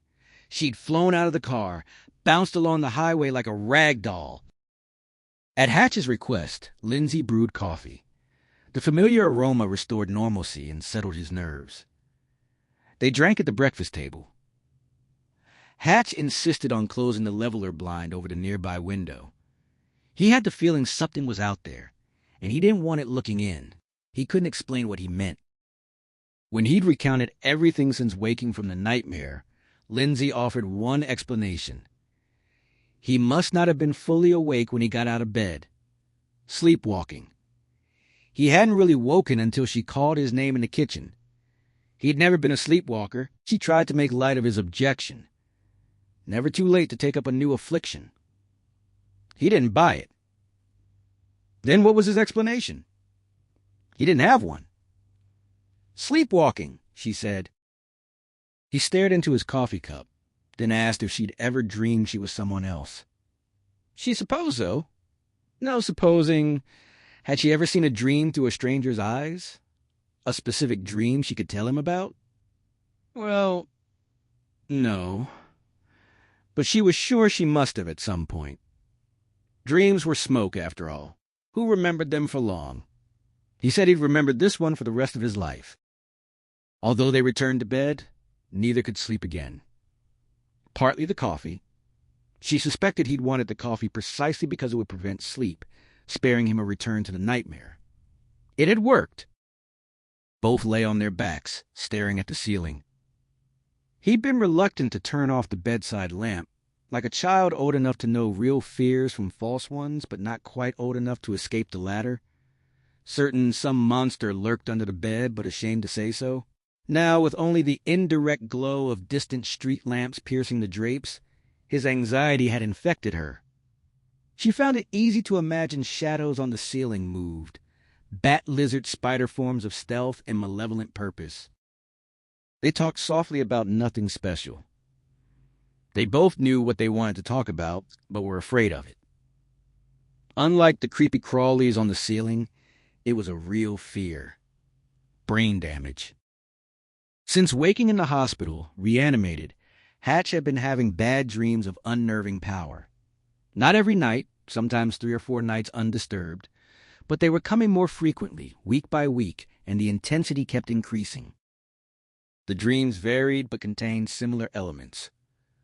Violence. Horrific images of naked, rotting bodies contorted into strange positions. Always unfolding from a stranger's point of view, the same mysterious figure, as if Hatch was a spirit possessing the man but unable to control him, just along for the ride.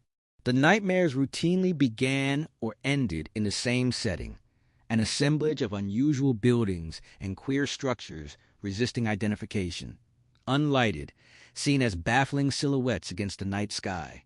He also saw cavernous rooms and mazes of concrete corridors revealed, despite having no windows or artificial lighting. The location felt familiar, but recognition remained elusive. Until tonight, they tried to convince themselves his affliction would be short-lived. Hatch was full of positive thoughts, as usual. Bad dreams weren't remarkable. Everyone had them, often caused by stress. Alleviate stress, nightmares go away. But they weren't fading, and now they'd taken a disturbing new turn. Sleepwalking. Or perhaps he was beginning, while awake, to hallucinate the same images. Shortly before dawn, Hatch reached for her hand beneath the sheets and held it tight, insisting he'd be all right. Nothing, really, just a dream. She said he should call Nyburn first thing. They hadn't been straight with him. The doctor had told him to report any symptoms immediately. He claimed this wasn't really a symptom. Physical or mental symptoms, she pressed, afraid for him and for herself if something was wrong. He'd had all the tests, most twice. Clean bill of health, no brain damage. Then he had nothing to worry about, she countered. No reason to delay seeing Nyburn. If there'd been brain damage, it would have shown up right away. Not a residual thing that kicked in on a delay. They were They were silent for a while. False fears about shadows on the ceiling had evaporated the moment he'd named. The biggest real fear. Finally, she asked about Regina. He considered, then said they should go ahead with the papers, assuming she wanted to come with them. And if his problem got worse, it would take a few days to make arrangements. By then, they'd have test results. He was sure he'd be fine.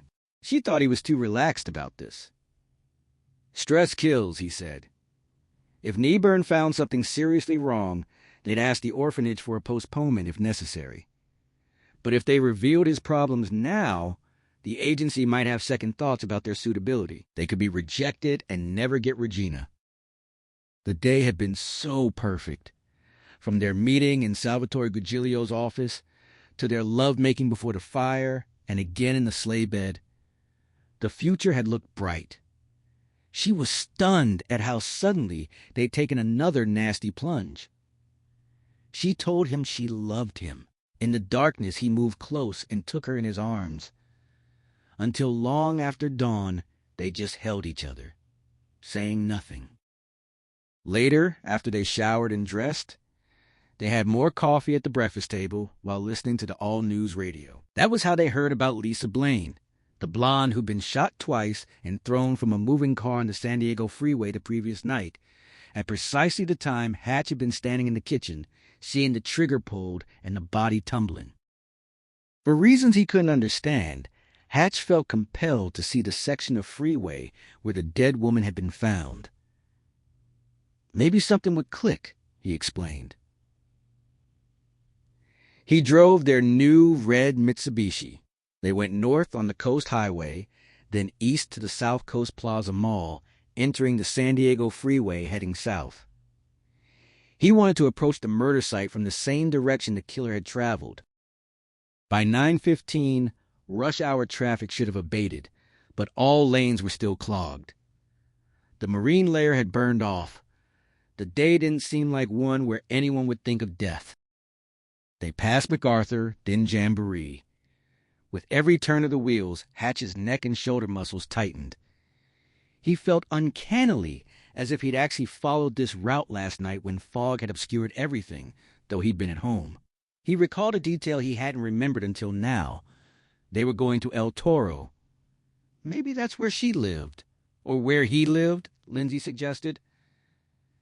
Hatch didn't think so. As they crept through snarled traffic, he began recalling not just dream details, but the feeling of it, the edgy atmosphere of pending violence. His hand slipped on the clammy steering wheel. He blotted them on his shirt. He thought the blonde had been almost as dangerous as the killer. She asked what he meant. He didn't know, just the feeling he'd had. Sunshine glinted off the rivers of vehicles. Outside, nearly 80 degrees, but Hatch was cold. As a sign announced the Culver Boulevard exit, he leaned forward, let go of the wheel with his right hand, and reached under his seat. This was where the killer had gone for the gun, pulled it out while she looked in her purse. He wouldn't have been surprised to find a gun there, given how fluidly dream and reality had mingled last night. He hissed with relief when he found the space empty. Lindsay pointed out the cops. Black and whites and other police vehicles parked along the interstate. Uniformed officers walked the shoulder and picked through dry grass beyond, conducting an expanded search for evidence. Every cop wore sunglasses, as did they. The day was eye-stingingly bright, but the killer had been wearing sunglasses too, in the dark, in dense fog. Shades at night in bad weather wasn't just affectation, it was weird. Traffic crept bumper to bumper, not because of heavy rush hour, but because motorists slowed to stare at the police. Gawker's Block. Hatch noted the killer had been barreling along in heavy fog with sunglasses. Lindsay called that stupid. No, Hatch said. This guy was smart, fearless. He tried to settle back into the skin of the man from the nightmare. Something about the killer was totally alien, resistant to analysis, cold and dark inside. He didn't think like you or me. Dirty, not unwashed, but contaminated, utterly fearless. Nothing scared him. He believed nothing could hurt him, But in his case, that wasn't recklessness. Somehow, he was right. Invulnerable? Not exactly. But nothing you could do to him would matter. Lindsay hugged herself, saying he sounded inhuman. The police search was concentrated in the quarter-mile south of Culver. Once past it, traffic moved faster. The imaginary gun in Hatch's right hand seemed to take on greater substance. He could almost feel cold steel against his palm.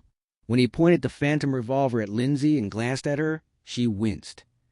He saw her clearly, but he could also see, in memory, the blonde's face looking up from her purse with too little reaction time even to show surprise.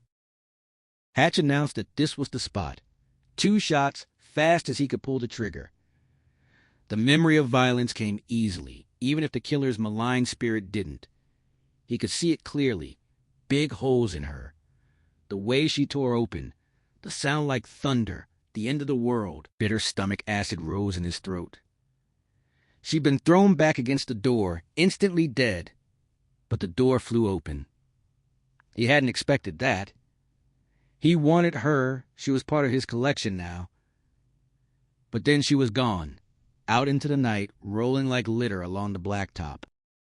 Caught in the dream memory, Hatch slammed his foot on the brake just as the killer had done. Lindsay cried out. Cars swerved around him, horns blaring, narrowly missing collision. He shook himself out of the memory and accelerated back into traffic, aware of people staring but not caring. He picked up the trail like a bloodhound, not following a scent, but something indefinable. Psychic vibrations, maybe. A disturbance in the ether made by the killer's passage, like a shark's fin carving through water, though the ether hadn't repaired itself as quickly. He considered going back for her, knew it was hopeless. So he drove on, Hatch said, his voice low and raspy. Lindsay recalled walking into the kitchen to find him making odd, choking, gasping sounds, gripping the counter tight enough to crack granite. She thought he was having a heart attack. He drove very fast, 70, 80, even faster, anxious to get away before traffic behind him encountered the body. Realizing he wasn't just speculating, Lindsay said he was remembering more than he'd dreamed, past the point when she'd woken him. Not remembering, he said huskily. Then what? Sensing. Now? Yes. How? Somehow, he whispered, following the ribbon of pavement across the flat expanse, which seemed to darken despite the bright sun, as if the killer cast a shadow vastly larger than himself, lingering for hours after he'd gone, 80, 85, nearly 90 miles an hour, able to see only 100 feet ahead. If any traffic had been there in the fog, he'd have crashed with cataclysmic force. He didn't take the first exit, wanted to get farther. Kept going. He almost didn't slow in time for the State Route 133 exit. At the last moment, he braked too hard and whipped the wheel right, the Mitsubishi sliding before he regained control. Lindsay asked if he'd gotten off here. Yes. Did he go into Laguna? Hatch didn't think so. He stopped at a crossroads, pulled onto the shoulder. Open country ahead, hills dressed in brown grass. The killer might have gone straight into Laguna Canyon or turned left or right. Hatch searched each direction for invisible signs. Lindsay asked if he knew where the killer went from here. Hideaway, Hatch said. Then blinked, unsure why he'd chosen that word. He went back to his hideaway, into the ground, into the darkness. Cool silence. Hatch sat staring at the crossroads. He'd reached the end of the trail. The killer wasn't there. Nothing more came, except the sweet chocolate taste of Oreo cookies, as intense as if he'd just bitten into one. At the cottage in Laguna Beach, they had a late breakfast. Since dying and being resuscitated, Hatch didn't worry about cholesterol or passive smoke. The day would come when little risk seemed big again, But for now, he appreciated life too much to worry unduly about losing it, which was why he was determined not to let the dreams and the blonde's death push him off the deep end. Food had a natural, tranquilizing effect. Each bite of egg yolk soothed his nerves. Lindsay offered a theory. Minor brain damage that never showed up on tests. A 1 in a billion freak effect that made a few new connections. Left him psychic. Bull, he said. Not psychic. Then what did he call it? Even if he was psychic, he wouldn't call it beneficial. The breakfast rush had passed. Nearby tables were vacant. They could talk without being overheard, but he kept glancing around self-consciously anyway. After his reanimation, the media had swarmed. Reporters had camped on his doorstep. He'd been dead longer than any man alive, eligible for more than 15 minutes of fame. He hadn't earned it, didn't want it. Lindsay and Nyburn and the resuscitation team had dragged him back. By refusing to talk to the press, he'd finally convinced them to leave him alone. Now, if he revealed he'd come back with a strange power to connect with a psycho killer, they'd descend again. He couldn't tolerate that. Lindsay pressed. If not psychic ability, then what? He didn't know. Not good enough, she said. It could pass, never happen again. A fluke. He wanted to believe that, she said. They had to deal with this, try to understand it. A woman was dead. She might not be the first or the last. Hatch put his fork down, swallowed orange juice. Okay, like a psychic vision, the way movies showed it. But creepier. He closed his eyes, searching for an analogy. He talked about identical twins separated at birth, raised apart by different families, yet growing up to live similar lives, similar careers, income levels, wives who resembled each other, even the same names for their kids. They'd sense each other across the miles even without knowing who or what they were sensing. A bond no one could explain. Lindsay asked how that applied to him. He hesitated, picked up his fork, then put it down again. Sometimes he saw through this guy's eyes when sleeping, and now sometimes he could feel him out there when awake.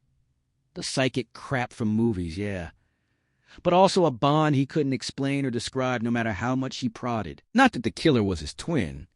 He thought the guy was much younger, maybe 20 or 21, no blood relation. But that kind of bond, mystical twin crap, as if this guy and he shared something, some fundamental quality in common. Lindsay asked what. He didn't know what the common quality was. Wished he did. Paused. Decided to be truthful.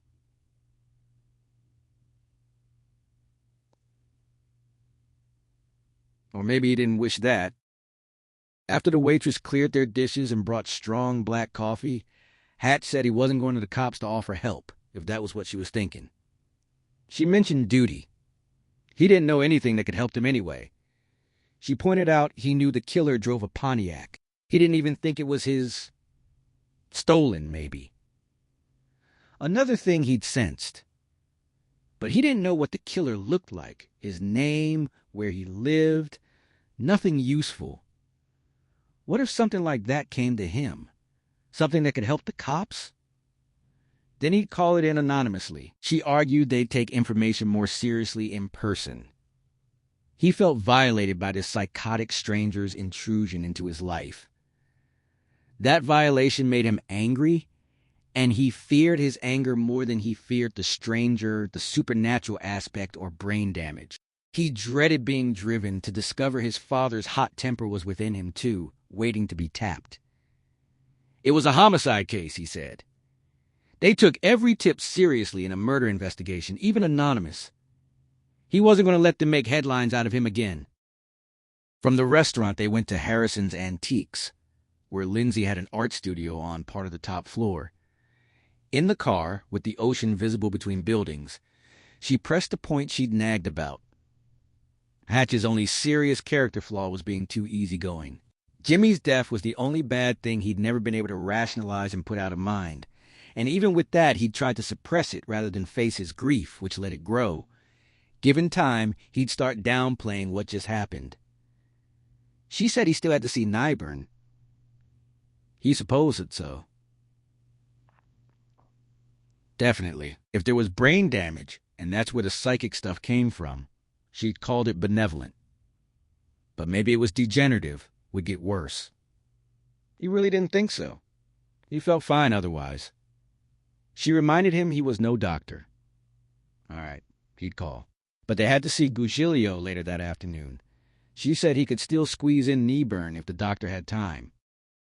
Hatch's father had been a tyrant, quick-tempered, sharp-tongued, regularly dosing his wife and son with verbal abuse in the form of nasty mockery, cutting sarcasm or plain threats. Anything could set him off, or nothing, because he secretly cherished irritation and sought new sources. He believed he wasn't destined to be happy, and he ensured that destiny by making everyone around him miserable. Perhaps afraid the potential for a murderously bad temper was within him too? Or just because he'd had enough tumult? Hatch had consciously made himself as mellow as his father was high-strung, as tolerant as his father was narrow-minded, as great-hearted as his father was unforgiving. He was the nicest man Lindsay had ever known, but sometimes he turned away from unpleasantness that had to be dealt with, rather than risk negative emotion reminiscent of his father's paranoia and anger. The light changed, but 3 young women in bikinis were in the crosswalk. Hatch waited, watching them with appreciative smile. Lindsay joked that she'd just been thinking what a nice guy he was. Too nice, but obviously he was lecherous scum. Nice scum, though, he said. She'd call Nyburn as soon as they got to the shop. He drove up the hill through town. Okay, but he wasn't going to tell Nyburn he was suddenly psychic. Nyburn was a good man, but wouldn't sit on that news. Next thing, his face would be on the National Enquirer. Besides, he wasn't psychic exactly. Didn't know what the hell he was, aside from lecherous scum. So what would he tell Nyburn? Just enough about the dream so the doctor would realize how troubling and strange they were, order whatever test he ought to have? Good enough, she said. It would have to be. In the tomb-deep blackness of his hideaway, curled naked on a stained mattress, fast asleep, Visago saw sunlight, sand, sea, and 3 bikini girls beyond a red car's windshield. He was dreaming and knew he dreamed. He saw as well the dark-haired woman from yesterday's dream, the one behind the wheel of that same car. She'd appeared in other dreams, once in a wheelchair, laughing and weeping at the same time. He found her more interesting than the beach bunnies because she was unusually vital. Radiant. Through the unknown man driving the car, Visago somehow knew she had once considered embracing death, hesitated on the edge of self-destruction, and rejected an early grave, a watery vault, cold and suffocating, narrowly escaped. Afterward, she'd been more full of life, energetic, vivid than ever. She'd cheated death, denied the devil. Visago hated her for that, because in death's service he'd found meaning to his own existence. He tried to reach out and touch her through the driver's body. Failed. Dreams couldn't be controlled. If he could have touched her, he would have made her regret turning away from the comparatively painless drowning that could have been hers. When she moved in with the Harrisons, Regina almost thought she'd died and gone to heaven. Except she had her own bathroom, and she didn't believe anyone had his own bathroom in heaven because no one needed one there. Not that everyone was permanently constipated or did business in public, but earthly concerns passed away. You didn't even have a body in heaven, just a sphere of mental energy, a balloon of golden glowing gas drifting among angels, singing God's praises. The most you'd do for waste elimination was maybe vent a little gas now and then, which would probably smell like sweet incense or perfume. That first day in the Harrisons' house, late Monday afternoon, April 29th, she would remember forever because they were so nice They didn't even mention the real reason they gave her a choice between a second-floor bedroom and a den on the first floor that could be converted. Mr. Harrison pointed out the den's view better than upstairs, leading her to windows overlooking a rose garden ringed by ferns. Mrs. Harrison added she'd have all those bookshelves to fill gradually, since she was a book lover.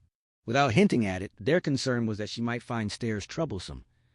But she didn't mind stairs. She liked them, loved them, ate them for breakfast.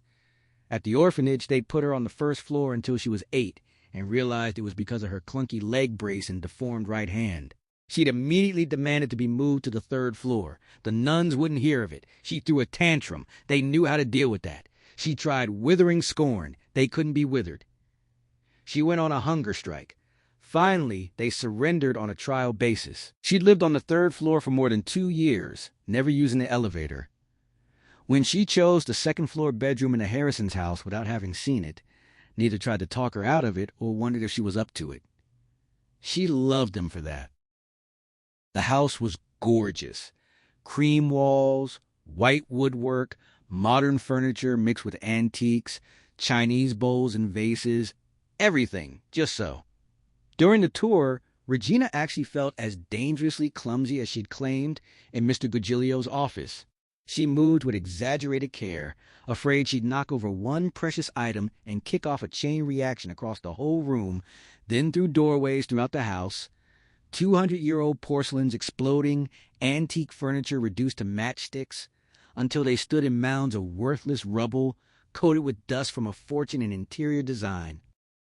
She was so certain catastrophe would strike that she frantically rehearsed something winning to say after the last crystal dish crashed off the last disintegrating table.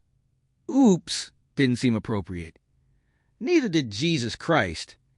They thought they'd adopted a good Catholic girl, not a foul-mouthed heathen. Neither did somebody push me, because lying bought a ticket to hell, though she suspected she'd wind up there anyway, considering how she couldn't stop thinking the Lord's name in vain. No balloon of glowing golden gas for her. Throughout the house, the walls were adorned with art, and Regina noticed the most wonderful pieces all had the same signature, Lindsay Sparling.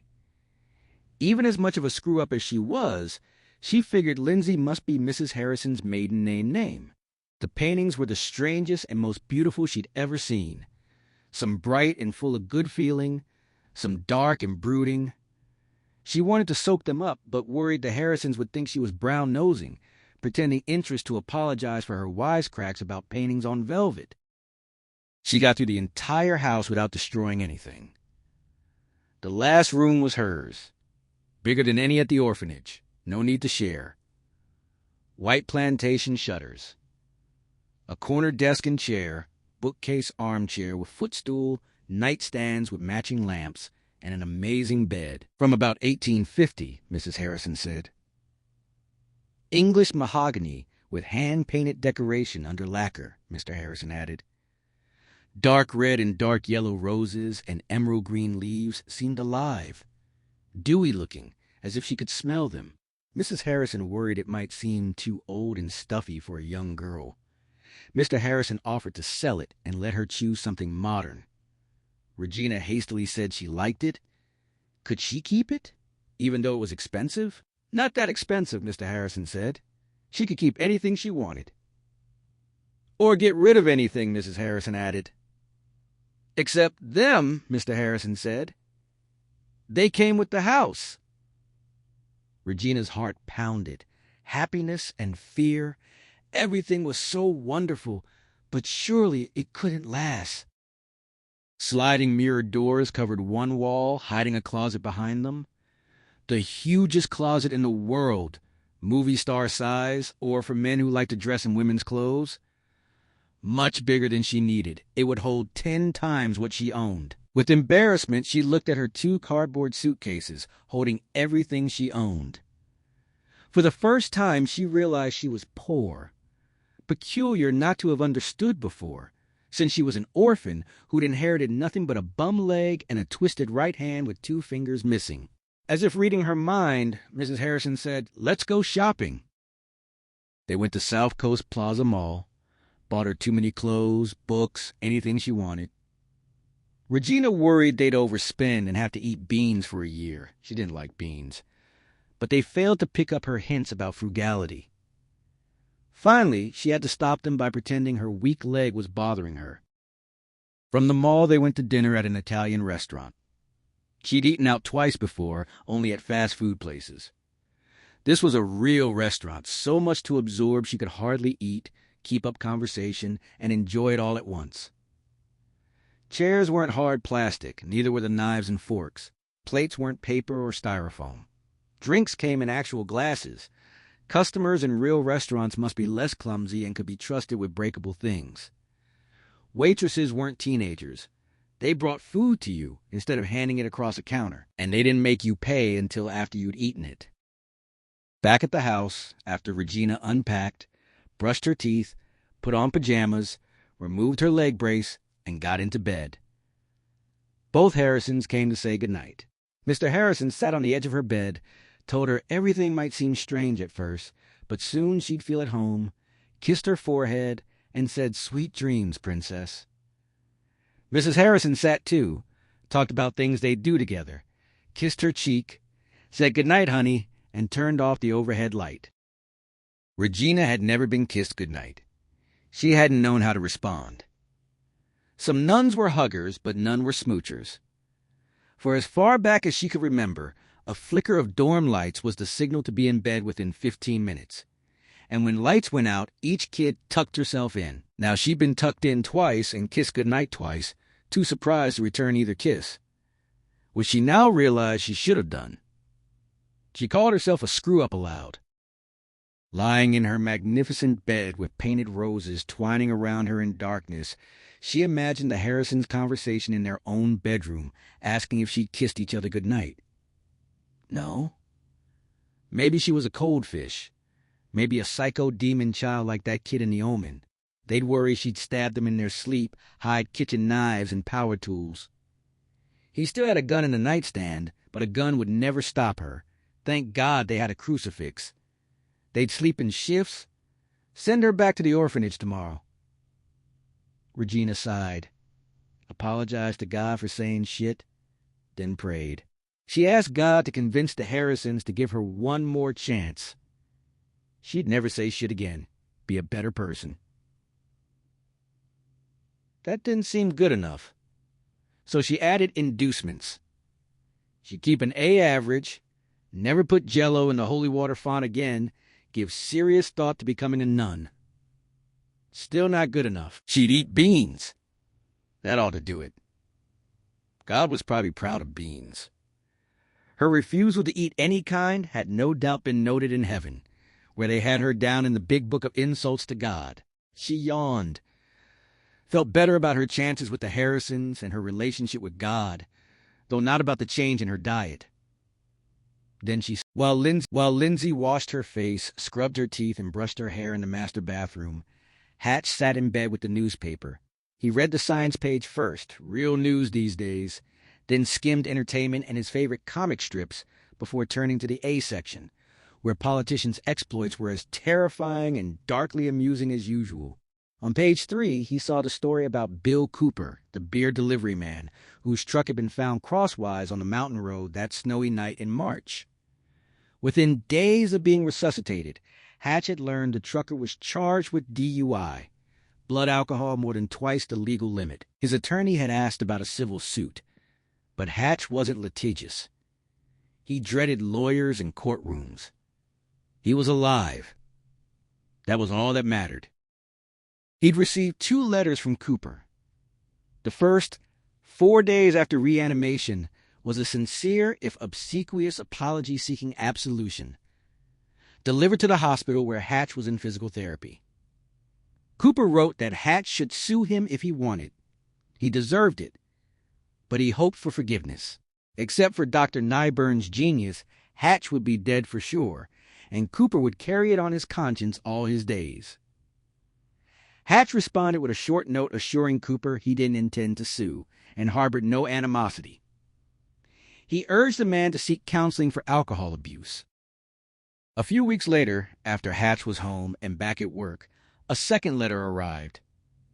Incredibly, Cooper was seeking Hatch's help to get his truck driving job back. He'd been fired after the charges. He'd been chased down for drunk driving twice before, but in his car, on his own time, not during work hours. Now his job was gone, they were taking his license. He figured from Hatch's kind answer that Hatch was a fine Christian gentleman. If Hatch spoke up on his behalf, it would be a big help. After all, Hatch didn't wind up dead, got a lot of publicity, which must have helped his antique business considerably. Astonished and uncharacteristically furious, Hatch had filed the letter without answering. He'd put it out of his mind, scared by how angry it made him. Now, according to the brief story on page 3, based on a single technical error in police procedures, Cooper's attorney had won dismissal of all charges. The article included a 3-sentence summary of the accident and a silly reference to Hatch as holding the current record for being dead the longest time prior to successful resuscitation, as if he'd arranged a whole ordeal to get in the Guinness Book of World Records. Other revelations in the piece made Hatch curse aloud and sit up straight in bed, culminating with the news that Cooper was suing his employer for wrongful termination and expected to get his job back or a substantial settlement. Cooper had told reporters he'd suffered considerable humiliation and developed a serious stress-related health condition, clearly an attorney-written statement. Yet even Mr. Harrison had written to tell him he held him blameless for the events of that night. Anger propelled Hatch off the bed. His face flushed, shaking uncontrollably. The drunken bastard was trying to get his job back by using Hatch's compassionate note as an endorsement, a complete misrepresentation of what Hatch had actually written. Deceptive, unconscionable, he cursed between clenched teeth. Dropping most of the newspaper, crumpling the page with the story, he hurried out of the bedroom and descended the stairs 2 at a time. In the den, he threw the paper on the desk, banged open a sliding closet door, and jerked out the top drawer of a filing cabinet. He'd saved Cooper's handwritten letters. They included a phone number. He flicked past the correct folder, cursed, searched backward, and pulled it out. Other letters slipped to the floor as he pawed through. Cooper's second letter had a number hand-printed at the top. Hatch put the folder on the cabinet and hurried to the phone. His hand shook so badly he couldn't read the number, so he put the letter on the blotter. He punched Cooper's number, intent on telling him off. Busy.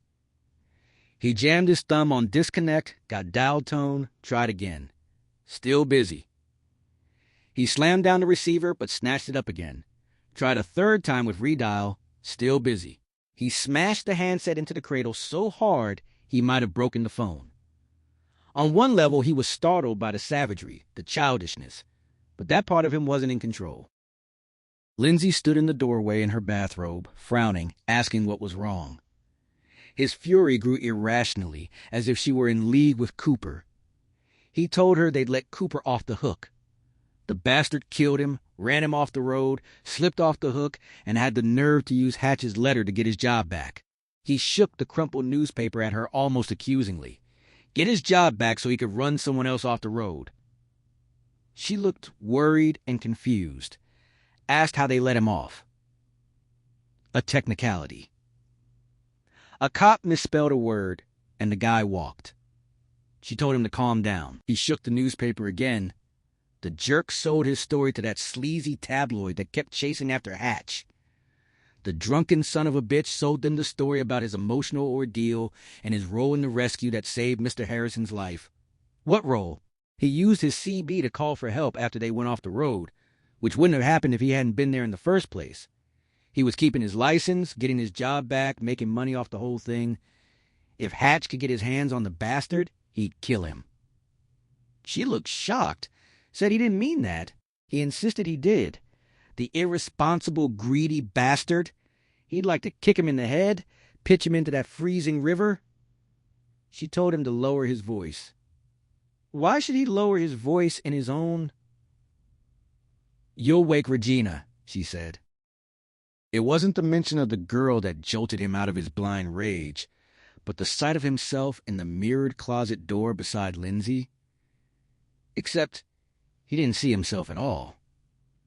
For an instant, he saw a young man with thick black hair falling across his forehead, wearing sunglasses, dressed in black. The killer. But the killer seemed to be him. At that moment, they were one and the same. The image passed in a second or two, leaving Hatch staring at his familiar reflection, stunned less by the hallucination than by that momentary confusion of identity. He gazed into the mirror and was appalled by what he saw now. Apoplectic, hair disarranged, face red and contorted, eyes wild. He reminded himself of his father. Unthinkable. Intolerable. He couldn't remember the last time he'd been that angry. He'd never been in a comparable rage. He thought he was incapable of it. He apologized, said he didn't know what happened. He dropped the crumpled newspaper. It fell with a crisp rustling that wrought a vivid picture in his mind. Dry brown leaves tumbling along cracked pavement in a crumbling, abandoned amusement park. For a moment he was there, weeds sprouting from cracks in blacktop, dead leaves whirling, the moon glaring through open beam supports of a roller coaster track. Then he was in his office again, leaning weakly against his desk. She moved to him, touched his arm tentatively. He put his arms around her and hugged her tightly, apologizing. She said it was all right. He insisted it wasn't. He'd been so furious. Just angry, she said. He knew it had been more than that. Something strange, terrible rage. White hot. Psychotic. He'd felt an edge beneath him, teetering on a precipice with only his heels on solid ground. To Vasago's eyes, the monument of Lucifer cast a shadow even in absolute darkness. But he could still see the cadavers in their postures of degradation. He was enraptured by the organic collage, the humbled forms, the stench. His hearing wasn't as acute as his night vision, but he swayed to the soft, wet sounds of decomposition as a music lover might sway to Beethoven. When he was suddenly overcome by anger, he wasn't sure why. A quiet rage at first, curiously unfocused. He opened himself to it, enjoyed it, fed it. A vision of a newspaper flashed through his mind. Something on the page was the cause. He squinted, but the vision passed. The anger remained. He nurtured it the way a happy man might force a laugh beyond its natural span. Words blurted from him. Of all the fucking nerve. He had no idea where the exclamation came from, just as he had no idea why he'd said Lindsay aloud weeks ago when these weird experiences began. Energized by anger, he turned from his collection and stalked across the enormous chamber, up the ramp where gargoyle gondolas had once plunged, out into the night where the moon forced him to put on his sunglasses. He couldn't stand still. He walked the abandoned midway, not sure who or what he was looking for. Disjointed images flashed through his mind. The newspaper, a book-lined den, a filing cabinet, a handwritten letter, a telephone. He walked faster, pivoting onto new avenues, searching for a connection. Passing the roller coaster, cold moonlight fell through the crossbeams, glinting off the track like rails of ice. He lifted his gaze to the monolithic structure, and an angry exclamation burst from him. "Pitch him into that freezing river!" A woman's voice said, "Honey, lower your voice." Though he knew the voice had arisen from within him as an auditory adjunct to fragmentary visions, Vasago turned in search of her anyway. She was there, in a bathrobe, standing just this side of a doorway that had no right to be where it was. No walls surrounding it, only the silent amusement park beyond. But beyond the doorway was the entrance foyer of a house. A small table with flowers, a staircase curving up. She was the woman he'd seen only in dreams, first in a wheelchair, most recently in a red automobile on a sun-splashed highway. He took a step toward her. She said, "You'll wake, Regina." He halted. Not because he was afraid of waking Regina, not because he didn't want to get his hands on the woman. he did, she was so vital. But because he became aware of a full-length mirror to the left of that Twilight Zone door, floating impossibly in the night air, it was filled with his reflection. Except it wasn't him, but a man he'd never seen before. His size but twice his age, lean and fit, face contorted in rage. The look of rage gave way to shock and disgust, and both Vasago and the man in the vision turned from the mirror to the woman in the doorway. "Lindsay, I'm sorry," Vasago said. Lindsay. The name he'd spoken 3 times at that lounge in Newport Beach. Until now, he hadn't linked it to this woman who'd appeared so often in his recent dreams. He repeated her name, speaking of his own volition this time, not echoing the man in the mirror. That seemed to shatter the vision. The mirror and its reflection flew apart in a billion shards, as did the doorway and the dark-eyed woman. As the hushed, moon-washed park reclaimed the night, Vasago reached toward where she'd stood. He longed to touch her. So alive she was. He wanted to cut her open and enfold her beating heart in both hands until its metronomic pumping slowed to a full stop. He wanted to be holding her heart when life retreated and death took possession.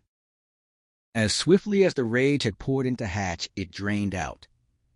He balled up the newspaper pages and threw them in the waste can without glancing again at the story.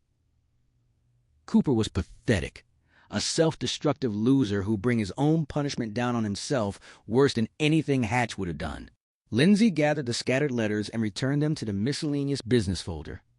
Hatch picked up Cooper's letter from the desk, looked at the handwritten address, felt a ghost of anger, but it vanished like a revenant.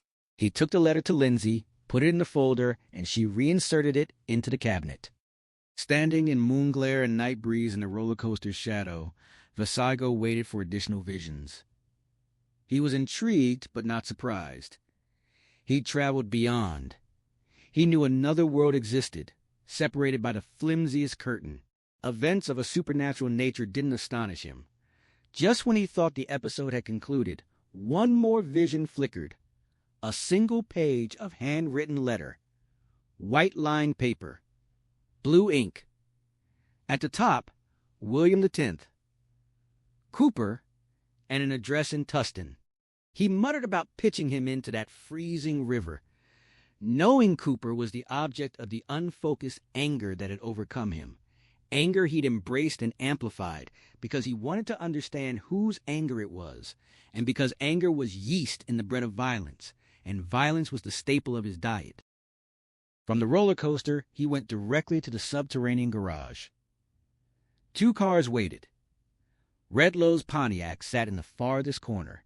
He hadn't used it since last Thursday night when he'd killed Redlow and later the blonde. Though the fog had provided cover, he worried witnesses might have glimpsed the car from which the woman tumbled.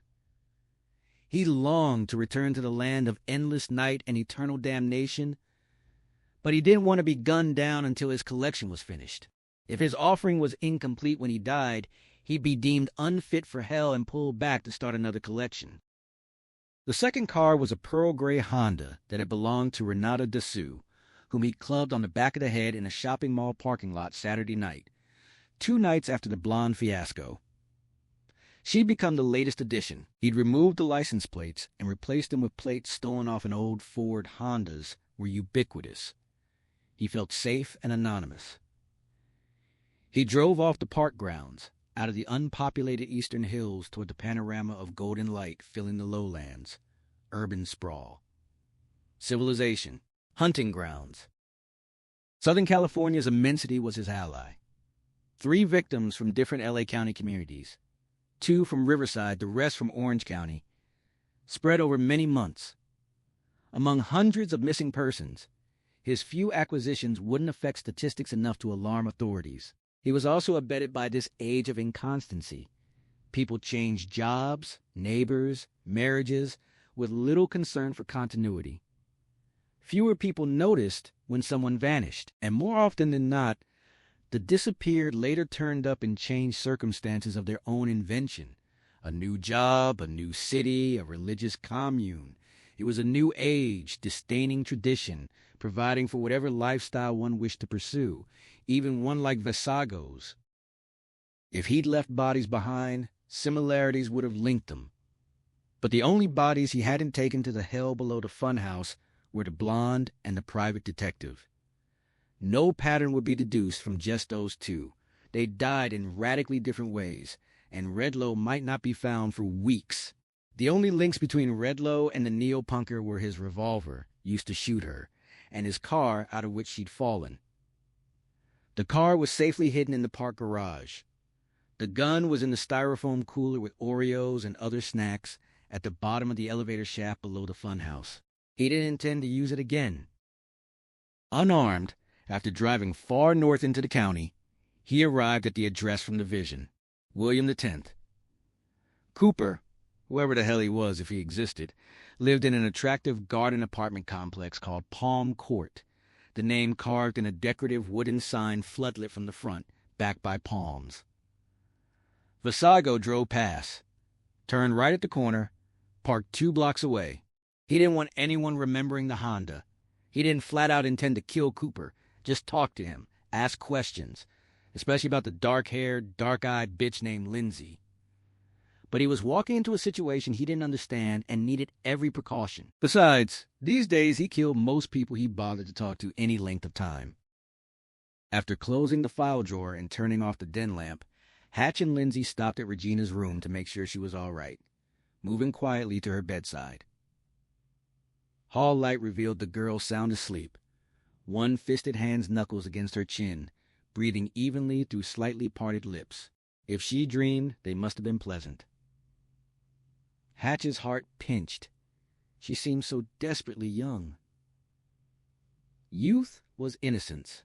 Having been raised under his father's hateful hand, he'd surrendered innocence early in return for an intuitive grasp of aberrant psychology that let him survive in a home where anger and brutal discipline were rewards for innocent mistakes. He knew Regina couldn't be as tender as she looked. Life had given her reasons to develop thick skin and an armored heart. But both were vulnerable, child and man. If given a choice between her infirmities and whatever damage had been done to his brain, he'd choose her physical impairments without hesitation. After recent experiences, the inexplicable escalation of his anger into blind rage, he didn't feel entirely in control. And from the time he'd been a small boy, with his father's terrifying example shaping his fears, he'd feared nothing half as much as being out of control. He promised the sleeping child he would not fail her. He looked at Lindsay, to whom he owed both his lives before and after dying, and silently made the same promise. He wondered if they were promises he could keep. Later, in their own room with the lights out, lying on separate halves of the bed, Lindsay said the rest of the test results should be back to Newbern tomorrow. Hatch had spent most of Saturday at the hospital, giving blood and urine samples, submitting to x-rays and sonograms, hooked up to more electrodes than Frankenstein's creature. When he'd spoken to Newbern today, everything was looking good. He was sure the rest would come in negative, too. Whatever was happening had nothing to do with mental or physical damage from the accident or from being dead. He was healthy. Okay, she hoped so. He insisted he was just fine. Did he really think so? Yes. He wondered how he could lie so smoothly. Maybe because the lie wasn't meant to hurt, merely to soothe her so she could sleep. She said she loved him. He said it back. Within minutes, shortly before midnight, she was asleep, snoring softly. Hatch couldn't sleep, worrying about what he might learn of his future, or lack of it, tomorrow. He suspected Newbern would be gray-faced and grim, bearing news of some meaningful shadow in one lobe of his brain or another. A patch of dead cells, lesion, cyst, tumor, something deadly, inoperable, certain to get worse. His confidence had been increasing slowly since Thursday night and Friday morning, when he dreamed of the blonde's murder and later followed the killer's trail to the Route 133 off-ramp. The weekend had been uneventful. The day just passed, enlivened and uplifted by Regina's arrival, had been delightful. Then he'd seen the newspaper piece about Cooper and lost control. He hadn't told Lindsay about the stranger's reflection in the den mirror. He couldn't pretend he'd been sleepwalking or half dreaming. He'd been wide awake, which meant the image was an hallucination. A healthy, undamaged brain didn't hallucinate. He hadn't shared that terror because there would be fear enough to go around tomorrow. Unable to sleep, he thought about the newspaper story again, even though he didn't want to. He tried to direct his thoughts away from Cooper, but returned obsessively, like probing a sore tooth with his tongue. It almost seemed as if he were being forced to think about the truck driver, as if a giant mental magnet pulled his attention inexorably in that direction. Soon anger rose again. Worse, almost at once, it exploded into fury and a hunger for violence so intense he had to fist his hands, clench his teeth, and struggle to keep from letting loose a primal cry. From the mailboxes in the breezeway, Vasago learned William Cooper was in apartment 28. He followed the breezeway into a courtyard filled with palms and ficuses and too many landscape lights, climbed an exterior staircase to the second-floor balcony. No one in sight. Palm Court was silent, peaceful. A few minutes past midnight, lights were on in Cooper's apartment. He could hear a television turned low. Through the kitchen window's leveler blinds, slats not tightly closed, he saw only the low-wattage bulb in the range hood. Through the living room drapes, left not fully drawn, a man slumped in a big recliner with feet up, head tilted, facing the window, apparently asleep. A glass with an inch of golden liquid stood beside a half-empty Jack Daniels bottle. A bag of cheese puffs had been knocked off the table, bright orange contents scattered across bio-green carpet. Vasago scanned the balcony. Deserted. He tried sliding open the living room window, corroded or locked. He moved to the kitchen window, but stopped at the door, and, without real hope, tried it. Unlocked. He pushed it open, went inside, locked it behind him. The man in the recliner didn't stir as Vasago pulled the drapes shut across the big window. He moved cat-like through the bathroom and 2 bedrooms, one unfurnished, used for storage. The man was alone. On the bedroom dresser he spotted a wallet and keys. In the wallet, $58, which he took, and a driver's license in the name of William X. Cooper, photograph matching the man in the living room, a few years younger and not in a drunken stupor. He returned to the living room, intending to wake Cooper for an informative chat. "Who is Lindsay? Where does she live?" But as he approached the recliner, a current of anger shot through him, too sudden and causeless to be his own, as if he were a human radio receiving other people's emotions. The same anger that had struck him in the funhouse an hour ago. As before, he opened himself to it, amplified it with his own rage, wondering if he'd received visions. But this time, as he stood looking down at Cooper, the anger flared too abruptly into insensate fury. He'd lost control. From the table, he grabbed the Jack Daniels by the neck. Lying rigid in bed, hands fisted so tightly his blunt fingernails gouged painfully into his palms, Hatch had the crazy feeling his mind had been invaded. His flicker of anger had been like opening a door a hairline crack, wide enough for something on the other side to get a grip and tear it off its hinges. He felt something unnameable storming into him, a force without form or features, defined only by hatred and rage. Its fury was that of a hurricane, beyond human dimensions, and he knew he was too small a vessel to contain all the anger pumping into him. He felt as if he would explode, shatter like a crystal figurine. The half-full bottle whacked the sleeping man's head with impact almost as loud as a shotgun blast. Whiskey and sharp glass fragments showered up, rained down, splattered and clinked against the television, furniture, walls. The air filled with the velvety aroma of bourbon, underlaid by blood, the gashed side of Cooper's face bleeding copiously. He was no longer merely sleeping. He'd been hammered into a deeper level of unconsciousness. Vasago was left with just the bottleneck, terminating in 3 sharp glass spikes dripping bourbon like snake fangs glistening with venom. Shifting his grip, he raised the weapon above his head and brought it down with a fierce hiss, the glass serpent biting deep into Cooper's face. The volcanic wrath erupting into Hatch was unlike anything he'd ever experienced, far beyond any rage his father had achieved. Nothing he could have generated himself. The vessel would be dissolved by the substance it was required to contain. A high-pressure lava flow of anger gushed into him, so hot he wanted to scream, so white-hot he had no time. Consciousness burned away. He fell into mercifully dreamless darkness, where there was neither anger nor terror. Basago realized he was shouting with wordless, savage glee. After a dozen or 20 blows, the glass weapon had disintegrated. He finally dropped a short fragment still in his white-knuckled grip. Snarling, he threw himself against the Naugahyde recliner, tipping it over, rolling the dead man onto the bio-green carpet. He picked up the end table and pitched it into the television. Humphrey Bogart in a military courtroom, rolling ball bearings, talking about strawberries. The screen imploded. Bogart transformed into a shower of yellow sparks, igniting new fires of destructive frenzy. He kicked over a coffee table, tore 2K Mart prints off the walls, smashed the glass out of their frames, swept cheap ceramic knickknacks off the mantel. He would have liked to continue from one end of the apartment to the other, pulling dishes from cabinets, reducing glassware to shards, heaving food against walls, hammering furniture until everything was splintered. But a siren, distant, but drawing nearer, penetrated even through the mist of blood frenzy clouding his thoughts. He headed for the door, then swung away.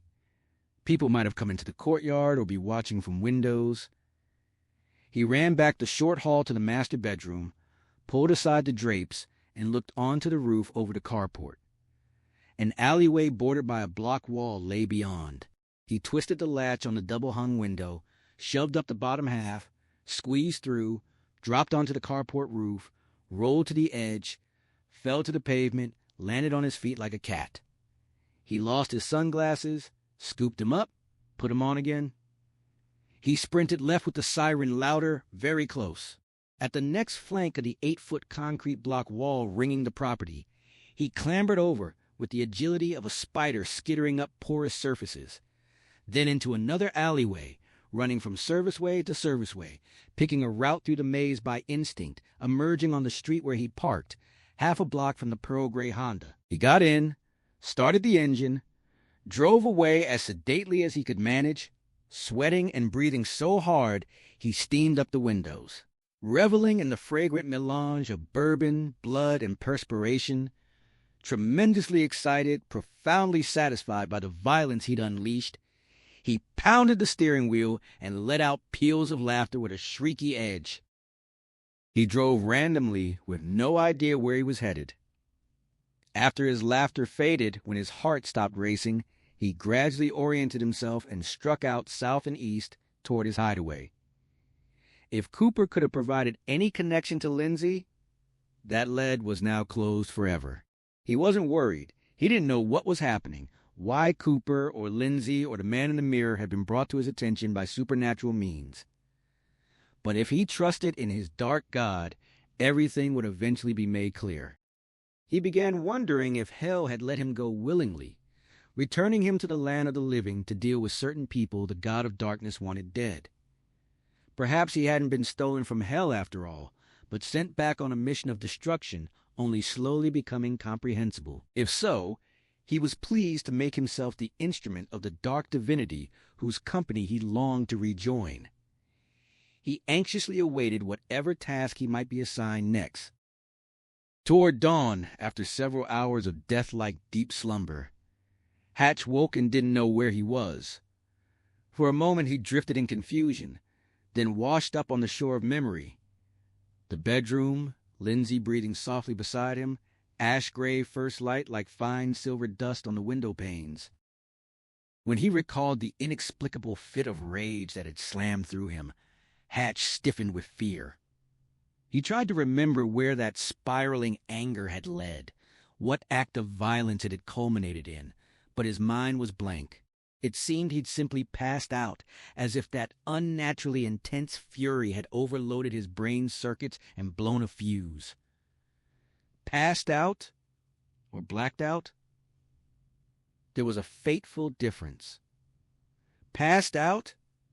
He might have been in bed all night, still as a stone. But if he'd blacked out, remaining conscious but unaware, in a psychotic fugue, God alone knew what he might have done. Suddenly he sensed Lindsay was in grave danger. Heart-hammering, he sat up and looked at her. Dawn light at the window was too soft to reveal her clearly, only a shadowy shape against the sheets. He reached for the bedside lamp switch, then hesitated, afraid of what he might see. He would never hurt Lindsay, he thought desperately.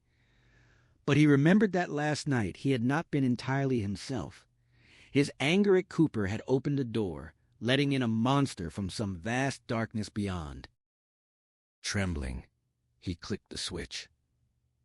In the lamplight, Lindsay was untouched, as fair as ever, sleeping with a peaceful smile. Greatly relieved, he switched off the lamp and thought of Regina. The engine of anxiety revved again. Ridiculous. He would no sooner harm Regina than Lindsay. She was a defenseless child. But he couldn't stop shaking, wondering. He slipped out of bed, picked up his bathrobe, and quietly left the room. Barefoot in the hall where skylights admitted pieces of the morning, he moved toward Regina's room. Swiftly at first, then more slowly, weighed down by dread as heavy as iron boots. He had a mental image of the flower-painted mahogany bed splashed with blood, sheets sodden and red. For some reason, the crazy notion that he would find the child with fragments of glass in her ravaged face, the weird specificity convinced him he'd done something unthinkable after blacking out. When he eased open the door, Regina was sleeping as peacefully as Lindsay, in the same posture from last night when they checked on her. No blood, no broken glass. Swallowing hard, he pulled the door shut and returned to the first skylight. He stood in the dim morning light, looking up through tinted glass at a sky of indeterminate hue, as if an explanation would suddenly be writ large across the heavens. No explanation came. He remained confused and anxious. At least Lindsay and Regina were fine, untouched by whatever presence he connected with. He was reminded of an old vampire movie where a wizened priest warned a young woman that the undead could enter only if she invited them. But they were cunning, capable of inducing even the wary to issue that mortal invitation. Somehow a bond existed between Hatch and the psychotic who'd killed Lisa. By failing to repress his anger at Cooper, he'd strengthened that bond. His anger was the key that opened the door. When he indulged in anger, he was issuing an invitation.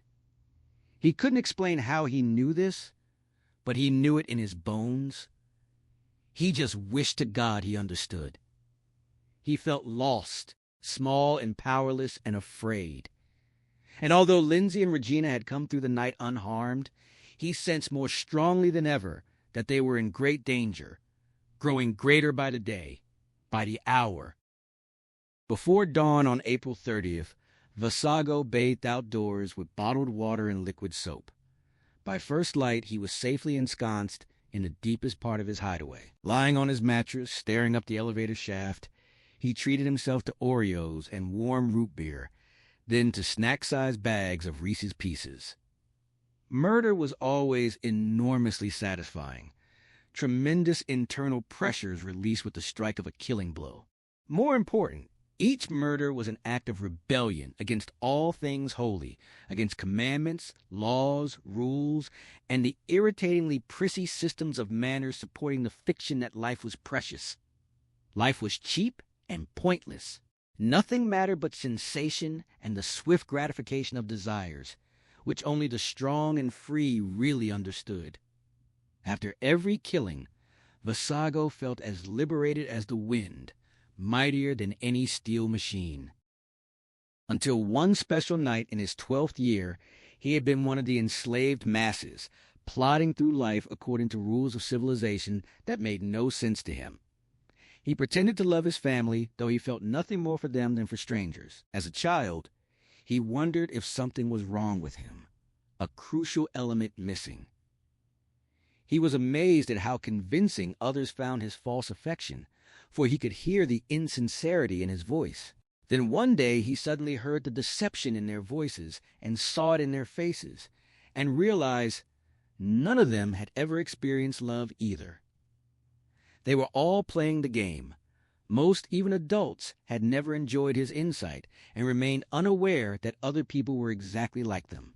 Each person thought he was unique, that something was missing in him, and that he must play the game well or be uncovered as less than human.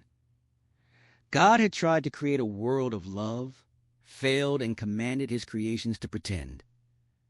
Perceiving that truth, Vasago took his first step toward freedom. Then one summer night when he was 12, he finally understood that to be truly free he had to act upon his understanding. Live differently, with his own pleasure as the only consideration. That night he learned that the ability to kill without compunction was the purest form of power, and that the exercise of power was the greatest pleasure of them all. Before he died and came back and chose the name of the demon Prince Vasago, he had answered to Jeremy. His best friend was Todd Letterbeck, son of Dr. Sam Letterbeck, a gynecologist Jeremy called the Crack Quack when he wanted to rag Todd. On that early June morning, Mrs. Letterbeck had taken Jeremy and Todd to Fantasy World, a lavish amusement park in the hills east of San Juan Capistrano, built with Japanese money, rumors of mafia involvement, but cool atmosphere, radical rides, deliriously junky junk food. Todd wanted to spend his 12th birthday there, free of parental control, and Todd usually got what he wanted because he was a good kid who knew exactly how to play the game. Mrs. Letterbeck left him at the front gate, shouting she'd picked him up at 10 o'clock sharp. After getting their tickets, Todd asked what he wanted to do first. Ride the Scorpion? Yeah. Bang! They were off toward the north end where the track rose in sweet, undulant terror. The park wasn't crowded yet. Their tennis shoes pounded on blacktop, each slap a shout of freedom.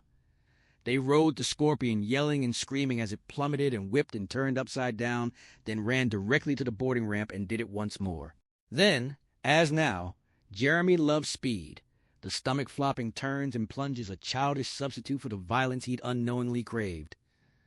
After 2 rides, he was in a terrific mood. But Todd tainted the day as they came down the exit ramp, throwing one arm around Jeremy's shoulders, saying this was going to be the greatest birthday anyone ever had, just the two of them. The camaraderie was totally fake. Deception, fraud. Jeremy hated all that phony baloney crap, but Todd was full of it. Best friends, blood brothers, you and me against the world. Jeremy wasn't sure what rubbed him rawest. That Todd jibed him about being good buddies and seemed to think Jeremy was taken in, or that sometimes Todd seemed dumb enough to be suckered by his own con. Recently, Jeremy had begun to suspect that some people played the game so well they didn't realize it was a game. Todd was looking more and more like one of those hopeless jerks. Being best friends was just a way to get a guy to do things for you. Friendship was also a mutual defense arrangement, joining forces against mobs who just as soon smash your face and take whatever they wanted. Everyone knew that's all friendship was, but no one ever talked truthfully about it, least of all Todd. Later, on their way from the haunted house to Swamp Creature, they stopped at a stand selling blocks of ice cream dipped in chocolate and rolled in crushed nuts. They sat under a red umbrella against a backdrop of acacias and waterfalls, chomping down. Everything was fine at first, but then Todd had to spoil it. He said it was great coming to the park without grown-ups. You could eat ice cream before lunch, for lunch, after lunch, and nobody whined at you about spoiling your appetite or getting sick. Jeremy agreed it was great. Todd suggested they sit and eat ice cream till they puked. Jeremy liked that, but added they shouldn't waste it. They should be sure to puke on somebody. Todd got the drift immediately, saying on somebody who deserved it, somebody really puke-worthy. Jeremy pointed to 2 pretty teenage girls passing by in white shorts and bright blouses. So sure of their cuteness you wanted to puke on them, even with only dry heaves. Todd pointed to an elderly couple buying ice cream. Jeremy vetoed them. They already looked like they'd been puked on. Todd laughed so hard he choked on his ice cream. In some ways, Todd was all right. Todd made a joke about whose nuts they crushed to put on the ice cream. Yeah, Todd was all right in some ways, but just when they were laughing loudest, Todd swatted him alongside the head and said they'd be tight forever, friends till they fed him to the worms. He really believed it. He'd conned himself. So stupidly sincere, he made Jeremy want to puke on him. Instead, Jeremy asked if Todd was going to try to kiss him on the lips. Todd grinned, not picking up on the hostility, and they traded insults. They kept ragging each other all the way to Swamp Creature. For a while, Todd was wild and fun to be around. Later, after Space Battle, Todd started calling them the two best rocket jockeys in the universe, which half embarrassed Jeremy because it was so stupid and juvenile, and irritated him because it was just another way of saying they were buddies. On the Scorpion, Todd would say it was just a Sunday drive to the two best rocket jockeys.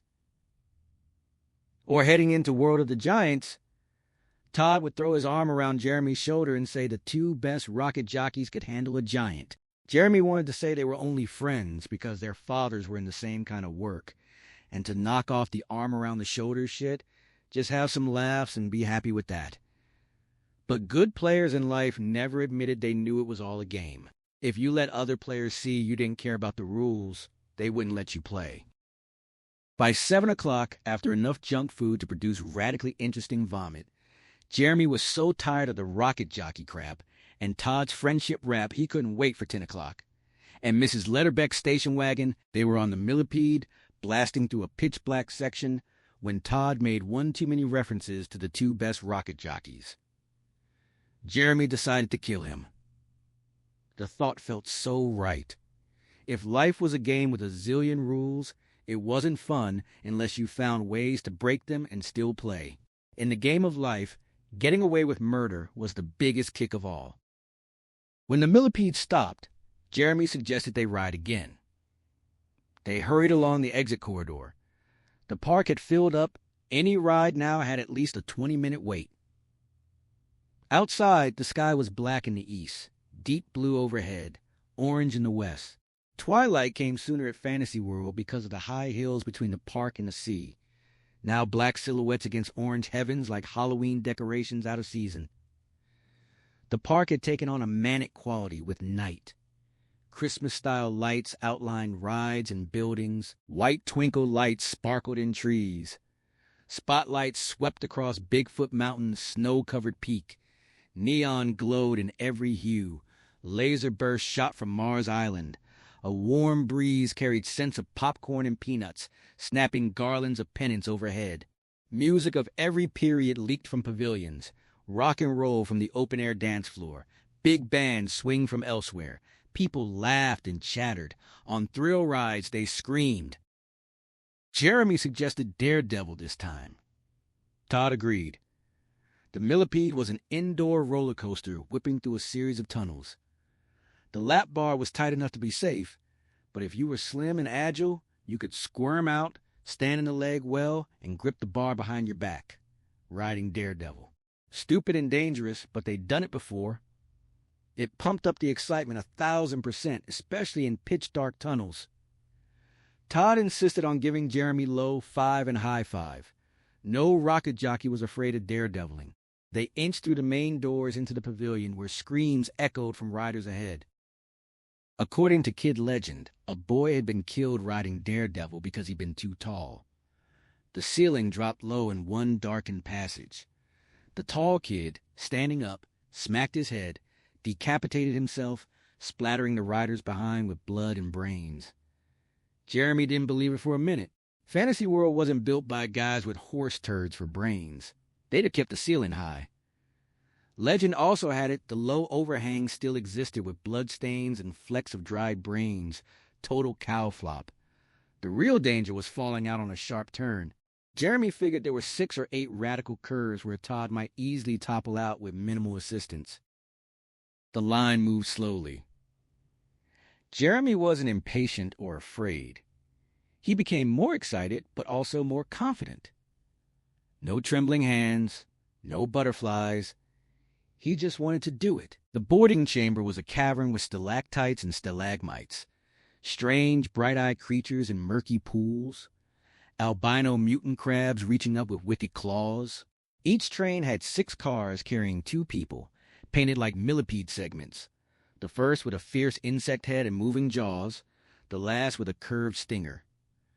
2 trains boarded at once, computer-controlled to prevent crashes. Jeremy and Todd were among 12 sent to the first train. Todd wanted the front car but didn't get it. That was the best daredevil position. Everything happened to them first, and it was a perfect platform for exhibitionism. With the front claimed, they raced for the 6th. Being last was next best because squeals from riders ahead raised adrenaline. Being in the middle didn't go with daredevil. Lap bars descended automatically. An attendant inspected to be sure restraints locked. Jeremy was relieved they hadn't gotten the front. 10 witnesses behind them. In the unlit tunnel sections, he couldn't see his own hand an inch away, so no one would see him push Todd out. But this was a big violation, and he didn't want to take chances. Now potential witnesses were safely in front, staring straight ahead, unable to glance back, because every seat had a high back to prevent whiplash. The train launched from the boarding station, not with the usual jerky start, but a single, deafening blast of compressed air, like a bullet from a barrel. They were pinned to their seats, flashing past the operator into the tunnel's black mouth. Total darkness. Jeremy was only 12, not dead, not returned from hell, just as blind as anyone else as Todd. They slammed through doors and up a steep, well-lit incline, slowing to a crawl. Men-sized pale slugs reared up on both sides, shrieking through round mouths full of whirling, garbage disposal teeth. Other mechanical monsters gibbered from the fake rock, all slimy, all glowing or blind. The kind of things you'd imagine living miles under the earth if you knew no science at all. This first slope was the only place for a safe escape. Jeremy twisted and wriggled over the lap bar. Todd didn't move. Todd warned that getting caught would get them kicked out of the park. Jeremy dismissed the fear. Beyond the ride's final dark tunnel, a kid could scramble back into place. Jeremy was certain he could do it. Todd by then would be dead. Nothing to worry about ever again. As the train neared the halfway point, Todd objected that he didn't want to be kicked out. It had been a neat day, and they still had hours before his mom came. Jeremy taunted him, suggesting he join a homemaking club instead. Todd fired back an insult. Jeremy ignored it, extracting both legs and crouching on the seat, needling Todd further. Todd called him a creepazoid. The train strained upward with the hard, heart-pumping clatter of roller coasters. Jeremy scrambled over the bar, stood facing forward in the front. And looked back scornfully. He had already decided to kill Todd. If not today at Fantasy World on Todd's 12th birthday, then somewhere else. Just anticipating it was like that ketchup commercial, anticipation. Todd insisted he wasn't afraid, just didn't want to spoil the day. Jeremy delivered one more insult, calling his bravery into question. That landed hard. Todd's broad face showed hurt and a surprising desperation. Maybe Todd clung to the idea of friendship as the only thing that made the brutal game of life tolerable. Alone, his bowels quivered. Todd's indecision broke. He wriggled furiously, eeling over the bar, catching his foot. Jeremy grabbed him, hauling him back. A fall here would only mean bruises. Then they stood side by side, feet planted wide, leaning back against the restraint, hands locked on the bar behind them, grinning. The train reached the top, slammed through doors into another lightless tunnel, the track flat just long enough to crank tension higher. Anticipation. Then the front car tipped over the brink. Screams in the darkness. Car after car followed. They shouted together, "Rocket jockeys!" The plunge built speed instantly. Wind whipped their hair. A swooping turn, a little upgrade to toss the stomach. Another turn, the cars tipping onto their sides. Faster, faster, then a straightaway and another incline slowing toward the top. Anticipation. Over the edge and down so hard and fast that Jeremy felt his stomach fall out, leaving a hole inside him. The loop-de-loop turned them upside down. He pressed his feet to the floor, gripping the bar as if to fuse flesh with steel, terrified he'd fall out despite knowing centripetal force would hold him. Emotion always outweighed knowledge. Then they banged through doors onto a second lighted incline. He looked at Todd. The rocket jockey was a little green. Todd shouted that no more loops remained, the worst behind them. Jeremy laughed, thinking, the worst is still ahead for you. Anticipation. Todd laughed too, for different reasons. At the top of the second incline, they pushed through a third set of doors into grave darkness. Jeremy thrilled because Todd had just seen the last light of his life. The train snapped and swooped, rolling onto its side in corkscrew turns. Through it all, Jeremy felt Todd beside him, bare arms brushing, shoulders bumping. Every contact sent intense pleasure through him, standing his hair on end, pebbling his skin.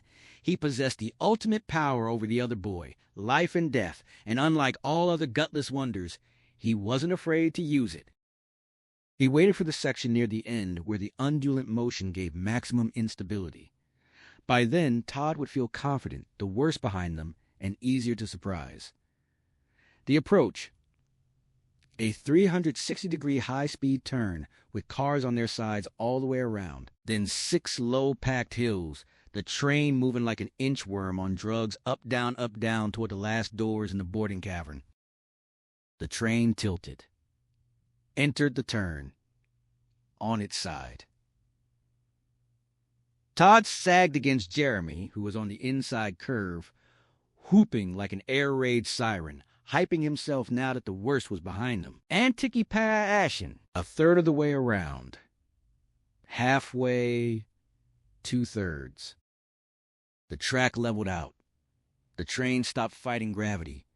With a suddenness that stole Jeremy's breath, it hit the first of the 6 hills and shot upward. He let go of the lap bar with his right hand, the one farthest from Todd. The train swooped down. He made a fist. The train dropped, then swooped upward again. Jeremy swung a roundhouse fist. Instinct found Todd's face. The train dropped. His fist smashed home. Todd's nose split. The train shot upward with Todd screaming into the general chaos of other passengers' screams. For a split second, Todd would likely think he'd hit the legendary decapitating overhang. Panic would make him let go of the lap bar. That was Jeremy's hope. So as the train started down the 3rd hill, Jeremy let go too and threw himself against his best friend, grabbing, lifting, shoving. Todd tried for a fistful of hair. Jeremy shook his head furiously, shoved harder, took a kick to the hip. The train shot up the 4th hill. Todd went over the edge into darkness, like dropping into deep space. Jeremy started to topple, grabbed frantically for the lap bar in the seamless blackness, found it, held on. Down the 4th hill. Jeremy thought he heard one last scream, then a solid thunk as Todd hit the tunnel wall and bounced back onto the tracks behind the train, though that might have been imagination. Up the 5th hill with a rollicking motion that made Jeremy want to vomit. Todd was either dead back there or stunned, half conscious, trying to get up. Down the 5th hill. Jeremy whipped back and forth, almost lost his grip, then soared again up the 6th and final hill. If Todd wasn't dead yet, he might just be realizing another train was coming. Down the 6th hill, onto the last straightaway. On stable ground now, Jeremy scrambled back across the restraint bar and wriggled under it. Left leg, then right. The last doors rushed toward them in the dark. Beyond. Light the main cavern, attendants who would see he'd been daredevil riding. He squirmed frantically to get his hips through the gap, easier than getting out had been. They hit the doors, wham, and coasted toward the disembarkation platform. People jammed the boarding platform, many looking back at the train. For a moment, Jeremy expected them to point and cry, "Murderer!" The train stopped. Red emergency lights blinked on across the cavern. A computerized alarm voice echoed from speakers. "Emergency stop. Remain seated. Wait for attendants." The lap bar released automatically. Jeremy stood on the seat, grabbed a handrail, and pulled himself onto the platform. From there, he looked back toward the tunnel. He saw another train pushing through the swinging doors, no longer moving fast or smoothly, shuddering, trying to jump the track. With a jolt, he saw what was jamming the front wheels and forcing the front car off the rails. Others saw it too and began screaming, not carnival screams, but screams of horror. The train rocked and stopped far short of the platform. Something dangled from the fierce mouth of the insect head protruding from the first car, snared in jagged mandibles. The rest of the old rocket jockey. A nice, bite-sized piece for a monster bug that size.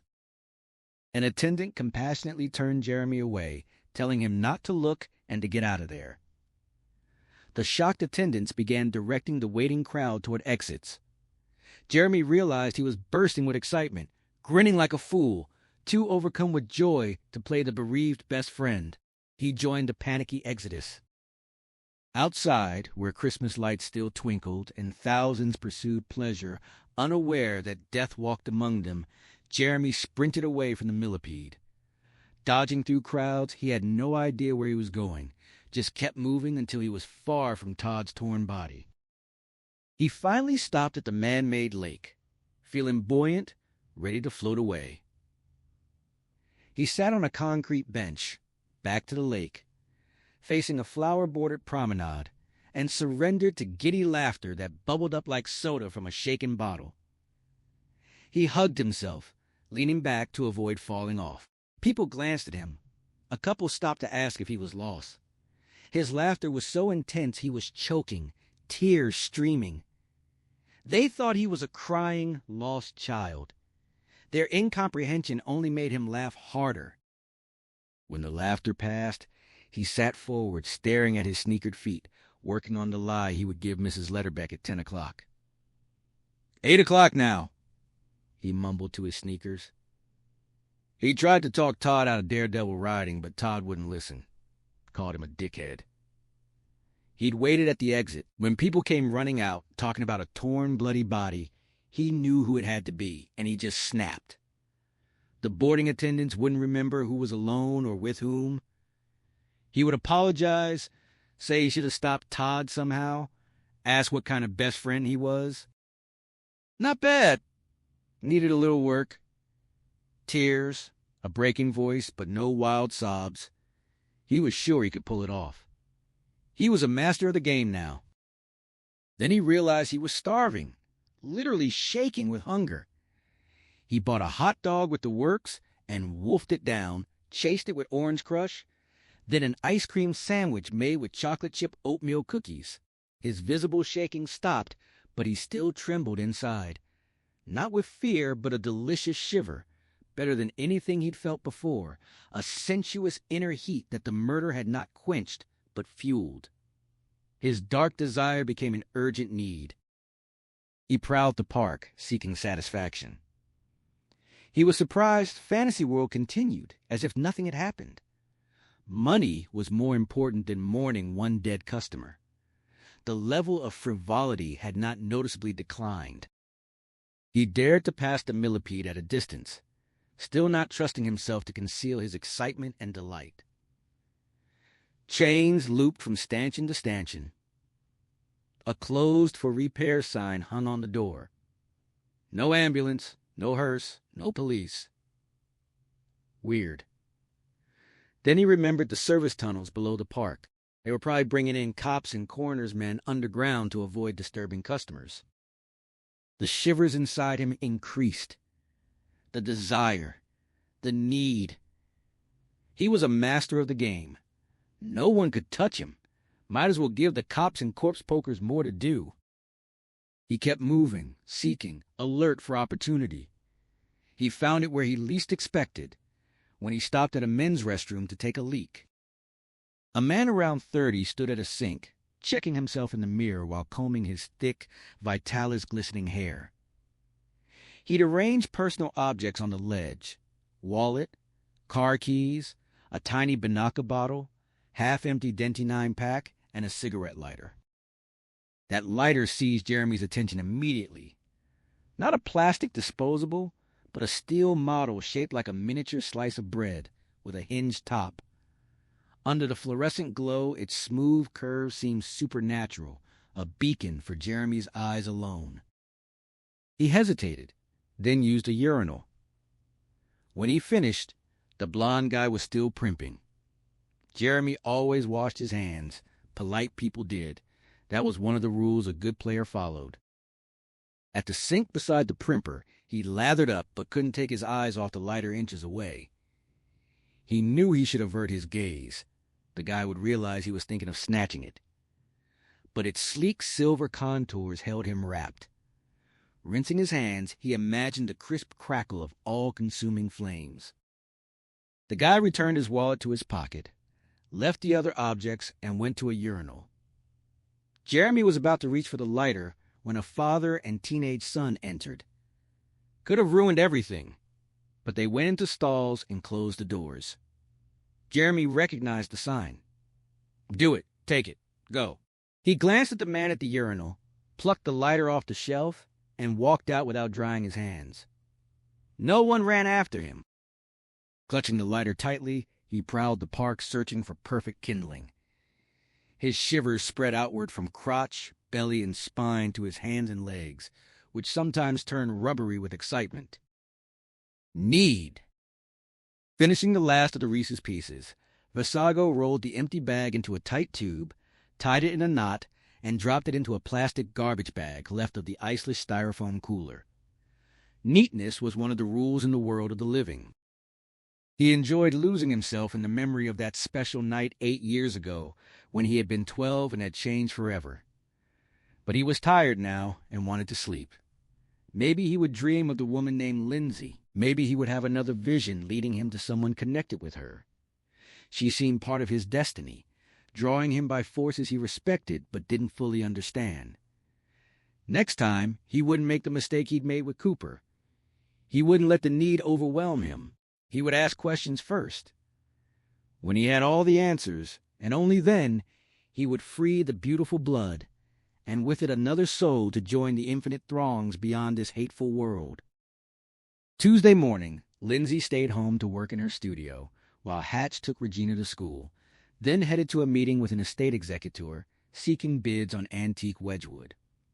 After lunch, he had an appointment with Dr. Nieburn to learn test results.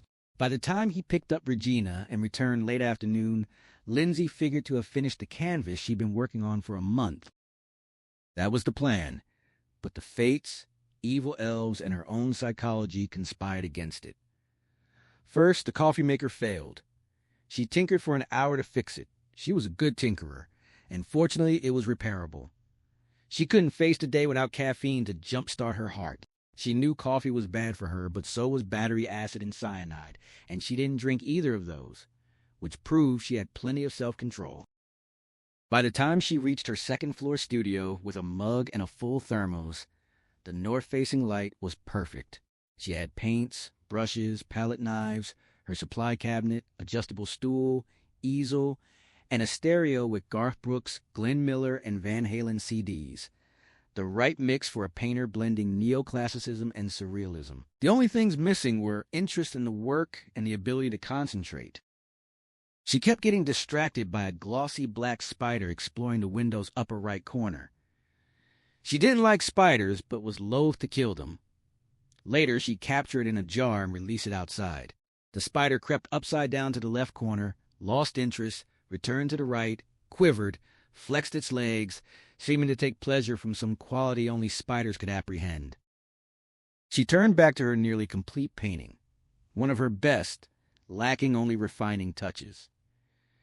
But she hesitated to open paints and pick up a brush because she was as devoted a worrier as she was an artist. Anxious about Hatch's health, physical and mental, apprehensive about the strange man who'd killed the blonde, and the eerie connection between that predator and her hatch. Like most people, Lindsay considered psychics good for spooky movies, but charlatans in real life. Yet she'd been quick to suggest clairvoyance as an explanation for what was happening to Hatch. Now, staring frustratedly at the unfinished canvas, she realized why she'd become such an earnest advocate of psychic power on Friday. If Hatch had become psychic, eventually he'd receive impressions from all sorts of people, and his link to the murderer wouldn't be unique. But if he wasn't psychic, if the bond was more profound and stranger than random clairvoyant reception, as he insisted, then they were hip-deep into the unknown, and the unknown was far scarier than something you could describe and define. Besides, if the link was more mysterious and intimate than psychic reception, the consequences for Hatch might be psychologically disastrous. What mental trauma might come from being even briefly inside a ruthless killer's mind? Could the virus of madness creep across the ether and infect him? No, ridiculous. Not her husband. He was reliable, level-headed, mellow, as sane as any who walked the earth. She remembered Hatch's anger last night when he'd seen the newspaper story about Cooper, the hardness of rage in his face, the unsettling, fevered look in his eyes. She'd never seen Hatch like that. His father, yes, but never him. Maybe what she'd seen was the killer's rage leaking back along the link. No, she had nothing to fear from Hatch. He was the best man she'd ever met. Such a deep well of goodness that all the killer's madness could be dropped into him, diluted until it was without effect. The spider spewed glistening filament, claiming the corner for its lair. Lindsay took a magnifying glass from her equipment cabinet and observed it more closely. Its spindly legs were prickled with hundreds of fine hairs invisible without the lens. Its horrid, multifaceted eyes looked everywhere at once. Its ragged maw worked continuously in anticipation of the first living fly to become stuck in the trap it was weaving. Though she understood it was part of nature and therefore not evil, the thing revolted her. The part of nature having to do with hunting and killing, with things that fed eagerly on the living. She put the magnifying glass on the windowsill and went downstairs to get a jar from the pantry. She wanted to capture the spider and get it out before it was more securely settled. At the foot of the stairs, she glanced at the window beside the front door and saw the postman's car. She collected the mail, a few bills, 2 catalogs, and the latest Arts American. In the mood to seize any excuse not to work, unusual for her because she loved her work. She quite forgot the jar. She took the mail back to her studio, settled into the old armchair with fresh coffee and Arts American.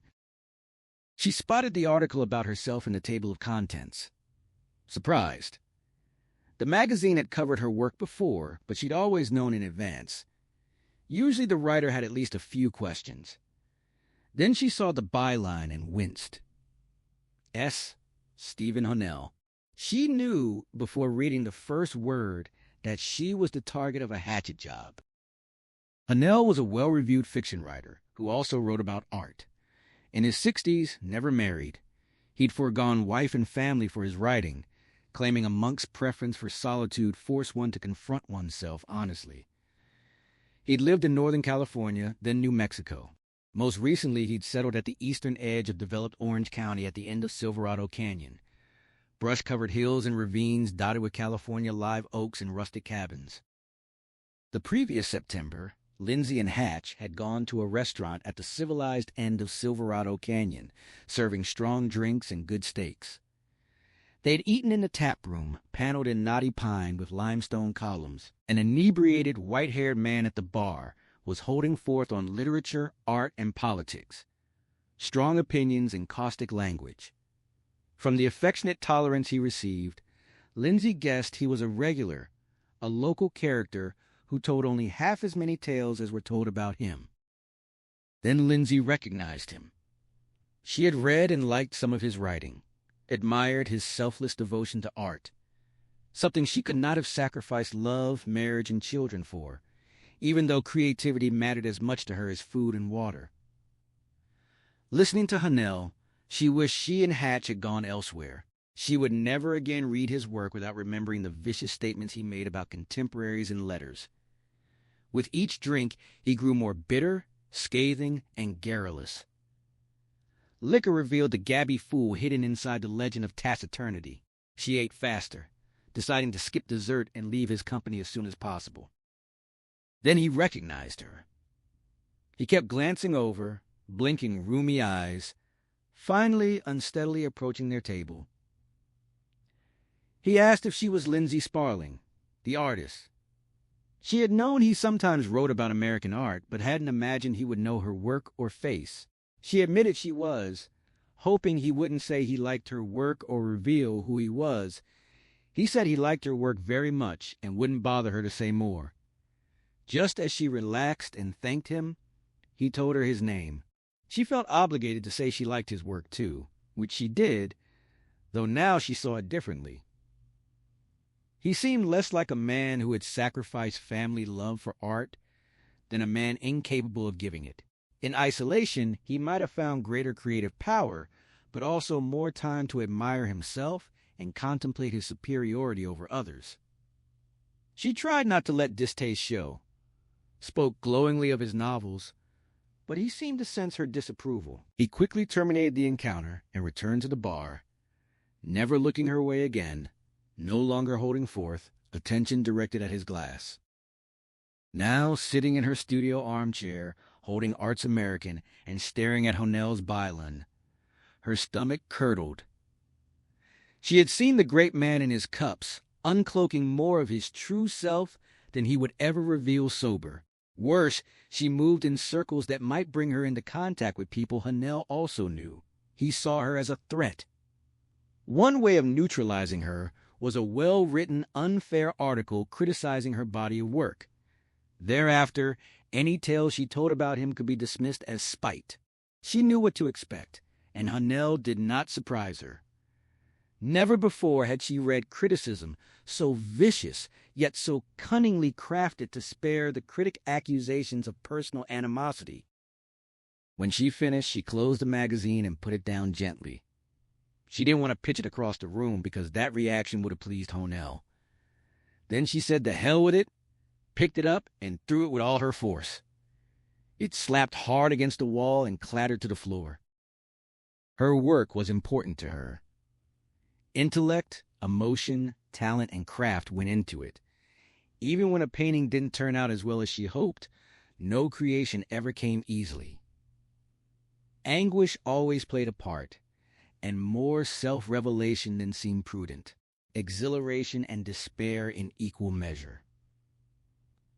A critic had every right to dislike an artist based on thoughtful consideration and understanding of what the artist was trying to achieve. But this was sick invective. Bile, he had shit on her work. Filled with anger's energy, she paced. By surrendering to anger, she was letting Hanel win, the response he had hoped to extract. But she couldn't help it. She wished Hatch was there to share her fury. He had a calming effect greater than a fifth of bourbon. Her pacing brought her to the window, where the fat black spider had constructed an elaborate web in the upper right-hand corner. Realizing she had forgotten to get a jar, she picked up the magnifying glass and examined the silken filigree glimmering with pastel mother-of-pearl iridescence. The trap was delicate, alluring, but the living loom that spun it was the essence of all predators, strong for its size, sleek and quick. Its bulbous body glistened like a drop of thick black blood, its rending mandibles working the air in anticipation of prey not yet snared. The spider and Stephen Hanel were of a kind utterly alien to her, beyond understanding no matter how long she observed them. Both spun webs in silence and isolation. Both brought viciousness into her house uninvited, one through words in a magazine, the other through a tiny crack in a window frame or door jamb. Both were poisonous, vile. She put down the magnifying glass. She could do nothing about Hanel, but she could deal with the spider. She snatched 2 Kleenex from atop her supply cabinet, and in one swift movement swept up the spinner and its web, crushing both. She threw the wad in the waste can. Though she usually captured spiders and kindly returned them outdoors, she had no compunction about how she'd handled this one. Indeed, if Hanel had been present when his hateful attack was still fresh, she might have been tempted to deal with him in some equally quick and violent manner. She returned to her stool, regarded the unfinished canvas, and was suddenly certain what refinements it required. She opened tubes of paint and set out brushes. This wasn't the first time she'd been motivated by an unjust blow or puerile insult, and she wondered how many artists of all kinds had produced their best work determined to rub it in the faces of naysayers. After 10 or 15 minutes of work, she was stricken by an unsettling thought. Hanel and the spider were not the only creatures who had invaded her home uninvited. The unknown killer in sunglasses had also invaded it, by feedback through the mysterious link between him and Hatch. What if he was as aware of Hatch as Hatch was of him? He might find a way to track Hatch down and invade their home for real, intending far more harm than either the spider or Hanel could ever accomplish. Previously, Hatch had visited Jonas Nieburn at Orange County General, but that Tuesday his appointment was at the medical building off Jamboree Road, where the physician operated his private practice. The waiting room was remarkable, not for its short-napped gray carpet and standard furniture, but for the artwork. High-quality antique oil paintings portraying religious scenes of a Catholic nature. The Passion of St. Jude, the Crucifixion, the Holy Mother, the Annunciation, the Resurrection, and more. The oddest thing wasn't the collection's value, but that a member of the medical profession, increasingly agnostic in recent decades, would choose such obvious denominational art that might offend non-Catholics or non-believers. When the nurse escorted Hatch out of the waiting room, he saw the collection continued along the hallways. Peculiar to see an oil of Jesus' agony in Gethsemane hung beside a scale and a chart listing ideal weight. After weighing in and having blood pressure and pulse taken, he waited for Nieburn in a small private room, sitting on an examination table covered by sanitary paper. On one wall hung an eye chart and an exquisite depiction of the Ascension, where the artist's skill with light made the scene three-dimensional, the figures almost alive.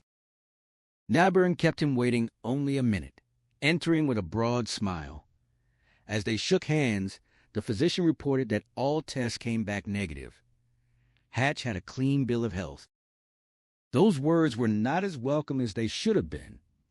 Hatch had been hoping for some finding pointing toward an understanding of his nightmares and his mystical connection with the man who killed the blonde punker. But the verdict didn't surprise him. The answers he sought were not going to be that easy to find. Nieburn said Hatch's nightmares were only that.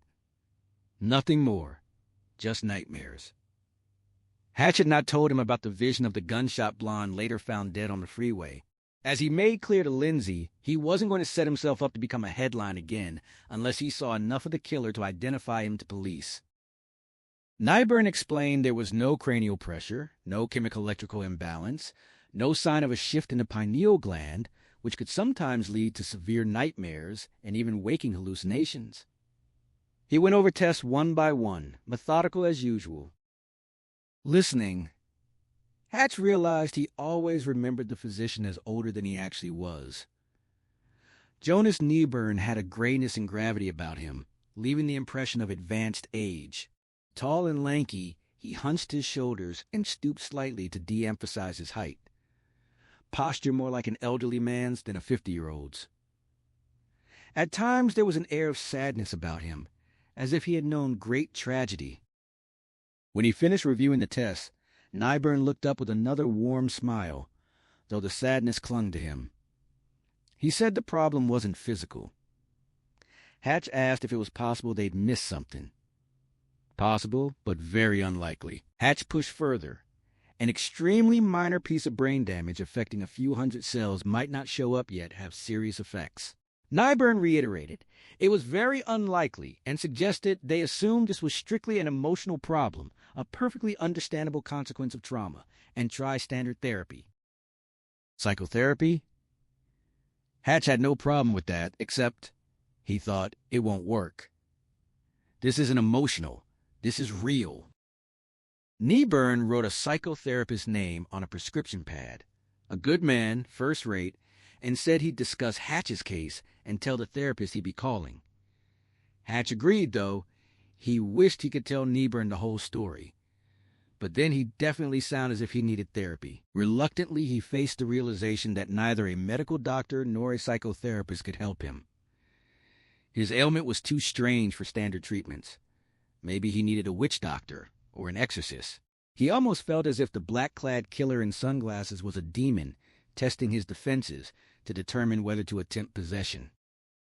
They chatted a couple of minutes about non-medical things. Then, as Hatch was getting up to go, he pointed to the painting of the Ascension and called it beautiful. Hatch thanked the doctor for the compliment about the painting, then noted it was Italian from the early 18th century. Nyburn confirmed both observations, expressed surprise that Hatch knew religious art, and admitted the whole collection was Italian from the same period, nearly complete, needing maybe 2 more pieces. Hatch stepped closer, remarking it was odd to see such art in a medical office. Nyburn agreed, explaining he didn't have enough wall space at home, where he was assembling a collection of modern religious art instead. He noted there wasn't much genuine modern religious art. Religious subject matter wasn't fashionable among truly talented artists, most of it done by hacks. But here and there, someone with genuine talent sought enlightenment along old paths, painting these subjects with a contemporary eye. He planned to move the modern collection to the office when he finished this one and disposed of it. Hatch asked if he was planning to sell. The doctor said no, he would donate it. This would be the 6th collection he put together over 20 years, then given away. Estimating the value, Hatch was astonished by the degree of philanthropy. He asked who the fortunate recipient was. Usually a Catholic university, though on 2 occasions another church institution. The surgeon stared at the Ascension, a distant gaze in his eyes, as if seeing something beyond the painting, beyond the wall, beyond the farthest horizon. Hatch called it very generous. Nyburn replied, it wasn't generosity, it was an act of atonement. Hatch asked what for. The doctor said he never talked about it.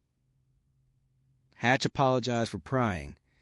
Then Nyburn wondered aloud if maybe it would do him good to talk about it. He repeated the word atonement. First for being the son of his father, later for being the father of his son. Hatch didn't see how either could be a sin, but waited. He felt like the party-goer in Coleridge's poem, waylaid by the ancient mariner, driven to impart a tale of terror lest he lose what little sanity he retained. Unblinking at the painting, Nyburn explained, when he was only 7, his father suffered a psychotic breakdown, shot and killed his mother and brother, wounded him and his sister, left them for dead, then killed himself. Hatch expressed his condolences, thinking of his own father's bottomless anger, but he still didn't understand the failure for which Nyburn needed to atone. Certain psychoses sometimes have a genetic cause, the doctor continued. When he saw signs of sociopathic behavior in his son at an early age, he should have known what was coming, should have prevented it somehow. But he couldn't face the truth. Too painful. Then 2 years ago, when the son was 18, he stabbed his sister to death. Then his mother. Hatch shuddered, started to touch the doctor's arm, then pulled back. Nyburn wasn't seeking sympathy or intimacy. He was terrifyingly self-contained. Talking because the time had come to examine the tragedy again, and he would have spoken to anyone there or to empty air itself. Then the son, Jeremy, took the same butcher knife into the garage, secured the handle in a vise on the workbench, stood on a stool, and fell forward, impaling himself. He bled to death. The physician's right hand was still at his breast pocket, but he no longer seemed like a man pledging truth. Instead, he reminded Hatch of a painting of Christ with the Sacred Heart revealed.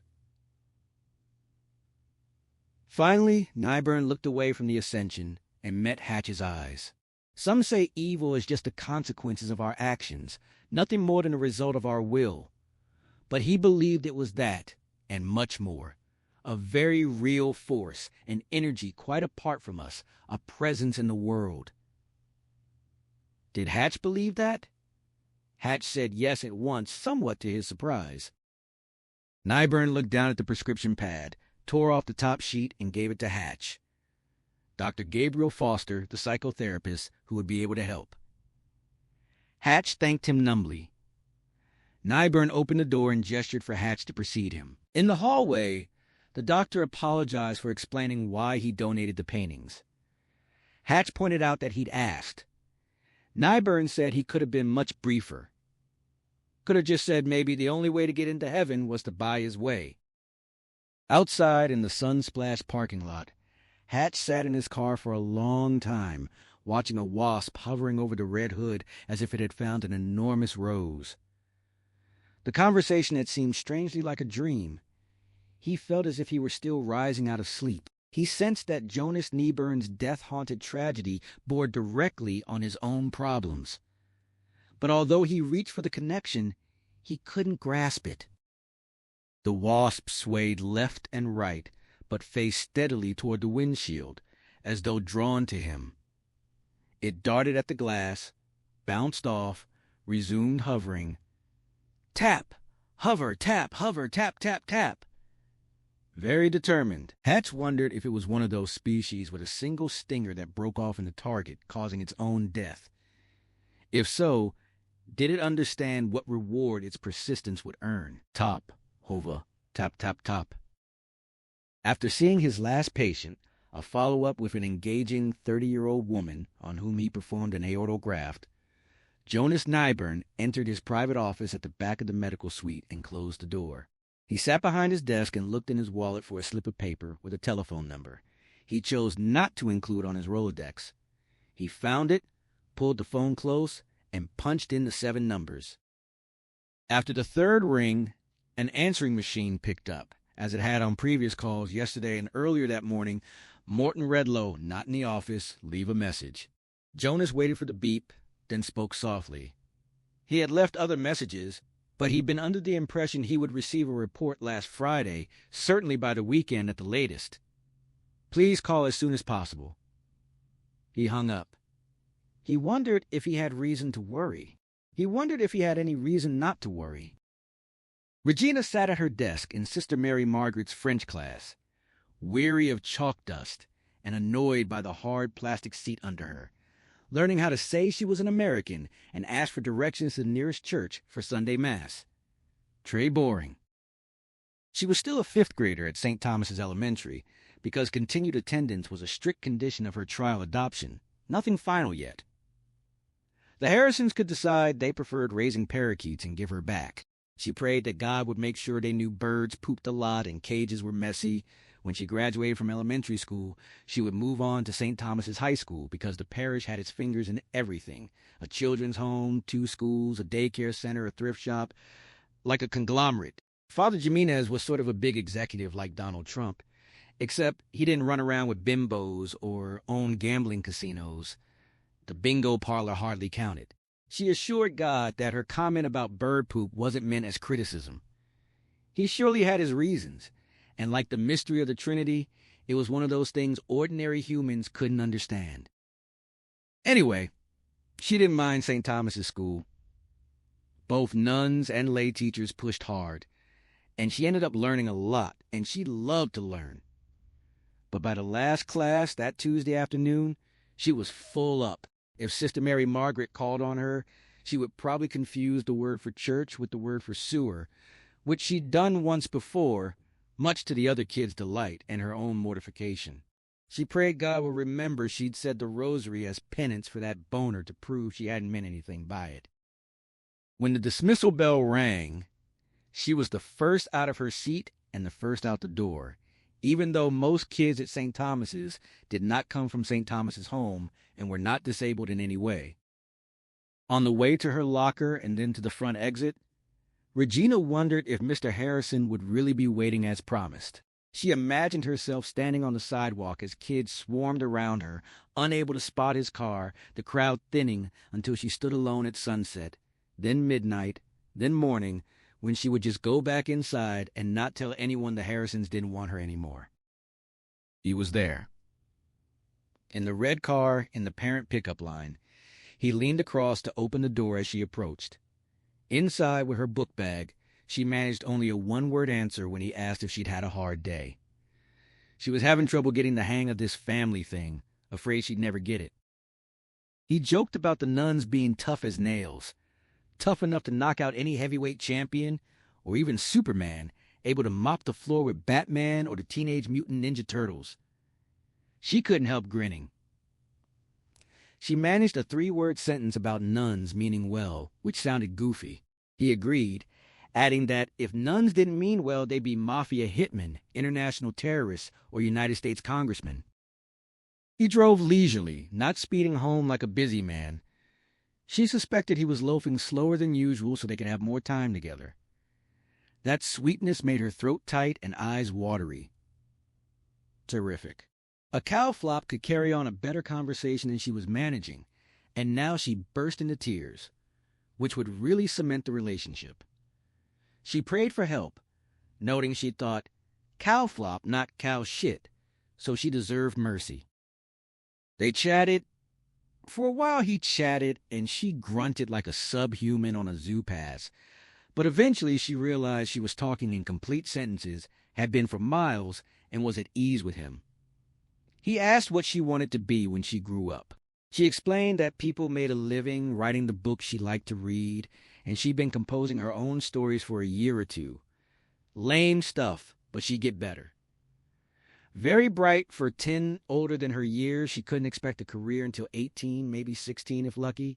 Christopher Pike started publishing at 17 or 18, maybe as old as 20, so she'd shoot for being the next him by 20. She had a notebook full of story ideas. Quite a few good when you crossed out embarrassingly childish ones, like The Intelligent Pig from Space. She was still talking about writing when they pulled into the driveway, and he actually seemed interested. She figured she might get the hang of this family thing yet. Vasago dreamed of fire. The cigarette lighter cover flipped open in the dark, the dry rasp of the striker wheel, a spark, a young girl's white summer dress flowering into flames, the haunted house ablaze, screams as spooky darkness dissolved under licking orange light. Todd Letterbeck dead in the millipede cavern, and now the house of plastic skeletons and rubber ghouls filled with real terror and pungent death. He had dreamed that fire countless times since Todd's 12th birthday, always the most beautiful of all phantasms behind his eyes in sleep. But this time, strange faces appeared in the flames. The red car again. A solemnly beautiful auburn-haired child with large gray eyes too old for her face. A small hand cruelly bent with missing fingers. A name echoing through the melting shadows. Regina. The visit to Nyburn's office had depressed Hatch. The test revealed nothing about his strange experiences, and he glimpsed the physician's own troubled life. But Regina was medicine for melancholy. Life hadn't beaten her down an inch. From car to front door, she moved more easily than at Gugilio's office, though the leg brace gave her a measured gait. A bright yellow and blue butterfly fluttered inches from her head, as if it knew her spirit was beautiful and buoyant. She thanked Mr. Harrison for picking her up. He replied with equal gravity. He sensed her formality was partly fear of getting too close and being rejected again, and partly fear of doing the wrong thing and destroying her prospects. At the front door, he teased that either Lindsay or he would be at school every day unless she had a driver's license. She asked if he was teasing. He admitted he was. She blushed, unsure if being teased was good or bad, wondering if he thought she was cute or hopelessly stupid. Throughout the drive, Hatch saw she suffered from self-doubt. She thought she concealed, but which was evident in her expressive face. Each time he sensed a crack in her confidence, he wanted to hug her tight. Which would be wrong, because she'd be appalled he could see her turmoil. She prided herself on toughness, projecting that image as armor. He hoped she didn't mind teasing. That was just him. He could check into Teasers Anonymous, but they beat you with rubber hoses and made you eat lima beans.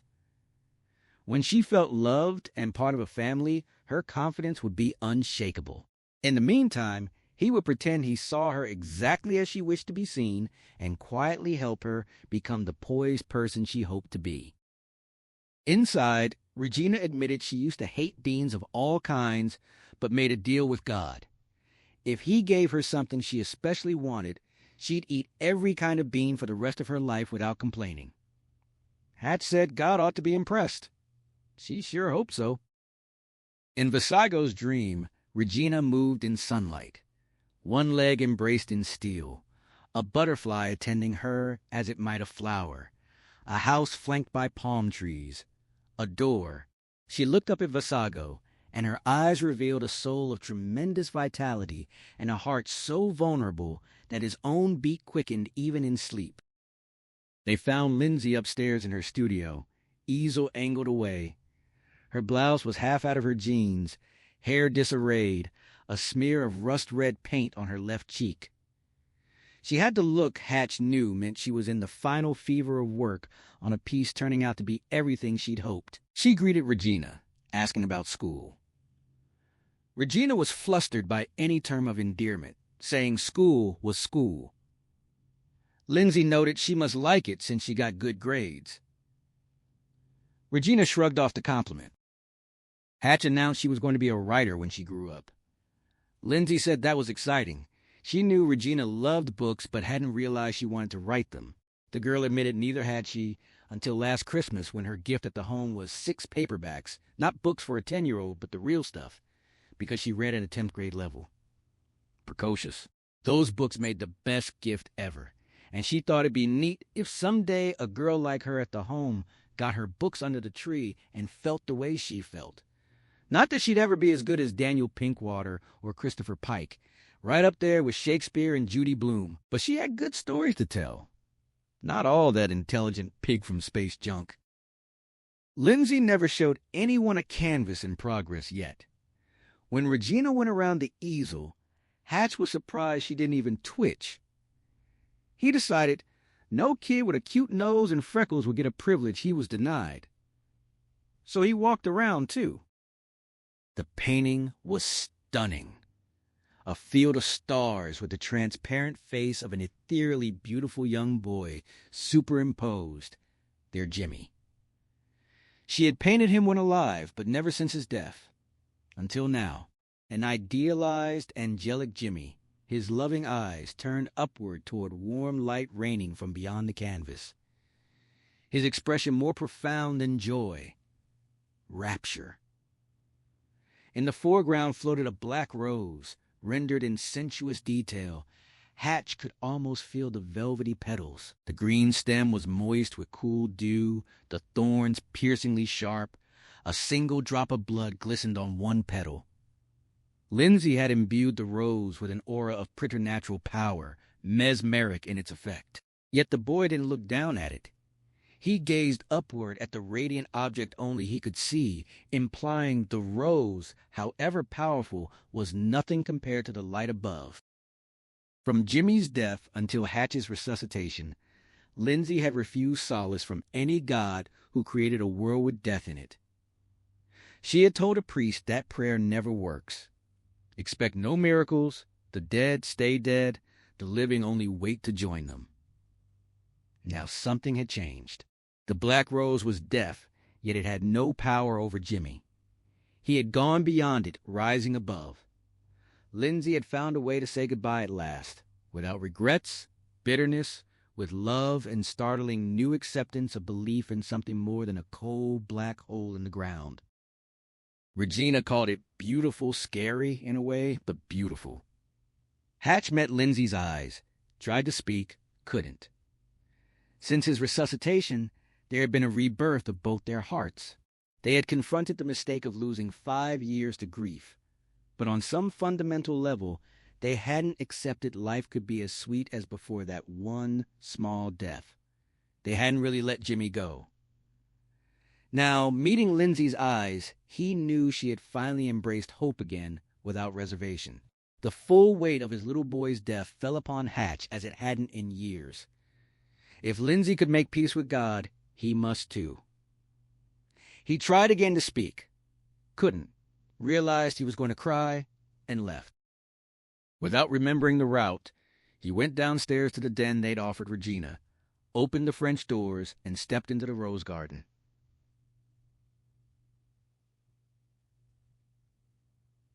In the warm, late-afternoon sun, roses were red, white, yellow, pink, peach, none black.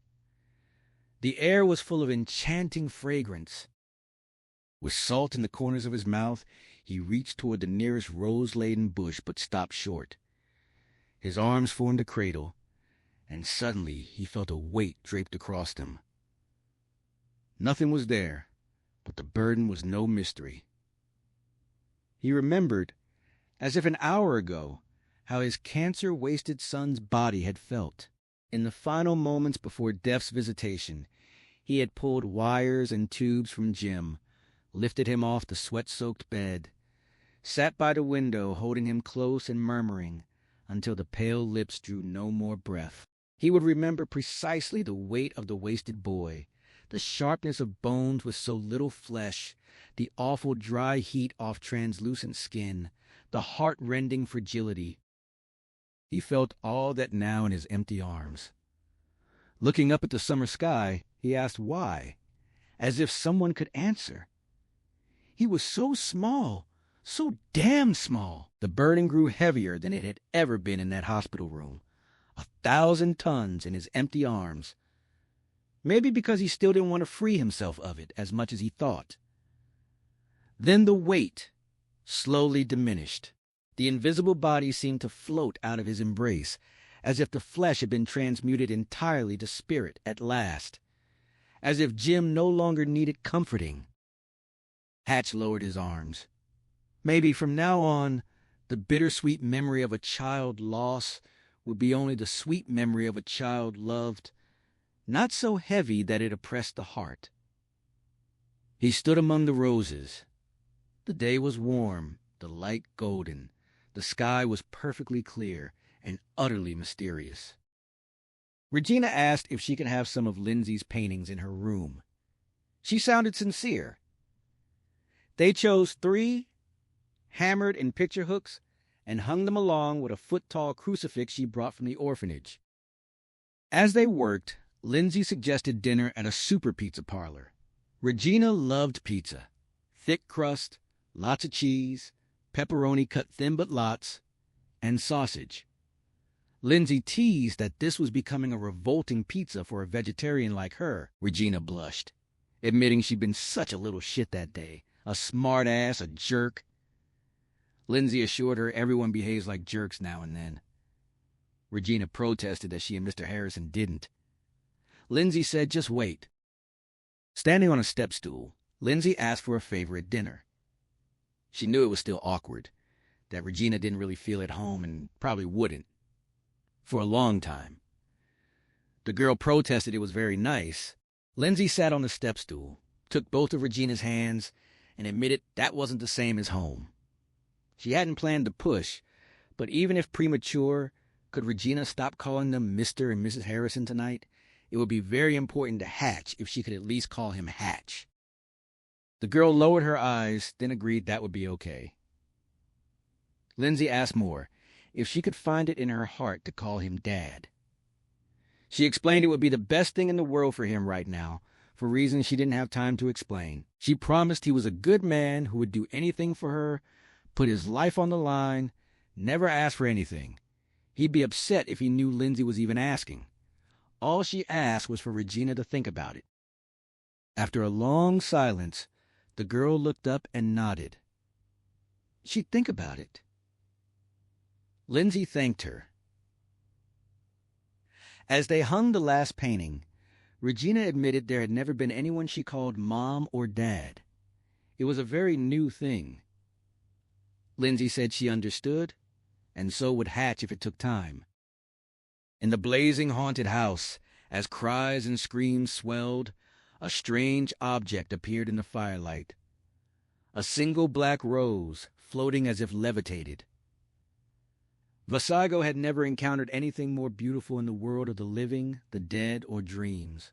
Its petals were smooth and soft as swatches of night sky unspoiled by stars. The thorns were exquisitely sharp, needles of glass.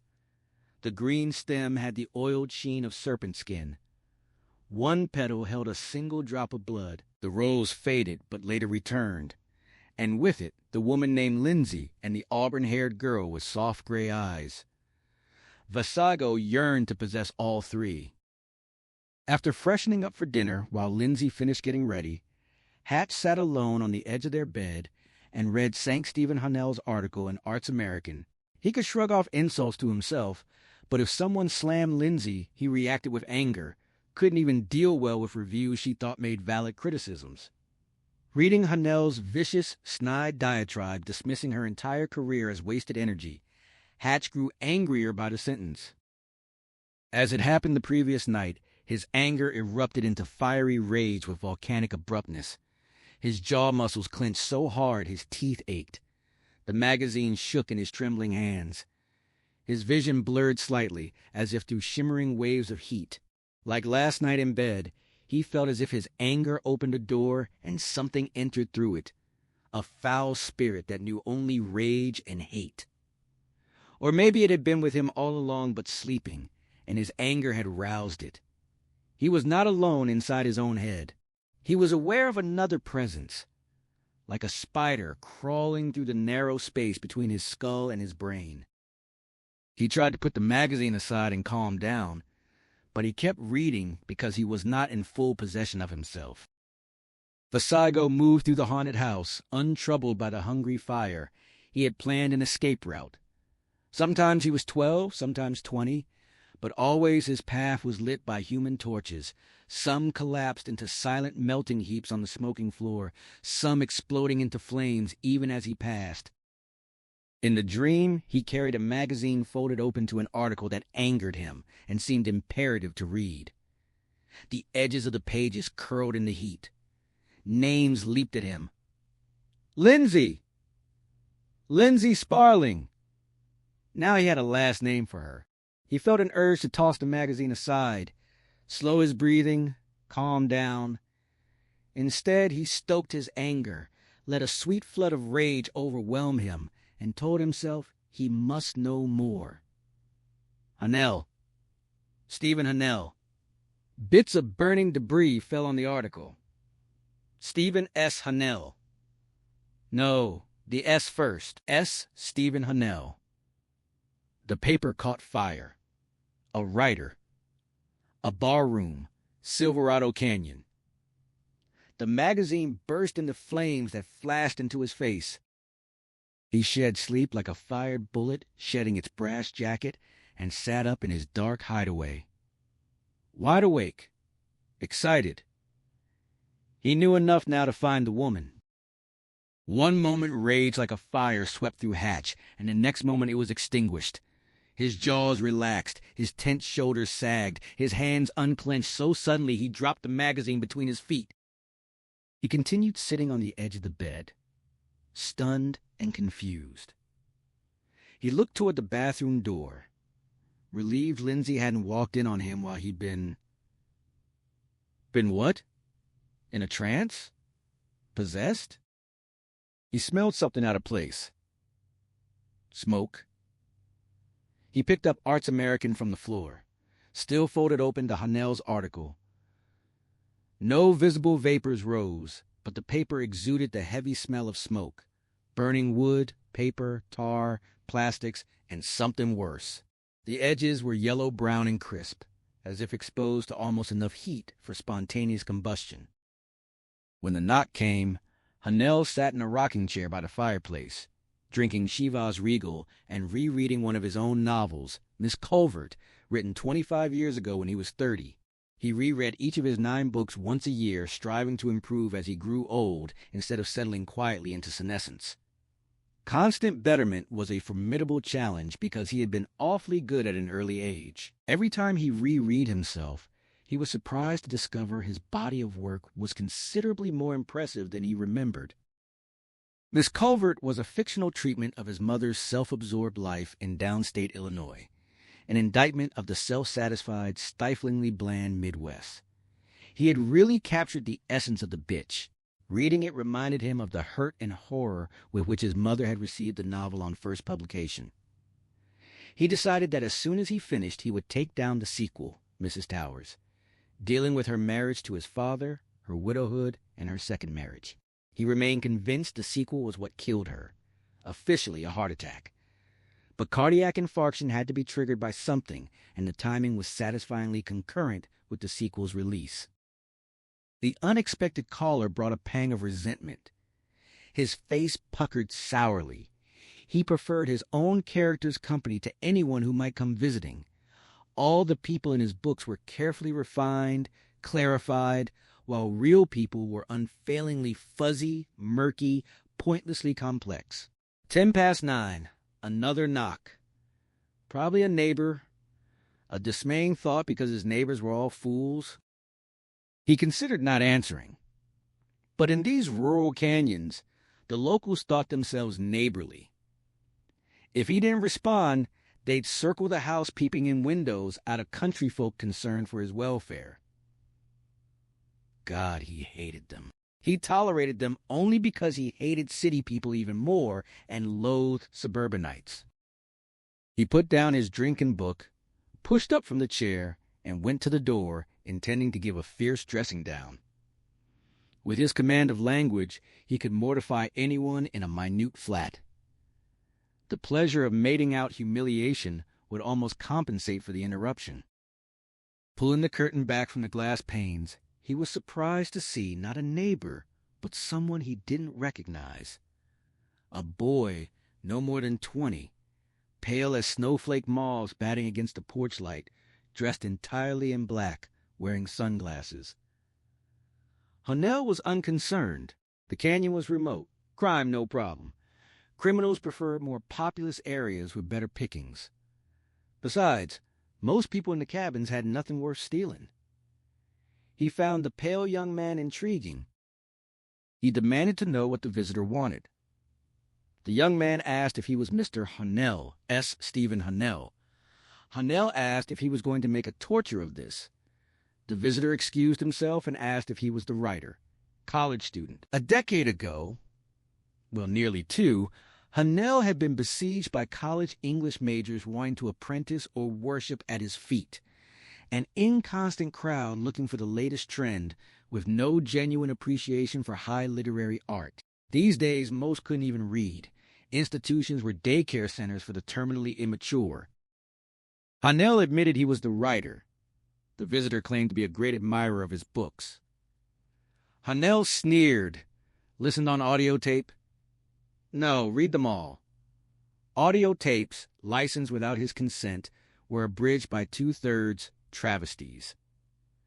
Hunnell sourly asked if he'd read them in comic book format.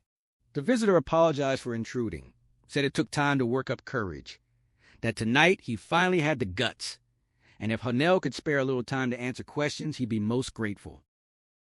A conversation with an intelligent young man might have more charm than rereading Miss Culvert.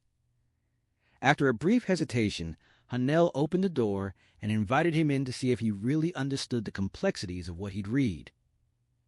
The visitor stepped across the threshold, calling it very kind. Hunnell said kindness was a quality of the weak and stupid. He had other motivations. Reaching his chair, he turned and ordered the visitor to take off those sunglasses, the worst kind of Hollywood affectation. The visitor apologized but explained they weren't affectation. This world was much more painfully bright than hell, which Hunnell would eventually discover. Hatch had no appetite for dinner. He only wanted to sit alone with the inexplicably heat-curled Arts American and stare at it until he forced himself to understand what was happening. He was a man of reason, couldn't easily embrace supernatural explanations. He wasn't in the antiques business by accident. He needed order and stability. But kids hungered for stability too, including regular meal times. So they went to a pizza parlor, then a comedy at the theater complex next door. The film couldn't make him forget his strange problems, but Regina's frequent musical giggles soothed his abraded nerves. Later at home, after tucking her in, kissing her forehead, wishing sweet dreams, and turning off the light, she said goodnight. Dad. He was in her doorway stepping into the hall when the words stopped him. He turned back. He said goodnight, deciding to receive her gift as casually as she had given it, for fear that making a big deal would make her call him Mr. Harrison forever. But his heart soared. In the bedroom where Lindsay was undressing, he announced she'd called him Dad. Lindsay asked who, then how much he'd paid her. He said she was just jealous because Regina hadn't called her Mom yet. Lindsay said she would. The girl wasn't so afraid anymore, not of her, of taking a chance. Before undressing for bed, Hatch went downstairs to check the answering machine in the kitchen. Funny, after all that had happened and the problems he still had to sort out, the mere fact the girl had called him Dad quickened his step and lifted his spirits. He descended the stairs 2 at a time. The answering machine sat on the counter below the cork memo board. 3 messages. Glenda Dockridge from the antique shop. Simpson Smith. A friend and dealer in Los Angeles. And Janice Dimes, a friend of Lindsay's. All reported the same news. Have you seen the paper? Cooper is dead. The guy who ran you off the road, killed last night. Hatch felt as if refrigerant instead of blood pumped through his veins. Last evening he had raged about Cooper getting off scot-free and wished him dead. He'd said he wanted to hurt him, make him pay, pitch him in that icy river, but he hadn't actually wanted Cooper dead. And so what if he had? He hadn't killed the man. He was not at fault. He erased the messages. The cops would want to talk to him sooner or later. Then he wondered why he was worried. Maybe the murderer was already in custody. But why would suspicion fall on him anyway? He had done nothing. Why was guilt creeping through him like the millipede inching up a long tunnel? Millipede? The utterly enigmatic nature of that image chilled him. He couldn't reference its source, as if it wasn't his own thought but something he had received. He hurried upstairs. Lindsay was lying in bed adjusting the covers. He snatched the newspaper from his nightstand and scanned the front page. She asked what was wrong. Cooper was dead, the beer truck driver murdered. She threw back the covers and sat on the edge of the bed. He found the story on page 3, and they read it together. Police were interested in talking to a young man in his early 20s, pale skin, dark hair. A neighbor had glimpsed him fleeing down an alley. He might have been wearing sunglasses at night. Hatch said fearfully that this was the same one who killed the blonde. The sunglasses in the rearview mirror. Now he was picking up on Hatch's thoughts, acting out his anger, murdering people Hatch wanted punished. Lindsay said that didn't make sense. He felt sick, looking at his hands as if finding the truck driver's blood on them. He had sent the killer after Cooper. Appalled, psychologically oppressed by responsibility, he wanted to scrub his hands raw. When he tried to get up, his legs were too weak. So it was a nightmare after all. Vasago drove past the Laguna Niguel house twice. Dark windows, landscape lighting off a timer, yet the place blazed like a beacon to him. Its gravity pulled. His destiny involved this house and the vital woman inside. Nothing suggested a trap. A red car in the driveway, nothing ominous. But he circled a 3rd time. A silvery moth darted through his headlights, refracting them like an ember. And he remembered the bat snatching its prey alive. Hatch had finally dozed off after midnight. He dreamed he stood at the bottom of a steep ravine composed of curious white shale that crumbled treacherously, radiating a soft glow. The sky above was black and starless. He moved from one end to the other, filled with apprehension. Then he realized the shale wasn't rock, but human skeletons, splintered, compacted, with recognizable finger bones and empty eye sockets and skulls. And the sky wasn't empty. Something circled, black against black, leathery wings silent. He couldn't see it, but felt its gaze and an insatiable hunger. He turned in his sleep, murmuring wordless sounds into the pillow. Vasago checked the car clock. Dawn was less than an hour away. He couldn't risk getting caught in daylight. His eyes were so sensitive that sunglasses wouldn't suffice. Full sun would blind him, impair his driving, attract police attention. He might lose the woman. She'd appeared in his dreams. None of his previous acquisitions had done that. She was the true jewel. Premature possession risked losing her before he could draw the life from her at the base of the giant Lucifer. Cruising past the house a third time, he considered waiting until the next sunset. But the tidal pull of her in his blood made separation unbearable. He needed a hiding place near her, perhaps a secret corner in her own house, a niche she'd never looked during the hostile daylight hours. He parked 2 blocks away and returned on foot. Street lamps cast only ghosts of light onto front lawns. Confident neighbors were sleeping. He searched the perimeter quietly for an unlocked door or unlatched window. No luck until he reached the window on the garage's back wall. A scraping noise, a dull thump-thump, and a soft, protracted squeak pulled Regina from sleep. Still new to the house, she woke in confusion, not the orphanage, but somewhere else. She fumbled for the lamp, clicked it on, squinted. The sounds had been sneaky. They stopped when the light came on, which seemed even sneakier. She clicked the light off and listened. The lamp had stolen her night vision, leaving colored aureoles. The sounds didn't resume, but she believed they came from the backyard. Her bed was comfortable, the room scented with painted flowers. Encircled by those roses, she felt safer than ever. But the Harrisons were having problems. She'd sensed tension they tried to hide. She knew she was a screw-up, but she wasn't the cause. Before sleep, she'd prayed their troubles would be minor, reminded God of her pledge to eat all bean varieties. Now, if those sneaky noises might be related, she had an obligation.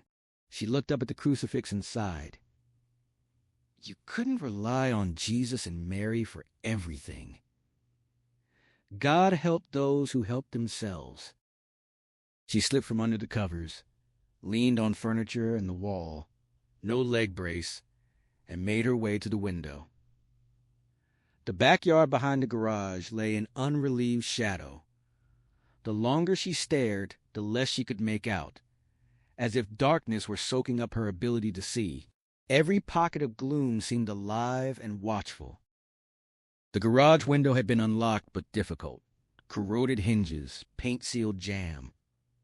Vasago made more noise than intended, but didn't think anyone heard. Then, just as the paint cracked, a light appeared on the second floor. He backed away, took cover in 6-foot Eugenia bushes near the fence. From there, he saw her at the window, more visible to him than if she'd left the lamp on. The girl from his dreams.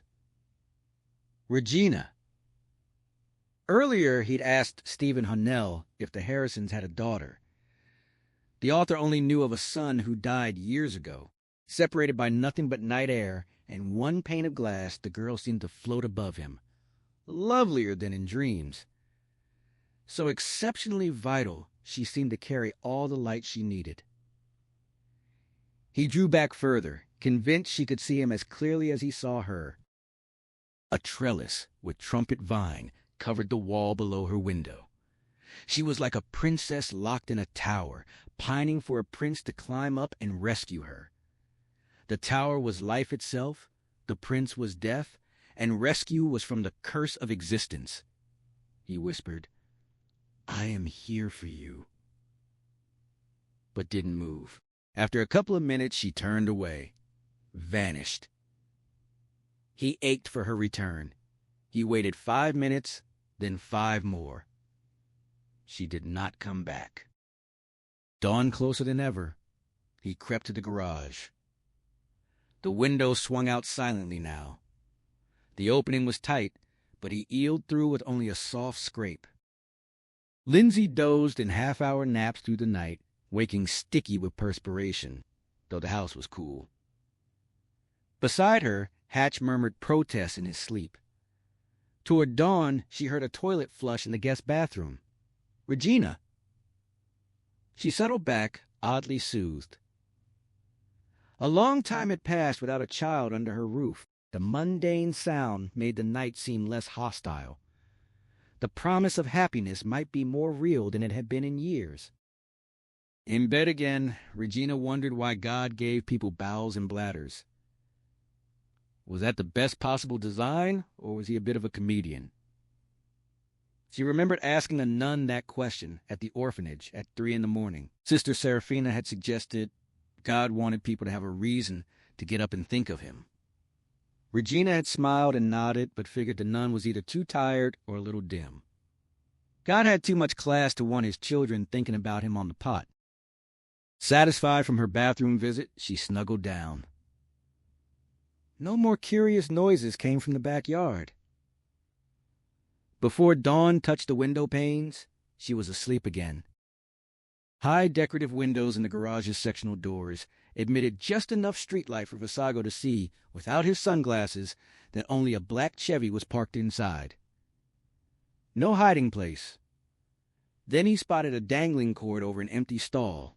He pulled downward, gently, steadily, soundlessly, until a well-oiled trapdoor swung open. He unfolded the 3-section wooden ladder fixed to its back, more concerned with silence than speed. He climbed into the garage attic. Vents in the eaves, but the place seemed sealed tight. Finished floor, cardboard boxes, small furniture under drop cloths. No windows. Rough roofing boards visible between open rafters. Light fixtures dangle from the peaked ceiling. He didn't turn them on. Cautiously, in slow motion, he stretched on his belly, reached down through the hole, and pulled up the ladder section by section, securing it to the trapdoor.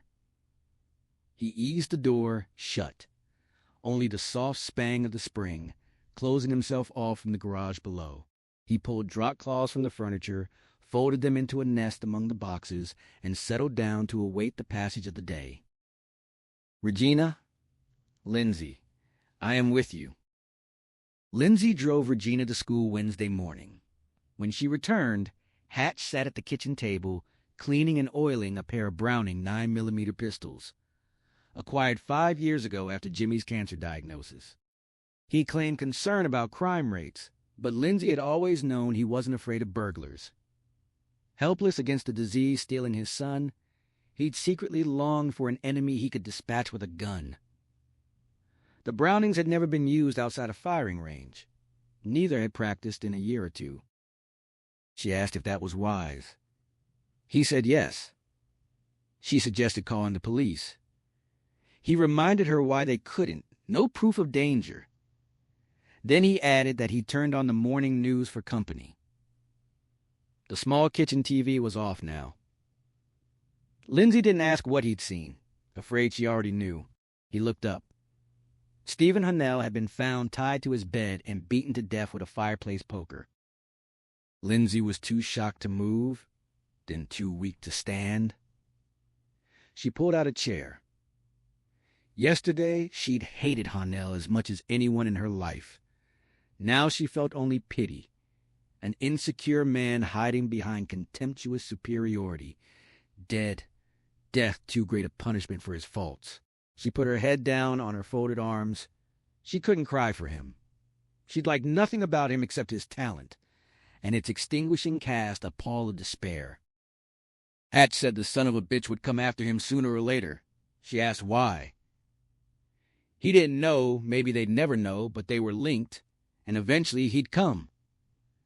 She pleaded to let the cops handle him, painfully aware that hope was futile.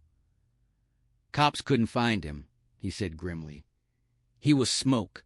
She willed it untrue. He wouldn't come. Maybe not tomorrow, maybe not next month, Hatch conceded. But as sure as sunrise, he'd come. And they'd be ready. She wondered if they would. Very ready, he said. She reminded him of his theory from last night, that maybe the killer wasn't an ordinary man, had hitchhiked back from somewhere else. She dismissed it, but did he believe it? Instead of answering, he resumed cleaning the browning. She pressed, if he believed it even half, what good was a gun? How could bullets stop an evil spirit, something from beyond the grave?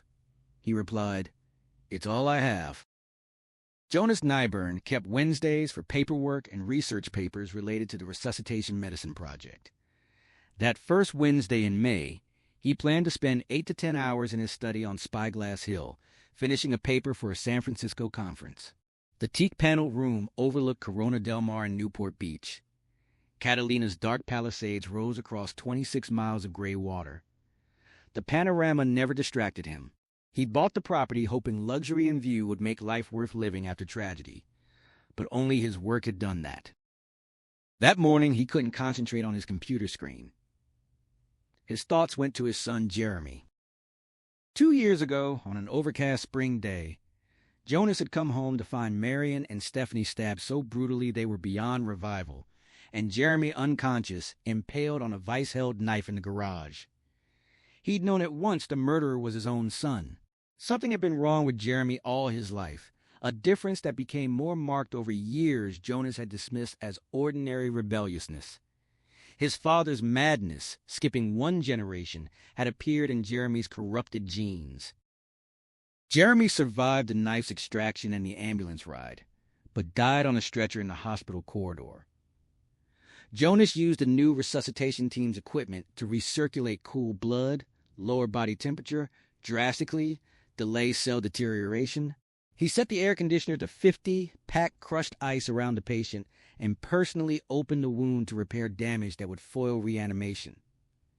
He never fully understood why he'd wanted so desperately to save the slaughterer of his wife and daughter.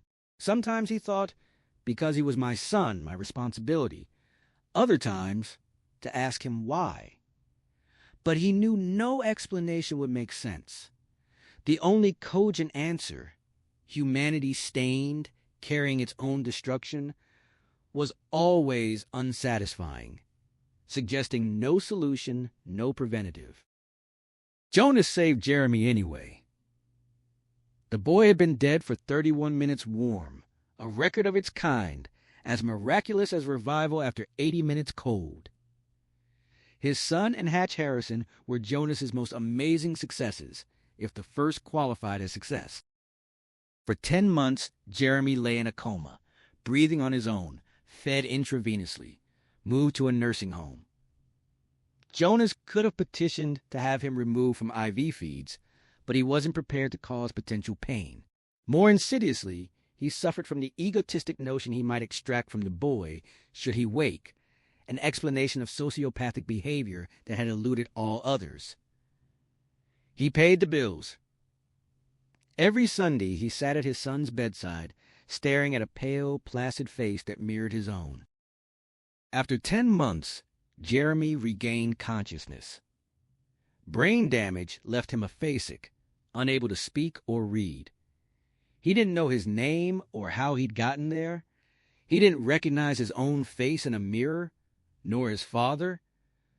When police questioned him, he showed no guilt or comprehension. He'd awakened a dullard, intellectual capacity severely reduced attention span, short, easily confused. Jeremy had emerged from his coma, complaining vigorously of eye pain and light sensitivity. An ophthalmological exam revealed an inexplicable degeneration. The irises partially eaten away. The sphincter pupillae almost atrophied. The dilator pupillae shrunk, pulling the iris wide open, and the connection between dilator muscle and oculomotor nerve fused, leaving his eyes virtually unable to reduce incoming light. The condition was degenerative and without precedent. Surgical correction was impossible. He received heavily tinted wraparound sunglasses, but even then preferred to spend daylight hours only in rooms where blinds or drapes could close off the windows. Incredibly, he became a staff favorite at the rehabilitation hospital. They felt sorry for his affliction, and because he was such a good-looking boy who had fallen so low, he now had the sweet temperament of a shy child, a result of IQ loss, with no sign of his former arrogance, cool calculation, or smoldering hostility. For over 4 months, he walked the halls, helped nurses with simple tasks, struggled with speech therapy to little effect, stared out windows at night for hours, ate well, and exercised in the gym with most lights off. His wasted body rebuilt, his straw-dry hair regained luster. Almost 10 months ago, when Jonas began wondering where Jeremy could be placed, the boy disappeared. He walked out unnoticed one night and never returned. Jonas assumed police would track him quickly, but they were interested only as a missing person, not a suspected murderer. His continued mental disabilities were a kind of immunity, with diminished capacity, inability to speak, and a beguilingly simple personality no jury would ever convict. Police manpower went to immediate serious crimes. Though cops believed the boy had probably wandered away, fallen into wrong hands, and been killed, Jonas knew his son was alive. In his heart, he knew what was loose in the world was not a smiling dullard, but a cunning, dangerous, exceedingly sick young man. They had all been deceived. He couldn't prove Jeremy's retardation was an act, but he knew he'd allowed himself to be fooled. He could not bear confronting the Jeremy who had killed Marion and Stephanie. The most damning proof, he had not requested a CAT scan to determine the precise nature of the brain damage. An incredible reaction for any physician, but not for a father, unwilling to face the monster inside his son. Now the monster was free. Through 3 detective agencies over 10 months, Jonas had sought his son, sharing moral responsibility for any crimes the boy committed. The first 2 agencies got nowhere, concluding the boy was dead. The third, Morton Redlow, a one-man shop with bulldog determination, had hinted last week that he was onto something, with concrete news by the weekend. Redlow had not been heard from since, failing to respond to messages on his phone machine. Now Jonas tried the detective again, got the recording, but the incoming tape was full. It cut him off. He had a bad feeling. He went to the window, spirits so low he doubted anything as simple as a magnificent view could lift him. Morning sun rippled in silver filaments through incoming waves. He told himself Redlow was only a few days late, less than a week, all or preoccupied. But he knew Redlow had found Jeremy and, despite every warning, underestimated the boy. A yacht with white sails made its way south. Large white birds kited behind it, diving and snaring fish. Graceful and free, though not to the fish. Lindsay went to her studio between the master bedroom and the room beside Regina's. She moved her stool to the drawing board and started planning her next painting. Focusing on work could soothe the soul, and sticking to everyday routine was the only way to push back the irrational forces surging into their lives. Nothing could go too far wrong if she just kept painting, drinking coffee, eating 3 meals, washing dishes, brushing her teeth, showering, rolling on deodorant. Surely ghouls and ghosts had no power over the properly groomed and employed. That was what she wanted to believe. But when she tried to sketch, she couldn't quiet the tremors in her hands. Hanel was dead. Cooper was dead. She kept looking at the window, expecting the spider to return. Just glass. Treetops and blue sky. Hatch stopped in, hugged her from behind, kissed her cheek, solemn, not romantic. He had 1 Browning with him. He put it on top of her supply cabinet and told her to keep it with her if she left the room. He didn't think the killer would come during the day. Felt it like he was a vampire. But it didn't hurt to be careful when she was alone. She agreed, dubious. He said he was going out to shop, For ammunition, they didn't have enough, though both guns had full clips and a shotgun. She protested, even if the killer came, it wouldn't be a war. He was stone-faced. The right shotgun was the best home defensive weapon. Short-barreled, pistol grip, the spread gets him. She put a hand on his chest to stop him, said he was scaring the crap out of her. Good, he replied. If they were scared, they'd be more alert. She said if he really thought there was danger, they shouldn't have Regina here. He answered at once, as if he'd already considered it. They couldn't send her back to St. Thomas's. Regina was too sensitive, too quick to interpret everything as rejection. They might not make her understand, and she might not give them a second chance. Besides, they'd have to tell the orphanage something. A lie would be seen through. The truth, psychic visions, and telepathic bonds with psycho killers would get them written off as nuts. He had thought it out. Lindsay knew he was right. He kissed her again and said he'd be back in an hour or two. When he left, she stared at the gun, then turned angrily away and picked up her pencil. She tore off a page. Blank, white and clean. It stayed that way. Nervously chewing her lip, she looked at the window. No web, no spider, just glass, treetops and blue skies. She had never realized until now that a pristine blue sky could be ominous. The two screen vents in the garage attic allowed little sun penetration. The overhanging roof and density of the mesh saw to that, but some wan light entered with cool morning air. Vasago was untroubled. His nest of boxes and furniture spared him direct view of the vents. The air smelled of dry wood and aging cardboard. He was having difficulty sleeping, so he tried to relax by imagining what a fine fire the attic's contents would fuel. Sheets of red flames, spirals of orange and yellow, the sharp pop of sap bubbles in burning rafters. Cardboard and paper disappeared in silent rising curtains of smoke, with a papery crackling like manic applause from a dark and distant theater. Though the conflagration was in his mind, he had to squint against the phantom light. The fantasy of fire didn't entertain him. The attic held only lifeless objects. Where was the fun in that? 18 had burned to death, or been trampled in the haunted house the night Todd Letterbeck died in the millipede. There had been a fire. Jeremy had escaped suspicion in both deaths, but the repercussions shook him. Fantasy World's disaster topped news for 2 weeks, dominated school conversation for a month. The park eventually closed. Thousands lost jobs. Mrs. Letterbeck had a nervous breakdown, though Jeremy figured it was an act, the same crappy hypocrisy he saw in everyone. But other repercussions mattered more. Toward morning of that long, sleepless night, he realized he'd been out of control. Not when he killed Todd. That was right, a master proving mastery. But from the moment he tipped Todd out, he'd been drunk on power, banging around the park stinko with power, having taken unto himself the role of death. The experience was inebriating and addictive. He wanted to repeat it every day. He wanted to set someone afire again. Wanted to know what it felt like to take a life with a blade, a gun, a hammer, his bare hands. That night he'd achieved an early puberty, erect with fantasies of death, orgasmic at contemplating murders yet to come.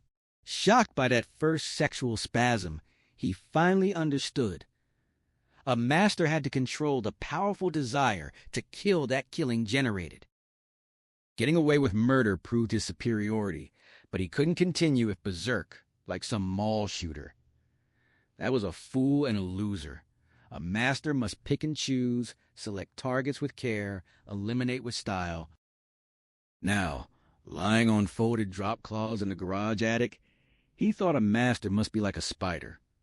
Choose his killing ground, weave his web, settle down, pull in his long legs, make a small thing of himself, and wait. Plenty of spiders shared the attic. In the gloom, they were visible to his exquisitely sensitive eyes. Some admirably industrious, others alive, but cunningly still. his little brothers. The gun shop was a fortress. Signs warning of silent alarms and attack dogs, steel bars over windows, a 3-inch thick door with bathysphere hinges. Rifles and handguns were in locked cases or securely chained. Video cameras and bulletproof housings monitored every corner, better protected than a bank. Hatch wondered if weaponry now appealed more to thieves than money did. The 4 clerks, pleasant and folksy, wore straight hem shirts outside their pants, perhaps for comfort or to conceal holstered handguns. Hatch bought a Mossberg short-barrel pistol-grip pump-action 12-gauge shotgun.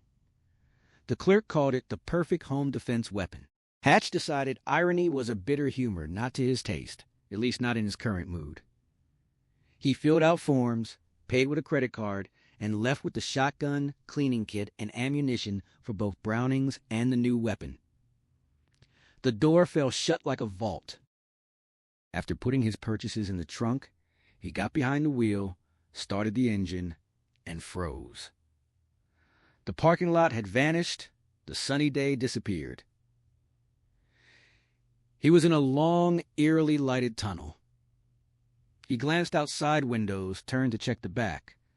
The hallucination enwrapped him. A narrow-gauge railroad track ran up a slope ahead. The car began to move like a train. He jammed the brake. No effect. He closed his eyes, counted to 10, opened them. The tunnel remained. He switched off the engine. The car kept moving. A new sound arose. Clackety-clack.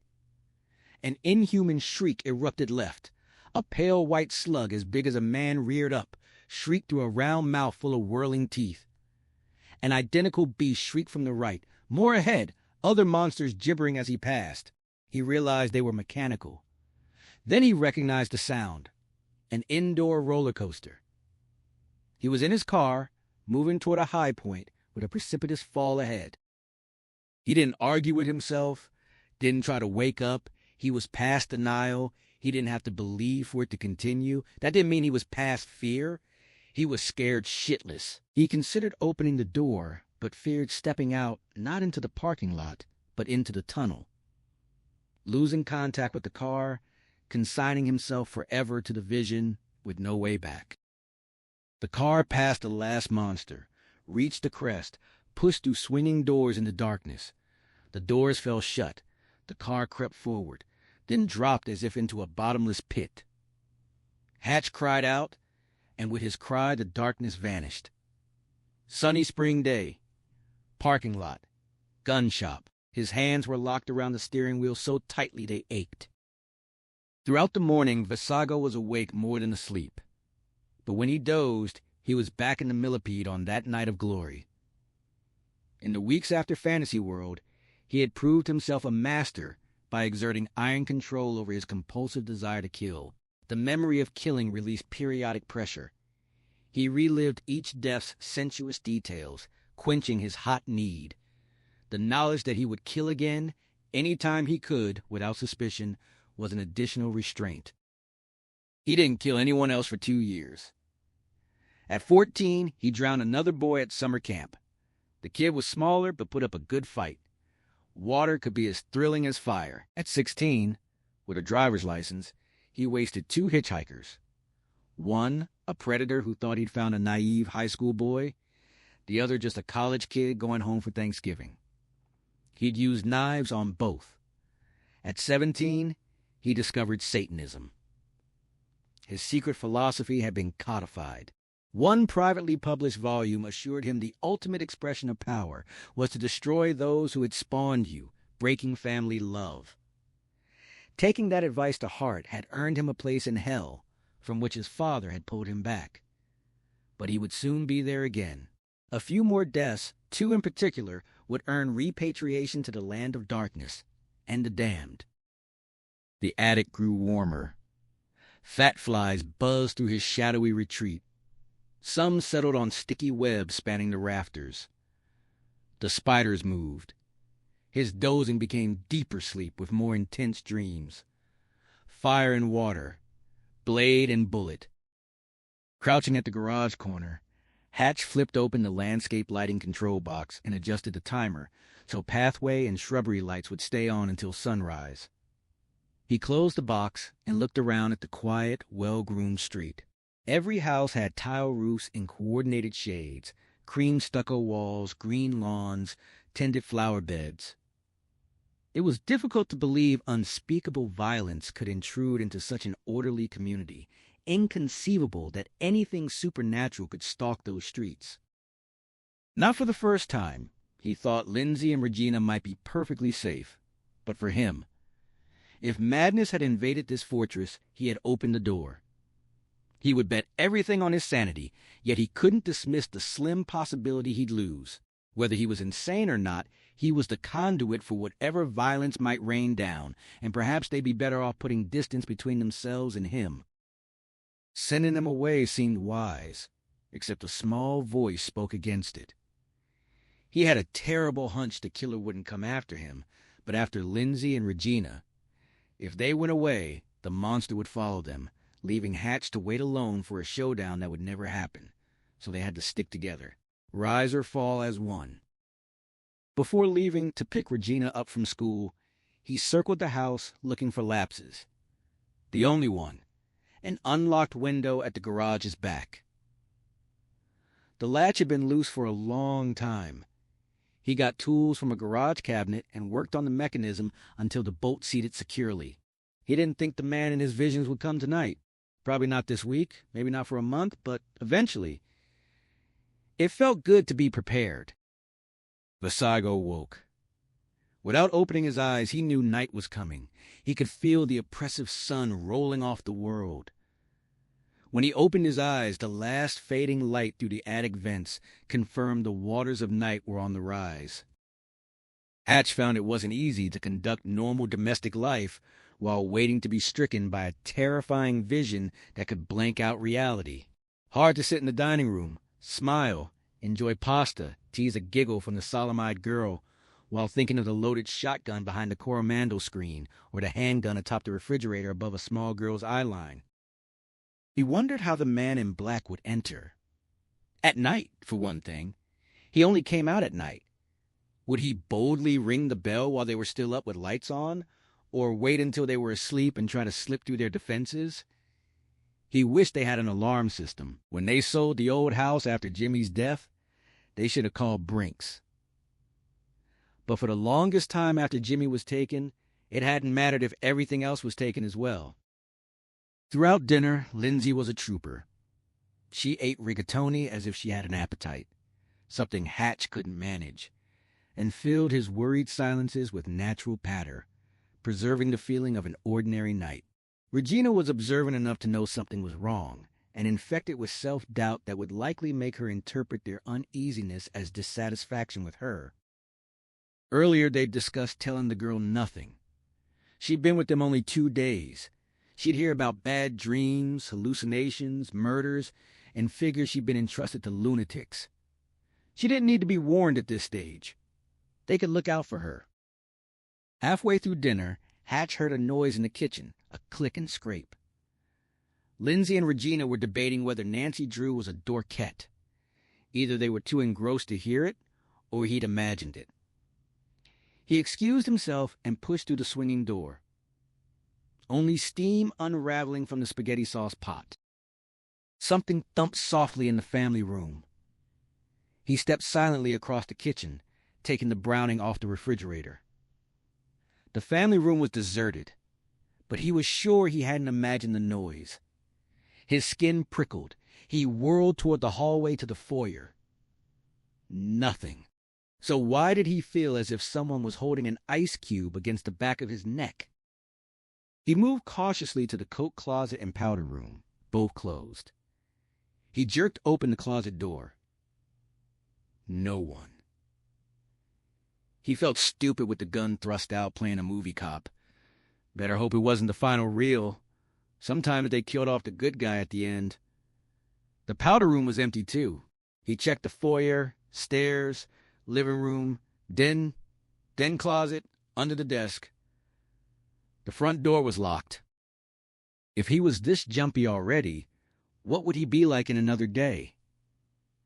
Lindsay would have to pry him off the ceiling just to give him coffee. Still, he reversed his route. In the family room, the sliding glass doors were locked with the burglar bar in place. In the kitchen, he tried the garage door. Unlocked. Spiders crawled on his scalp. He eased it open, fumbled for the light switch. Fluorescent tubes flooded harsh light, revealing nothing unusual. He stepped inside, let the door shut behind him, and walked the length of the garage. Rubber-soled rock ports made no sound, no one behind either car. He dropped to the floor and looked under both vehicles. No one. He checked the side yard door, deadbolt locked. He checked the 2 tall storage cabinets, neither occupied. He checked the window latch he'd repaired, secure. Again he felt foolish. A grown man in a boy's game, fancying himself a movie hero. How fast would he have reacted if someone had flung themselves from a cabinet, or if he dropped to the floor and found the man in black inches away, face to face? He was glad he hadn't learned the answer, but he no longer felt foolish because the man in black might have been there. Sooner or later the bastard would be there. He was no less certain than ever. Call it a hunch, a premonition, Christmas turkey if you liked. He knew he could trust the small warning voice within him. Passing the front of the Mitsubishi, Hatch saw what looked like a dent on the hood. He swatted the dangling pull cord from the ceiling trap, but the mark didn't leap and dance as a shadow would have. Leaning over the grill, he touched the sheet metal and felt a shallow depression as big as his hand. He sighed. The car was still new. Then he saw the footprint, a gossamer coating of beige dust on red paint, the sole and part of a heel. Someone had stood on or walked across the hood. It must have happened outside St. Thomas's, something a kid might do showing off. He'd arrived early and gone for a walk. Some wise ass from the adjacent high school? Hatch? He spun around. Lindsay stood in the kitchen doorway, looking at the gun in his hand. She asked what was wrong. He said he thought he heard something. Following her inside, he noticed the garage door was open. He'd locked it earlier. Regina had left a book in the car and gone out before dinner to get it. Lindsay hadn't made sure she locked up. He said it was a point of vulnerability. She pointed out the outer garage doors were locked, and they'd always left this one unlocked for convenience. They had a second refrigerator in the garage. He said firmly they didn't anymore. She studied him worriedly, then nodded and apologized. He leaned back into the garage, turned off the lights, closed the door, engaged the deadbolt, and felt no safer. She glanced back, indicating the pistol, and asked if he was bringing that to the table. He shook his head, bugged his eyes out, and said he thought some of his rigatoni were still alive. He didn't like to eat them till they were dead. She reminded him he had the shotgun behind the Coromandel screen for that. He put the pistol on top of the refrigerator. They went into the dining room. Regina said his food was getting cold. Still making faces, he said they'd get sweaters and mittens for him. She giggled. After dinner, Regina went to her room to study for a history test. Lindsay returned to her studio. She saw the second Browning atop the art supply cabinet and scowled. It was a symbol of their powerlessness. She didn't want Regina walking in and seeing it. She shoved aside some gum erasers and pencils in the first drawer and hid the weapon there. During the long morning and afternoon, she'd accomplished nothing. False starts with sketches that went nowhere. She worked on masonite with acrylics, but still thought of each rectangle as a canvas. If she didn't do something soon, it wouldn't matter what she used. She picked up a charcoal pencil, tried to knock inspiration off its perch. After a minute, her gaze floated to the window. The night beyond was featureless, transforming the glass into a mirror where her reflection was transparent and ghostly, as if she'd died and come back to haunt the last place she'd known. She returned her attention to the blank page. After Lindsay and Regina went upstairs, Hatch walked from room to room, checking windows and doors. He'd inspected them before. Doing it again was pointless. He did it anyway. At the sliding glass doors in the family room, he switched on the outdoor patio lights. The backyard was bright enough to see most of it, though someone could be crouched among the shrubs along the rear fence. He stood waiting for his shadow to shift. Maybe he was wrong. Maybe the guy would never come. In a month or two, he'd be certifiably mad from the tension. He almost thought it would be better if the creep came now. He moved on to the breakfast nook. Those windows were still locked. Regina prepared her corner desk for homework. Books to one side, pens to the other, notebook in the middle, everything squared up. She worried about the Harrisons. Something was wrong with them. Not that they were thieves or cannibals. For a while, she'd had an idea for a novel about a screw-up girl adopted by child-eating cannibals who kept a recipe file with things like little girl kebab. In the story, the authorities wouldn't believe her because she was known as a teller of tall tales. But this was real life, and the Harrisons seemed happy eating pizza and hamburgers. They definitely had problems. Tense, trying to hide it. Maybe they couldn't make mortgage payments. Maybe Mrs. Harrison had an evil twin, or they owed money to the mafia and were going to get their legs broken. Regina hoped it was the mafia thing. She could handle that. Their legs would get better, they'd learn a lesson about loan sharks, and she could take care of them, bring them ice cream with animal cookies, even empty bedpans if it came to that. She knew a lot about nursing. Dear God, if their big problem is me, could I get the problem changed to the mafia so they'll keep me? I'd even be willing to have my legs broken, too. At least talk it over with the guys at the mafia and see what they say. With her desk fully prepared for homework, Regina decided she needed to be dressed more comfortably. Pajamas and a robe were better for studying. Besides, her leg brace was making her itch, and she wanted to take it off. When she slid open the mirrored closet door, she was face to face with a crouching man dressed all in black, wearing sunglasses. On another tour of the downstairs, Hatch decided to turn off the interior lights as he went. With landscape and exterior lights ablaze but the house dark, he could see a prowler without being seen. He concluded his patrol in the unlighted den, his primary guard station. From the big desk, he could watch the front foyer through the double doors and cover the foot of the stairs. If anyone breached security elsewhere, he'd nail the guy when he tried to go upstairs.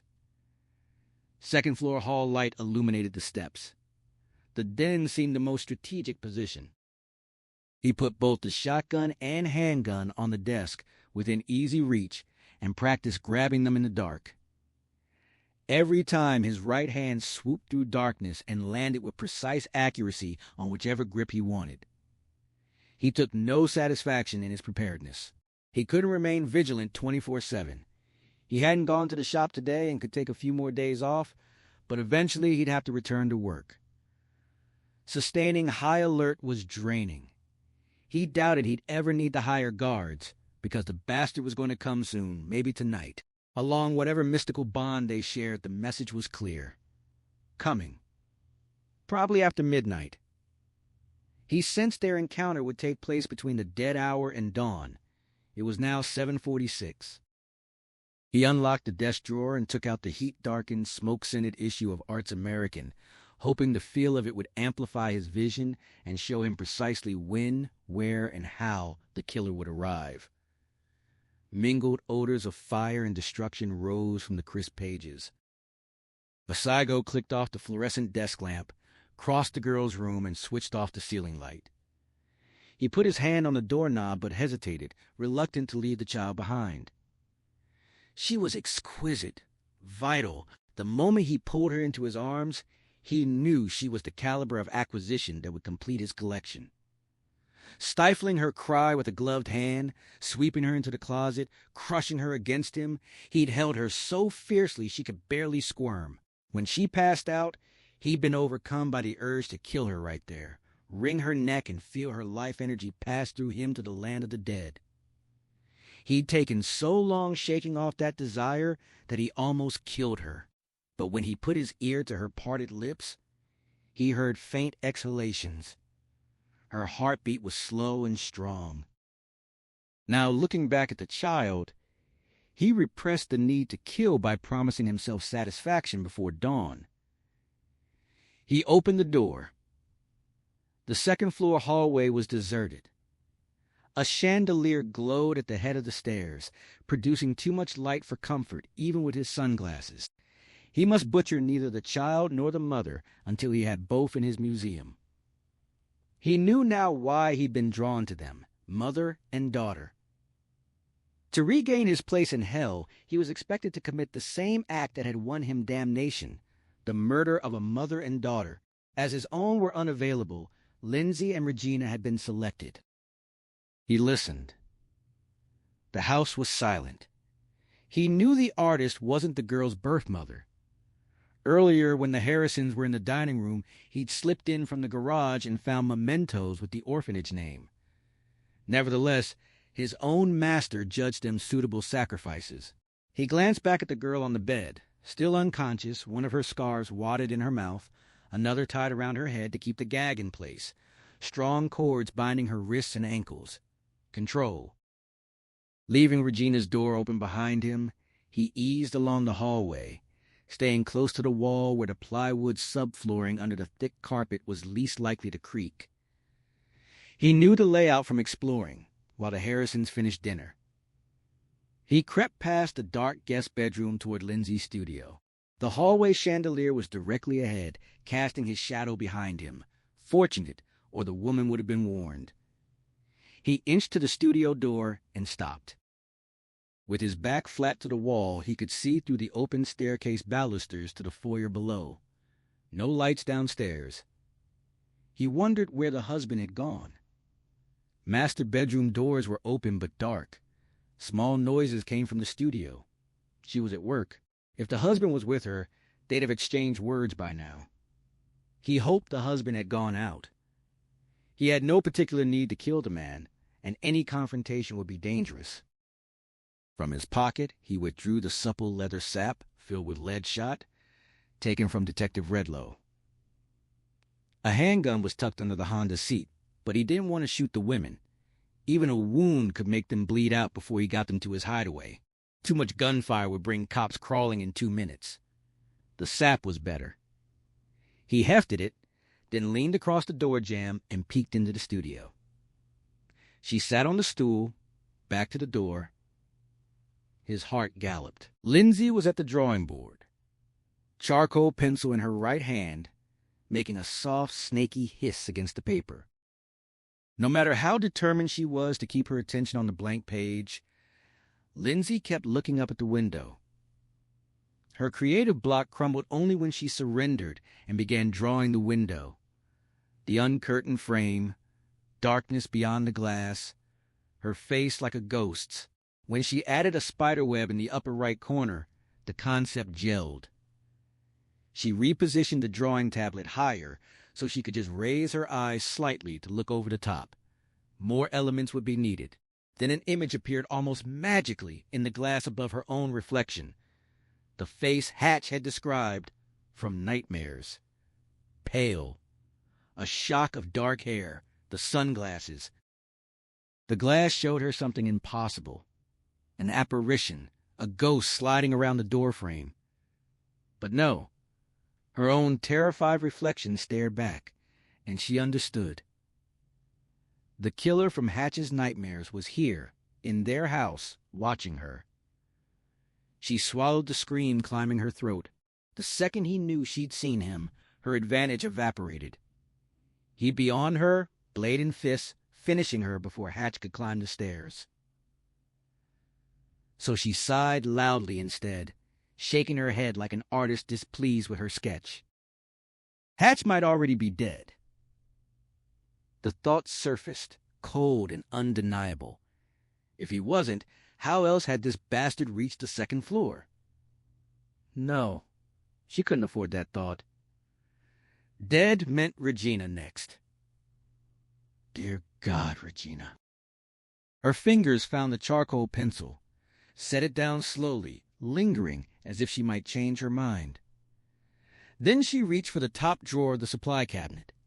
Her hand closed on the cold chrome handle, and a shiver ran through her. The window behind her desk showed the killer no longer lurking. He stepped boldly into the open doorway, arrogant, savoring the moment. He made no sound. Without the reflection, she'd have no idea he was there. She pulled the drawer open. Her palm found the gun. Behind her, he crossed the threshold. She drew the pistol and spun off the stool in one motion, both hands gripping the Browning barrel leveled.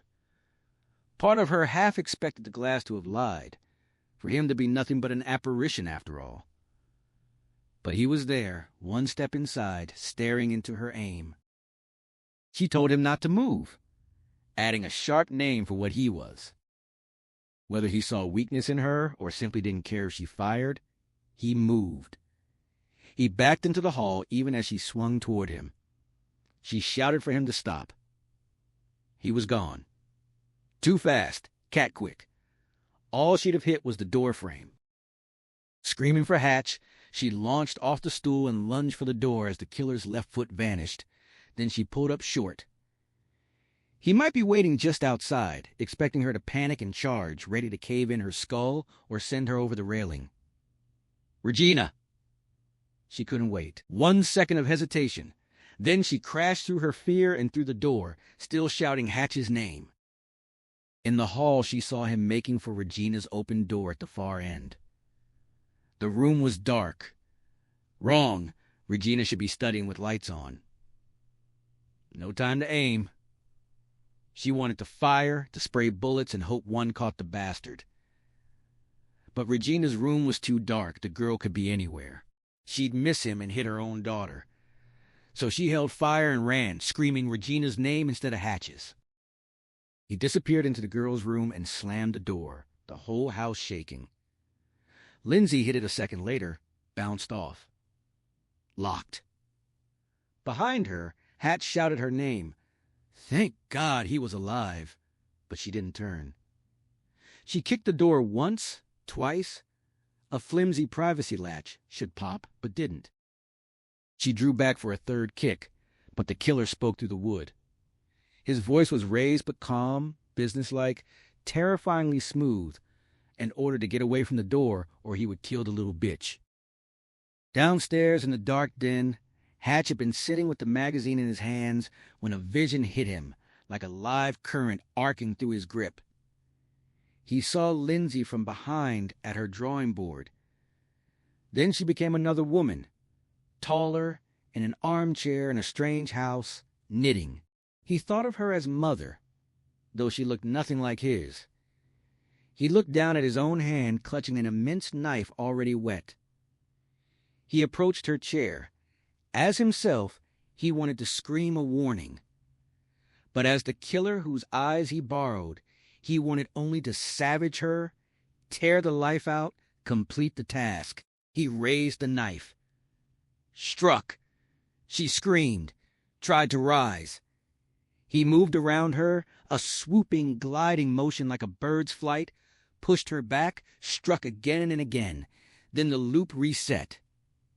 He stood in a doorway, and she was Lindsay again at her drawing board, reaching for the top drawer, pulling it open. His gaze rose to the window.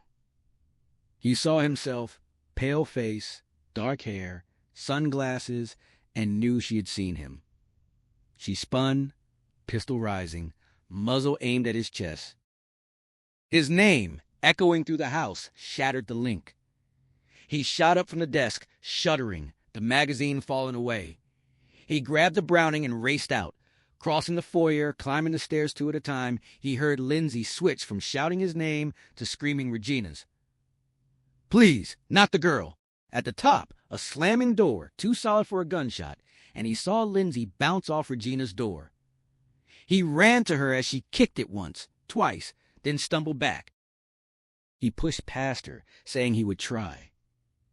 She stopped him. The killer had threatened to kill Regina if they didn't back off. Hatch stared at the door, shaking with frustration. Then he put the muzzle against the lock plate. Lindsay pleaded with him. He'll kill her. Hatch thought of the young blonde taking bullets, tumbling across the freeway into fog, of the mother taking the butcher knife as she dropped her knitting. He said the killer would kill her either way, told her to turn her face, and fired. Wood and metal splintered. The brass knob came off in his hand. He shoved the door. It creaked open an inch, but no farther. The lock was gone, but the shank bristled from the wood, and something wedged under the other knob, likely the girl's desk chair, pressed upward, holding it fast. He pushed with his palm. Nothing. So he gripped the Browning by the barrel and used the butt as a hammer, pounding the shank inch by inch back through the door. As the shank flew free inside, images flooded his mind. The killer's eyes looking up at the side of the house. The wall outside Regina's room. An open window. Trumpet vine runners, a horn-like flower in his face. Latticework under his hands, splinters digging into skin. 1 foot dangling, a weight bearing down. Then a creak, a split, a sudden looseness in the web he clung to. A crash from beyond the door snapped him back. Splintering wood, nails screeching loose, scraping, a fall. Then another wave of images, falling backward into the night, hitting the ground, a flash of pain, rolling on grass. Beside him, a small, huddled form, scuttling to it. Regina's face, eyes closed, a scarf tied across her mouth. Lindsay cried out her daughter's name. Reality clicked back. Hatch slammed his shoulder against the door. The brace fell. The door shuddered open. He found the light switch, stepped over the fallen desk chair, swung the Browning right and left. The room was empty, which he already knew from the vision. At the open window, he saw the collapsed trellis and tangled vines below. No killer. No Regina. He grabbed Lindsay, spun her around, pushed her through the door toward the stairs. He told her to take the front, he'd take the back. The killer had Regina stop him, go. She understood instantly and flew down the steps with him at her heels. He shouted to shoot, aim for the legs. They couldn't worry about hitting Regina. He was getting away. In the foyer, Lindsay reached the front door as Hatch turned toward the short hallway. He dashed through the family room, into the kitchen, peering out back windows. The patios were well lit, empty. He tore open the kitchen garage door, switched on the lights, raced across the 3 stalls behind the cars to the exterior door. He disengaged the deadbolt and stepped into the narrow side yard. To his right lay the front of the house, the street, Lindsay's territory. No killer, no Regina. His heart hammered so hard it seemed to drive each breath back out before he could fully inhale. She's only 10. Only 10. He turned left, running along the house and around the garage into the backyard. The fallen trellis and trumpet vines lay in a heap. He skirted the debris, afraid of stepping on a nail, and plunged into the shrubbery along the fence line, searching behind the tall eugenias. No one was back there. He reached the far side, almost slipped at the corner, but kept his balance and covered the walkway between house and fence with the Browning. Empty. He'd heard no gunfire from out front. Lindsay wasn't having any better luck. The killer must have scaled the 7-foot stucco wall into a neighbor's yard. Hatch surveyed the concrete barrier, capped with bricks. Good fences made good neighbors and made it easy for an intruder to vanish into the maze. He was walking an emotional wire across a chasm of despair, balanced only by the hope the killer couldn't move fast with Regina in his arms. He looked east, west, south, frozen by indecision. Then the connection snapped back. Through the killer's eyes, night looked like late twilight. He was in a car, leaning across the console to adjust the unconscious girl in the passenger seat like a mannequin. Her wrists were lashed in her lap, held by the safety harness. He arranged her auburn hair to cover the scarf, pushed her against the door so her face turned away from the window. She appeared to be sleeping, so pale and still that he wondered if she was dead. No point taking a dead girl. He pressed his fingers to her throat and found her heartbeat, strong and vital. She was so alive. He had never made an acquisition of such value, and he was grateful to all the powers of hell. He thrilled at the prospect of reaching inside her chest and clasping that strong young heart as it thudded into final stillness, watching life pass out of her gray eyes. Hatch's cry of rage broke the link. He was in his backyard again, staring at his own trembling hand as if it were already stained with Regina's blood. He turned and sprinted along the east side of the house. All was quiet. Some neighbors weren't home. Others hadn't heard enough to come outside. The serenity made him want to scream. But he knew normality was just an appearance. Behind other walls, horrors equal to his own were probably unfolding.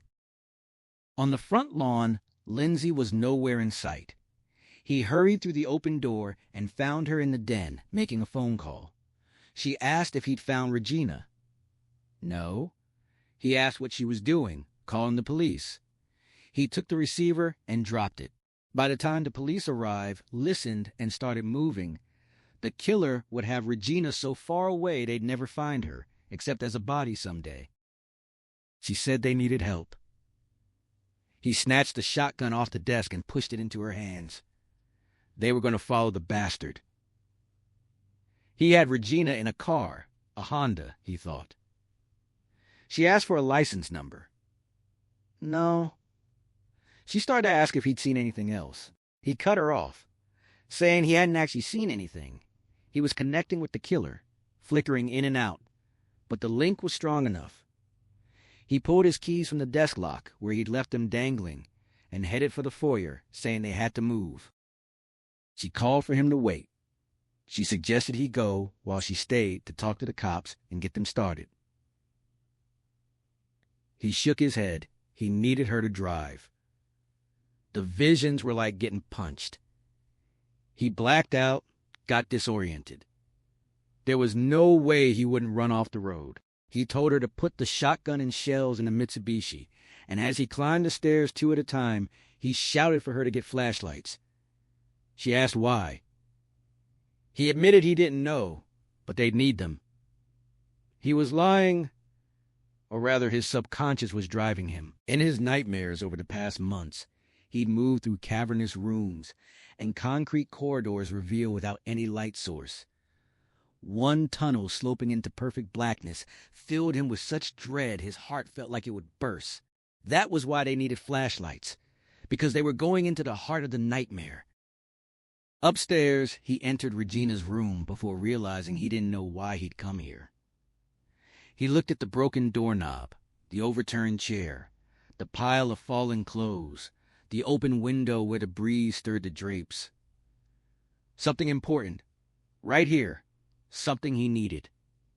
But what? He switched the Browning to his left hand and wiped his damp palm on his jeans. The killer was probably already on Crown Valley Parkway. Every second counted. Trusting the compulsion, he went to the corner desk, scanned the books and pencils. The bookcase. One of Lindsay's paintings. Come on. Something he needed as badly as the flashlights and the shotgun. He turned, saw the crucifix on the wall behind Regina's bed, and went straight for it. He scrambled onto the bed and wrenched it free. Heading downstairs, he gripped the icon like a weapon, a hatchet or cleaver, not a religious object. In the garage, the sectional door was rolling up. Lindsay had started the car. She looked at the crucifix and asked what it was for. He said they'd need it. Backing out, she asked what for. He didn't know. As they rolled into the street, she repeated the word with disbelief. He explained that when he'd linked with the killer, the man had felt thankful to all the powers of hell for giving Regina to him. He pointed left. Fear had aged Lindsay years in minutes. She asked what they were dealing with. Satanists, cult crazies, the kind who kept severed heads in refrigerators. He said maybe something like that, but worse, he thought. She said they couldn't handle this. He snapped back that there was no time for anyone else. If they didn't, Regina was dead. They reached Crown Valley Parkway, a wide boulevard, busy but not crowded. Lindsay asked which way. Hatch put the Browning on the floor, held the crucifix in both hands, and looked left and right, waiting for a feeling, a sign. Headlights washed over them. Nothing. She said his name, worried. Left and right. Nothing. He thought about Regina. Auburn hair, gray eyes, her curled right hand. A gift from God? No, not this time. A gift from drug-using parents, maybe. The way she walked, determined to minimize the limp. The way she never concealed her deformed hand, neither ashamed nor proud, just accepting. A car pulled up behind them, waiting to pull out. The driver behind them honked again. Lindsay was shaking, starting to cry. Hatch thought of Regina. Going to be a writer, intelligent pigs from outer space. So small under the weight of the world, yet always standing straight. She made a deal with God, a promise to eat beans in return for something precious. He knew what she'd never said aloud, a family, a chance to escape the orphanage. That was all she wanted, not to be alone anymore, a chance to sleep in a bed painted with flowers, to love, be loved, grow up. The small curled hand, the small sweet smile. Good night, Dad. The horn blared again. Right, Hatch said abruptly. Go right. With a sob of relief, Lindsay turned onto the parkway, driving faster than usual through the South County flatlands toward the distant foothills. At first, he wasn't sure he'd done more than guess, but conviction grew. The boulevard led east between endless tracks, lights speckling the hills like memorial flames. With each mile, he sensed more strongly that they followed in the beast's wake, because he'd agreed to no more secrets, because she should know the full extremity of Regina's circumstances. He told her what the killer wanted, to hold her beating heart in his bare hand for its last few beats, feel the life go out of it. She cried out to God. He insisted Regina was still alive, that there was hope. He believed it, had to believe it, or go mad. But he was troubled by the memory of having said those same things so often before cancer finally finished Jimmy.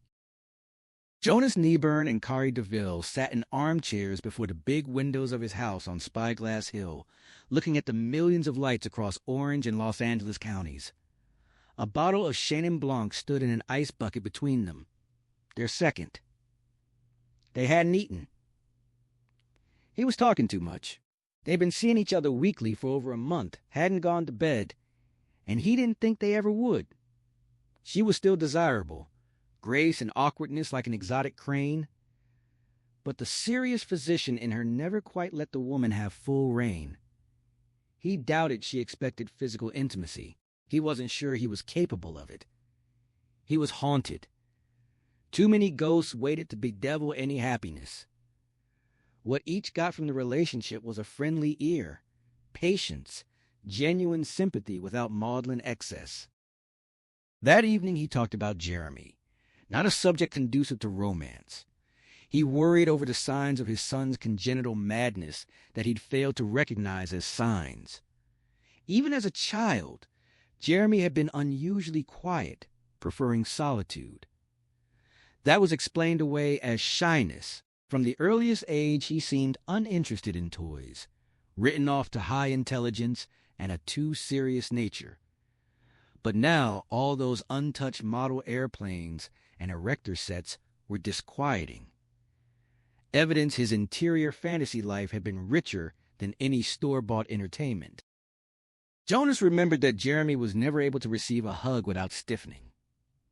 When he returned to kiss, he always planted his lips on air instead of a cheek. Kari insisted many kids had difficulty being demonstrative. It would seem like just another aspect of shyness. But Jonas said it wasn't self-effacement. It was an inability to feel, to care. She told him to stop beating himself up. He wondered if Marion and Stephanie weren't even the first. She insisted they must have been. He asked what if they weren't. She argued a teenage boy might be a killer, but wouldn't have the sophistication to get away with murder for long. He asked what if Jeremy had killed someone since slipping away from the rehab hospital. She said he was probably dead. Jonas disagreed. Jeremy wasn't the victim type. He was out there somewhere because of Jonas. He stared at the panorama of lights, civilization in all its glimmering wonder and bright terror. Approaching the San Diego freeway, Hatch said south. The killer had gone south. Lindsay took the entrance ramp. At first, she kept glancing at him, expecting him to share what he was receiving. But after a while, she focused on the highway. His silence probably meant the link was weak or flickering. She didn't press him. If she distracted him, the bond might break altogether and Regina would be lost. Hatch held the crucifix, his left fingertips ceaselessly tracing the contours of the figure suffering upon the cross. His gaze seemed turned inward, as if unaware of the night or the car. Lindsay realized her life had become as surreal as her paintings. Supernatural experiences juxtaposed with the mundane, crucifixes and guns, psychic visions and flashlights. In her paintings, she used surrealism to elucidate a theme. In real life, each intrusion only confused her further. Hatch shuddered and leaned forward, then slumped back. He announced the killer had taken the Ortega Highway exit east. Same exit coming up in a couple of miles. Oncoming headlights sometimes forced Vasago to squint, despite his tinted glasses. He glanced at the unconscious girl beside him, her chin on her breast, auburn hair hanging over her face. Through the scarf and gag he could see her lips pulled back, the tilt of her nose, her closed eyelids with their long lashes, part of her brow. His imagination played with ways to disfigure her for the most effective offering. She was perfect. Her beauty, compromised by her leg and deformed hand, made her a symbol of God's fallibility, a trophy for his collection. He was disappointed he'd failed to get the mother, but hadn't given up hope. He toyed with keeping the child alive for a few days to make another bid for Lindsay. If he had them together, he could present their corpses as a mocking pieta, or dismember them into an obscene collage. He waited for guidance, another vision, before deciding. Taking the Ortega off-ramp east, he recalled how Lindsay at her drawing board had reminded him of his mother knitting on the afternoon he killed her. Having disposed of his sister and mother with the same knife in the same hour, he'd known he'd paved the way to hell. A privately published book called The Hidden, written by a condemned murderer named Thomas Nicene, who'd killed his mother and brother, then committed suicide, had described that route to damnation. Nicene's descent had been foiled by a paramedic team with too much dedication and a little luck. He was revived, healed, imprisoned, convicted, and sentenced to death. Rule-playing society had made it clear. The power of death, even the right to choose one's own, could never be given to an individual. While awaiting execution, Thomas Nicene had committed to paper the visions of hell he'd experienced on the edge of this life before paramedics denied him eternity. His writings were smuggled out to fellow believers. The book was filled with images of darkness and cold, not heat, vast spaces, chilling emptiness. Peering through death's door, Nicene had seen titanic powers at work on mysterious structures. Demons of colossal size strode through night mists across lightless continents, each clothed in black with a flowing cape and a shining black helmet with flared rim. Dark seas crashed on black shores under starless skies. Enormous windowless ships were driven through tenebrous waves by engines that screamed like anguished multitudes. Reading Nicene's words, Jeremy had known they were truer than any ever inked, and he determined to follow the great man's example. Marion and Stephanie became his tickets to that netherworld. He punched those tickets with a butcher knife and delivered himself to the Dark Kingdom. He'd never imagined his escape would be undone, not by paramedics, but by his own father. He would soon earn repatriation to the damned. Glancing at the girl again, Vasago remembered how she'd felt when she shuddered and collapsed in his fierce embrace. A shiver of delicious anticipation went through him. He considered killing his father to win back his citizenship in Hades, but he was wary. Jonas Nieburn was a life-giver who seemed to shine with an inner light Vasago found forbidding. His earliest memories of his father were wrapped in images of Christ and angels, scenes from paintings Jonas collected, and only 2 years ago his father had resurrected him like Jesus raising Lazarus. He thought of Jonas not merely as the enemy, but as an embodiment of bright forces opposed to hell. His father was untouchable, living in loathsome grace. His hopes were pinned on the woman and the girl. He drove east past endless tracks, grateful that the spawning multitudes of life-loving hypocrites hadn't pressed to the very perimeter of his special hideaway. As the land grew less hospitable, Visago drove slowly, waiting for a vision to tell him whether to kill the child upon arrival or wait for the mother. Turning to look at her once more, he discovered she was watching him.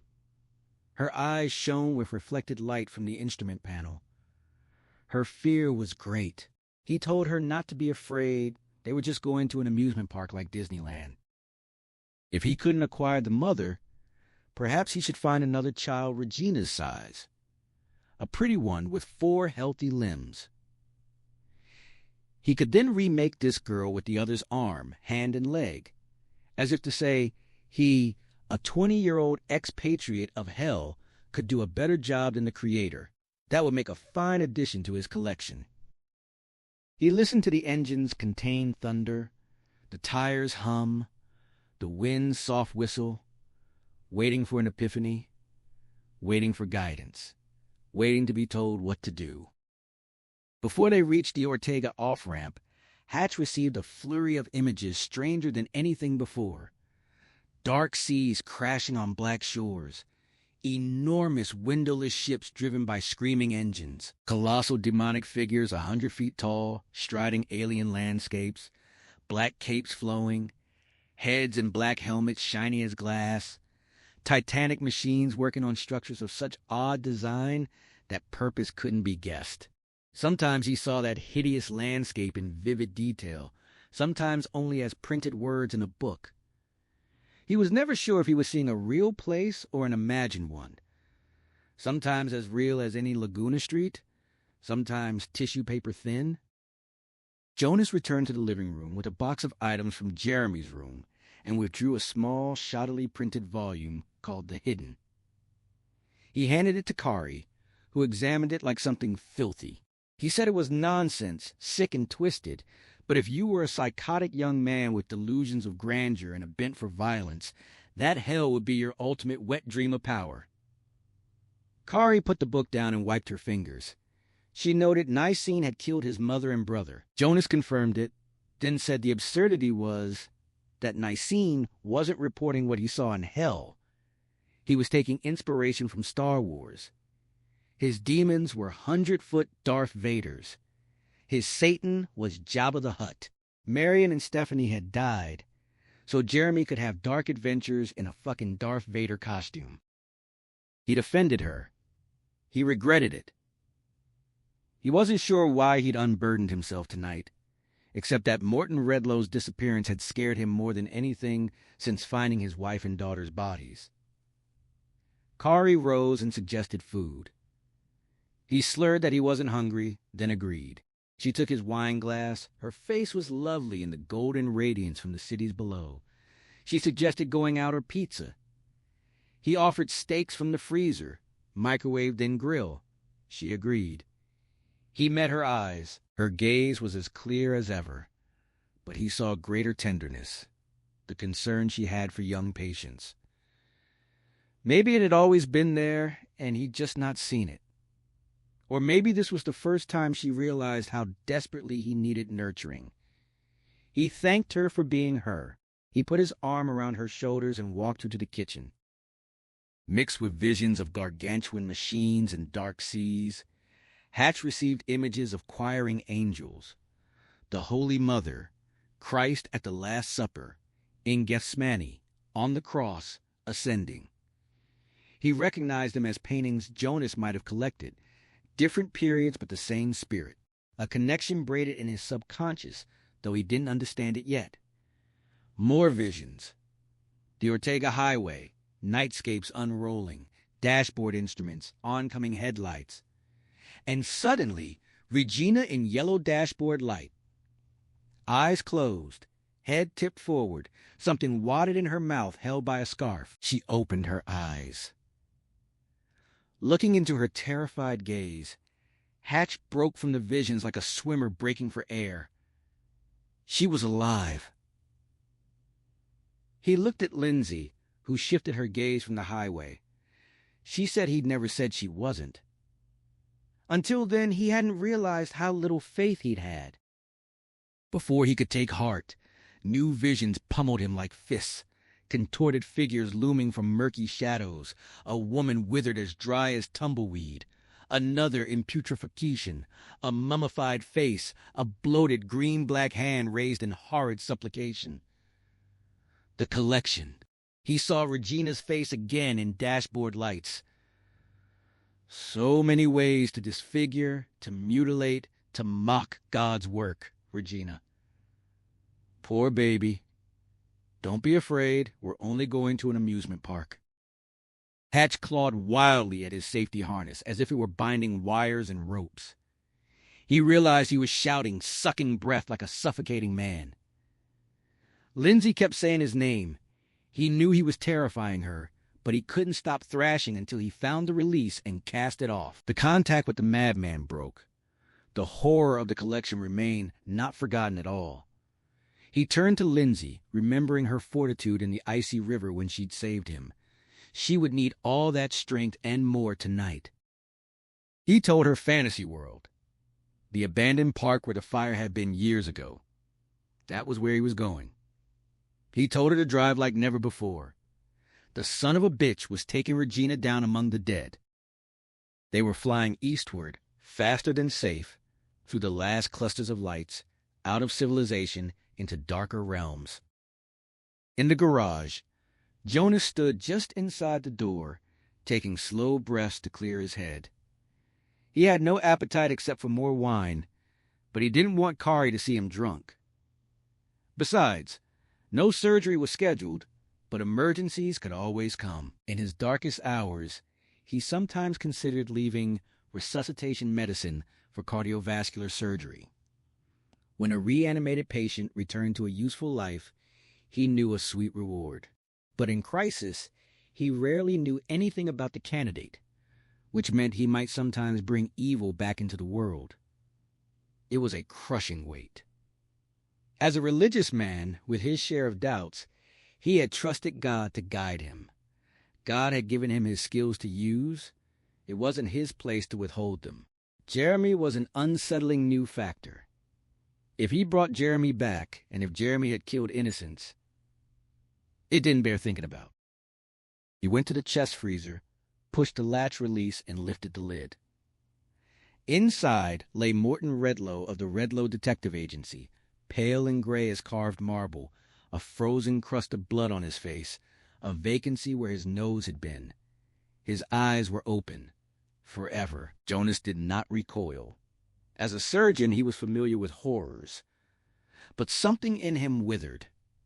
Something died. His heart turned as cold as the detective's. He knew he was finished as a man. He didn't trust God anymore. But he was not nauseated, not forced to turn away. He saw the folded note clutched in Redlow's frozen hand. The dead fingers contracted during freezing, shrinking away from the paper. Jonas unfolded the letter and recognized his son's neat penmanship. The post-coma aphasia had been faked. The retardation was an immensely clever ruse. The note explained where to find the missing nose, stuck up the detective's back end. Jeremy apologized if this behavior distressed his father. Lindsay drove with utmost urgency, pushing the Mitsubishi to its limits through the eastbound darkness. There was little traffic. She crossed the center line in a too-tight turn. Hatch used the car phone to reach Jonas Nieburn's office number. A physician service operator answered. She took his baffling message and promised to pass it on. But Hatch wasn't confident their definitions of immediately matched. He saw the connections clearly now. Jonas's question from Monday, did evil come only from men's acts, or was it a real force, gained new significance. The story of losing wife and daughter to a homicidal son connected to the vision of the woman knitting. The father's collections, The sons, the satanic imagery made sense as a bad son's rebellion against the religious father and the link between them, miraculous resurrection at the same man's hands. Lindsay demanded how that explained anything. He didn't know. He couldn't stop thinking about the collection, what Jeremy intended for Regina. His fear was augmented by hot, uncontainable anger, directed against a target worthy of such seething rage. Approaching the abandoned park's entrance road, Vasago glanced at the bound girl. In the poor light he could see she'd been straining at her bonds. Her wrists were chafed and bleeding. Such vitality. She thrilled him. She was so special he might not need the mother at all. He turned off the highway onto the long approach road and accelerated. The 4-lane entrance had once been bordered by lush flowers and palms, but the creditors had dug up the trees ages ago. The flowers died when the watering system shut off. Southern California was a desert, reclaimed, now that the hand of man had moved on. Pavement cracked and heaved, vanishing under drifts of sandy soil. Tumbleweeds scraped across the road. At the toll booths, chained across all 4 lanes, he pulled around them, bouncing over a low curb through the planting beds where tropical landscaping once blocked the way. At the end of the entrance road, he switched off his headlights. He didn't need them, and he was beyond notice of any patrolman. His eyes felt more comfortable. If pursuers drew close, they couldn't follow by sight alone. He angled across the empty parking lot toward a service road at the southwest corner of the inner fence. The Honda jolted over potholes. Vasago ransacked his imagination, a busy abattoir of psychotic industry, seeking artistic solutions. The image must stir him, excite him. If it was really art, he would know it. He would be moved. As Vasago envisioned tortures for Regina, he became aware of that other presence in the night, its singular rage. Another vision hit him. Lindsay, behind the wheel of a car, a phone in a man's trembling hand, and then a crucifix. The image resolved his artistic dilemma instantly. He blinked, glanced at the petrified girl, and saw them combined, girl and cruciform. He would use Regina to mock the crucifixion, not on dogwood, but on the segmented belly of the serpent under the 30-foot Lucifer in the deepest funhouse. Crucified, her sacred heart revealed as backdrop to his collection. That pose would be his crowning achievement, negating any need for the mother. Hatch was trying to reach the sheriff's department when he felt another mind intrude. He saw Regina disfigured in a multitude of ways, then a crucifixion so monstrous it nearly knocked him unconscious. He urged Lindsay to drive faster, unable to speak of what he'd seen. He understood Jeremy's intended statement perfectly. If God had made Christ a man, was that an error? Women suffered most, served as the greatest symbols of self-sacrifice, then were dumped into a world of savage violence where their qualities made them easy targets. But the greater horror was that a homicidal sociopath could have such complex insight. If a madman could perceive this truth, creation itself must be an asylum. Lindsay reached Fantasy World's approach road, taking a turn so fast the car slid sideways but stayed upright. Hatch was prepared to die to prevent Jeremy's vision. Fear and fury flooded him equally. The phone's plastic casing creaked in his fist. Toll booths appeared. Lindsay spotted tire tracks through drifting sand and bounced over a concrete border. He had to rein in his rage. If he lost control, Regina was dead. He tried the 911 call again, holding fast to his reason, refusing to descend to the level of the filth through whose eyes he'd seen his child. The rage pouring back across the psychic wire excited Vasago, convincing him he didn't need both mother and daughter. The single crucifixion would reopen hell's doors. He stopped at a service road gate, got out, opened it, drove through, closed it behind him. No time for the underground garage or catacombs. God's paladins were closing in. He needed time. Every artist needed time. He would drive along pedestrian walkways and park in front of the funhouse. Lindsay drove into the parking lot. The lamp poles shed no light. The dark castle stood ahead. She saw no sign of Jeremy's car, no dust to track by tire prints. She drove as close as she could, stopped by ticket booths and concrete stanchions like beach barricades. Hatch slammed down the handset. Lindsay didn't know if cops were coming. She threw the car into park, left the engine and headlights on, opened her door ready to go on foot. He shook his head, picked up his Browning. He explained they'd cover ground faster in a car and the bond would guide them. She got back behind the wheel. He hesitated only a fraction of a second before saying left along the fence. Visago parked by the lagoon and went to the girl's door. He told her they were at an amusement park, just as he promised. He took out his switchblade and showed it to her. Even in the thin moonlight, she saw the blade. He told her he was going to free her legs so she could walk. If she kicked him, he'd have to cut her to teach her a lesson. She made a muffled sound acknowledging his power. He called her a good girl, so wise, and said she'd make a fine little Jesus. He cut the cords binding her ankles and helped her out. She was unsteady, muscles cramped, but he seized her arm and pulled her around the car to the lagoon's retaining wall. He helped Regina over the wall onto the dry concrete lagoon floor. She hated his touch. She could feel his coldness through his gloves, or thought she could. The gag filled her mouth. Trying to scream only made her choke. Even gripping her arm through her sweater, the contact made her belly quiver so badly she thought she'd vomit. But with the gag, she'd choke on her own regurgitation. Through 10 years of adversity, Regina had developed tricks to get through bad times.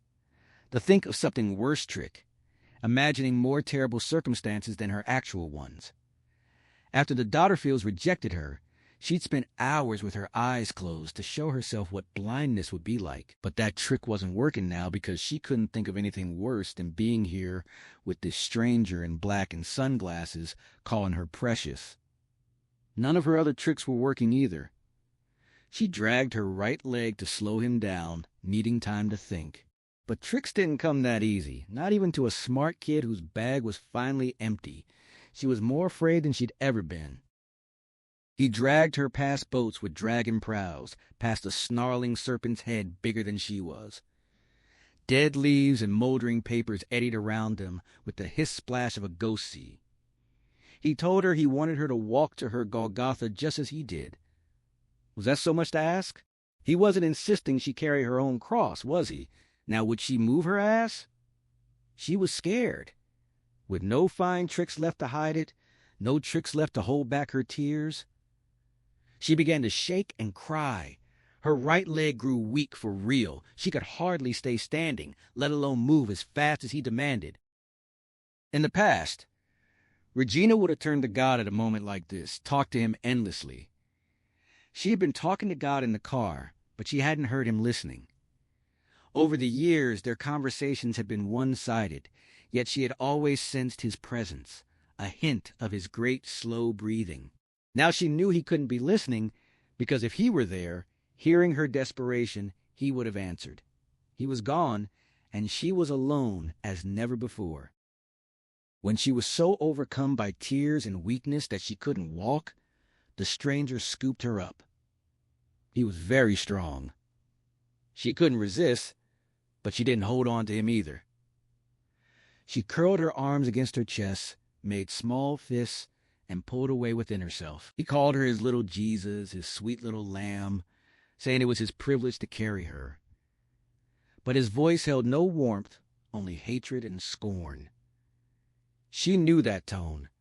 No matter how hard you tried to fit in, some kids hated you if you were too different, and in their voices you heard the same thing. He carried her through open, rotting doors into a darkness that made her feel so small. Lindsay didn't bother getting out to check the gate. When Hatch pointed, she floored the accelerator. The car crashed through, demolishing the gate, shattering one headlight. At Hatch's direction, she followed a service loop around half the park. On the left, a high fence covered with dead vines. On the right, the backs of rides too permanent to dismantle, facades held up by angled supports. They drove between two structures onto a winding promenade. A massive Ferris wheel, savaged by years of neglect, rose in the night like the bones of a leviathan. A car was parked beside a drained pool in front of an immense structure, the fun house. Hatch had seen it through other eyes. The roof had multiple peaks like a circus tent. She sensed an aura of death around it, as surely as cold air off a block of ice. She parked behind the Honda. Both front doors were open, interior lights on. She grabbed her Browning and flashlight, ran to the Honda. No sign of Regina. She discovered there was a point where fear could grow no greater. Every nerve raw her brain couldn't process more input. It dumped old data to make way for new. She could hardly remember what had happened at the house. On the ground was a 4-foot length of sturdy cord, once tied in a loop and cut at the knot. Hatch took it. He said it had been around Regina's ankles. The killer wanted her to walk. He pointed across the drained lagoon to a pair of wooden doors in the funhouse base. One sagged on broken hinges, the other stood open. Lindsay took off over the lagoon wall. Hatch called for her to wait, but she couldn't delay. As she crossed, fear for Regina still outweighed concern for her own safety, but she realized she must survive if the girl had any chance. She swept her flashlight beam side to side, wary of attack from behind the huge gondolas. Hatch caught up. He had used the cord to bind his flashlight to the back of the crucifix, leaving his right hand free for the Browning. He'd left the shotgun behind. Evidently, he felt the crucifix was a better weapon. She didn't know why he'd taken it from Regina's room. She didn't think he knew either.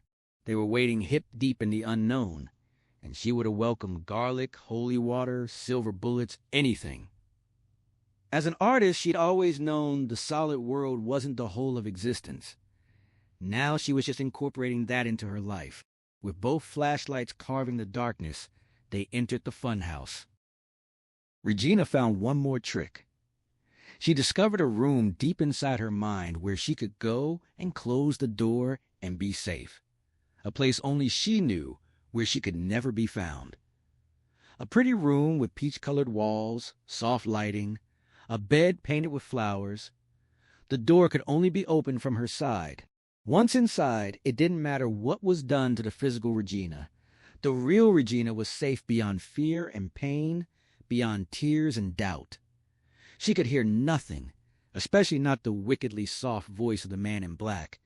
She could see nothing but peach walls and soft light, never darkness. Nothing could touch her, certainly not his pale, quick hands which had recently shed their gloves. The only smell in her sanctuary was roses, clean and sweet.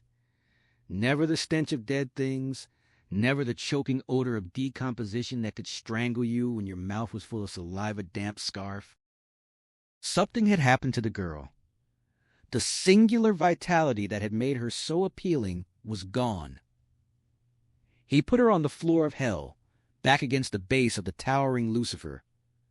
He thought she'd passed out, but that wasn't it. When he crouched and put his hand against her chest, he felt her heart leaping like a rabbit in a fox's jaws. No one could be unconscious with that heartbeat.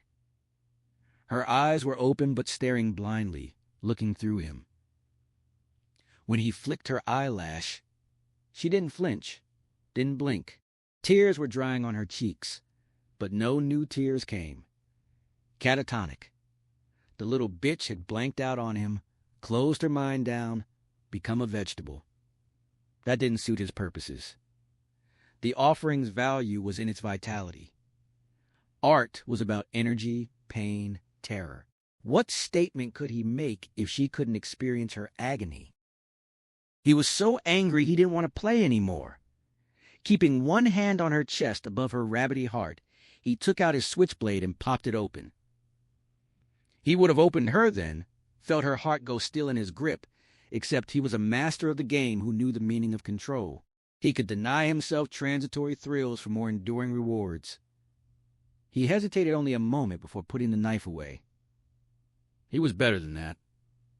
His lapse surprised him. Perhaps she would come out of her trance by the time he was ready.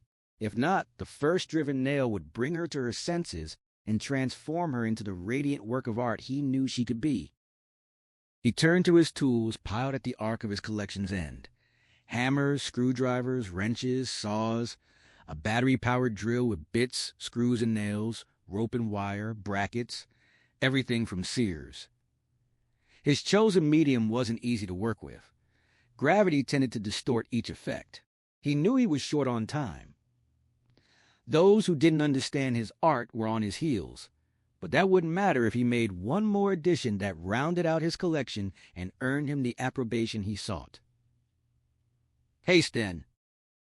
Before hauling the girl to her feet, Vasago tested whether Lucifer's segmented belly would take a nail. The material seemed like hard rubber or soft plastic. If too resistant, he'd use the drill and screws, a modern touch that shouldn't detract from the ancient ritual's artistic integrity. He hefted the hammer, placed the nail.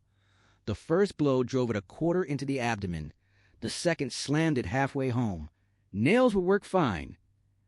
The girl hadn't reacted to either blow. He was disappointed, but not despairing. He collected what he'd need: 2x4s for braces, 2 nails, 1 longer spike, the hammer, smaller tacks for a crown of thorns in her brow, the switchblade to recreate the centurion's spear wound. No vinegar or sponge for the dying lips. He didn't think that absence would detract. He was ready. Deep in the gondola tunnel, Hatch and Lindsay moved as fast as they dared, slowed by the need to shine flashlights into every niche. 2 solid thuds echoed from farther in, hammer blows, then silence. Lindsay whispered that he was ahead, not close. They could move faster. Hatch agreed. They proceeded without scanning all the recesses, the bond reestablished.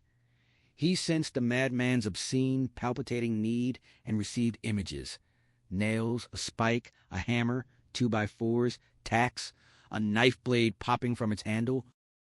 His anger escalating with fear, determined not to let visions impede him. Hatch reached the tunnel's end and stumbled down an incline before realizing the floor angle had changed. The first odor hit him, drifting upward on a natural draft. He gagged, heard Lindsay do the same, then tightened his throat and swallowed hard. He knew what lay below. Glimpses of the collection had pounded him on the highway. If he didn't get an iron grip on his repulsion now, he'd never make it into this hellhole. And he had to save Regina. Lindsay found the will to repress her retching and followed him down. The glow of light high in the cavern's far end caught Vasago's attention. The rapid brightening convinced him he wouldn't have time to add the girl before the intruders arrived. He knew who they were. Lindsay and her husband followed from Laguna Niguel. More forces were at work than had first appeared. He considered letting them descend, slipping behind them, killing the man, disabling the woman, then proceeding with a dual crucifixion. But something about the husband unsettled him. He realized he'd been avoiding confrontation. Earlier, he should have circled behind the husband first. If he had, he might have acquired both woman and child by now. The flashlights resolved into beams at the spillway's brink. After a hesitation, they started down.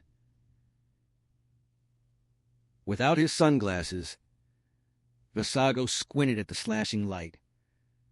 Again, he decided not to move against the man, retreating with the child instead. A master of the game must exhibit iron control and choose the right moments to prove his superiority. But this time, the thought struck him as spinless justification. He was afraid of nothing. The flashlights were still distant, focused on the floor. He could hear footsteps growing louder. He seized the catatonic girl, lifted her like a pillow, slung her over his shoulder, and moved soundlessly across the floor of hell toward rock formations where a service room door was hidden. Lindsay gasped at the macabre collection. Hatch told her not to look, to cover his back. Gratefully, she turned away from the posed cadavers in various stages of decomposition, certain her sleep would be haunted forever, though she was beginning to think she wouldn't make it through the night. Breathing that reeking air through her mouth minimized the stink, but just barely. The darkness was like syrup, flowing back into the brief channel of her flashlight beam.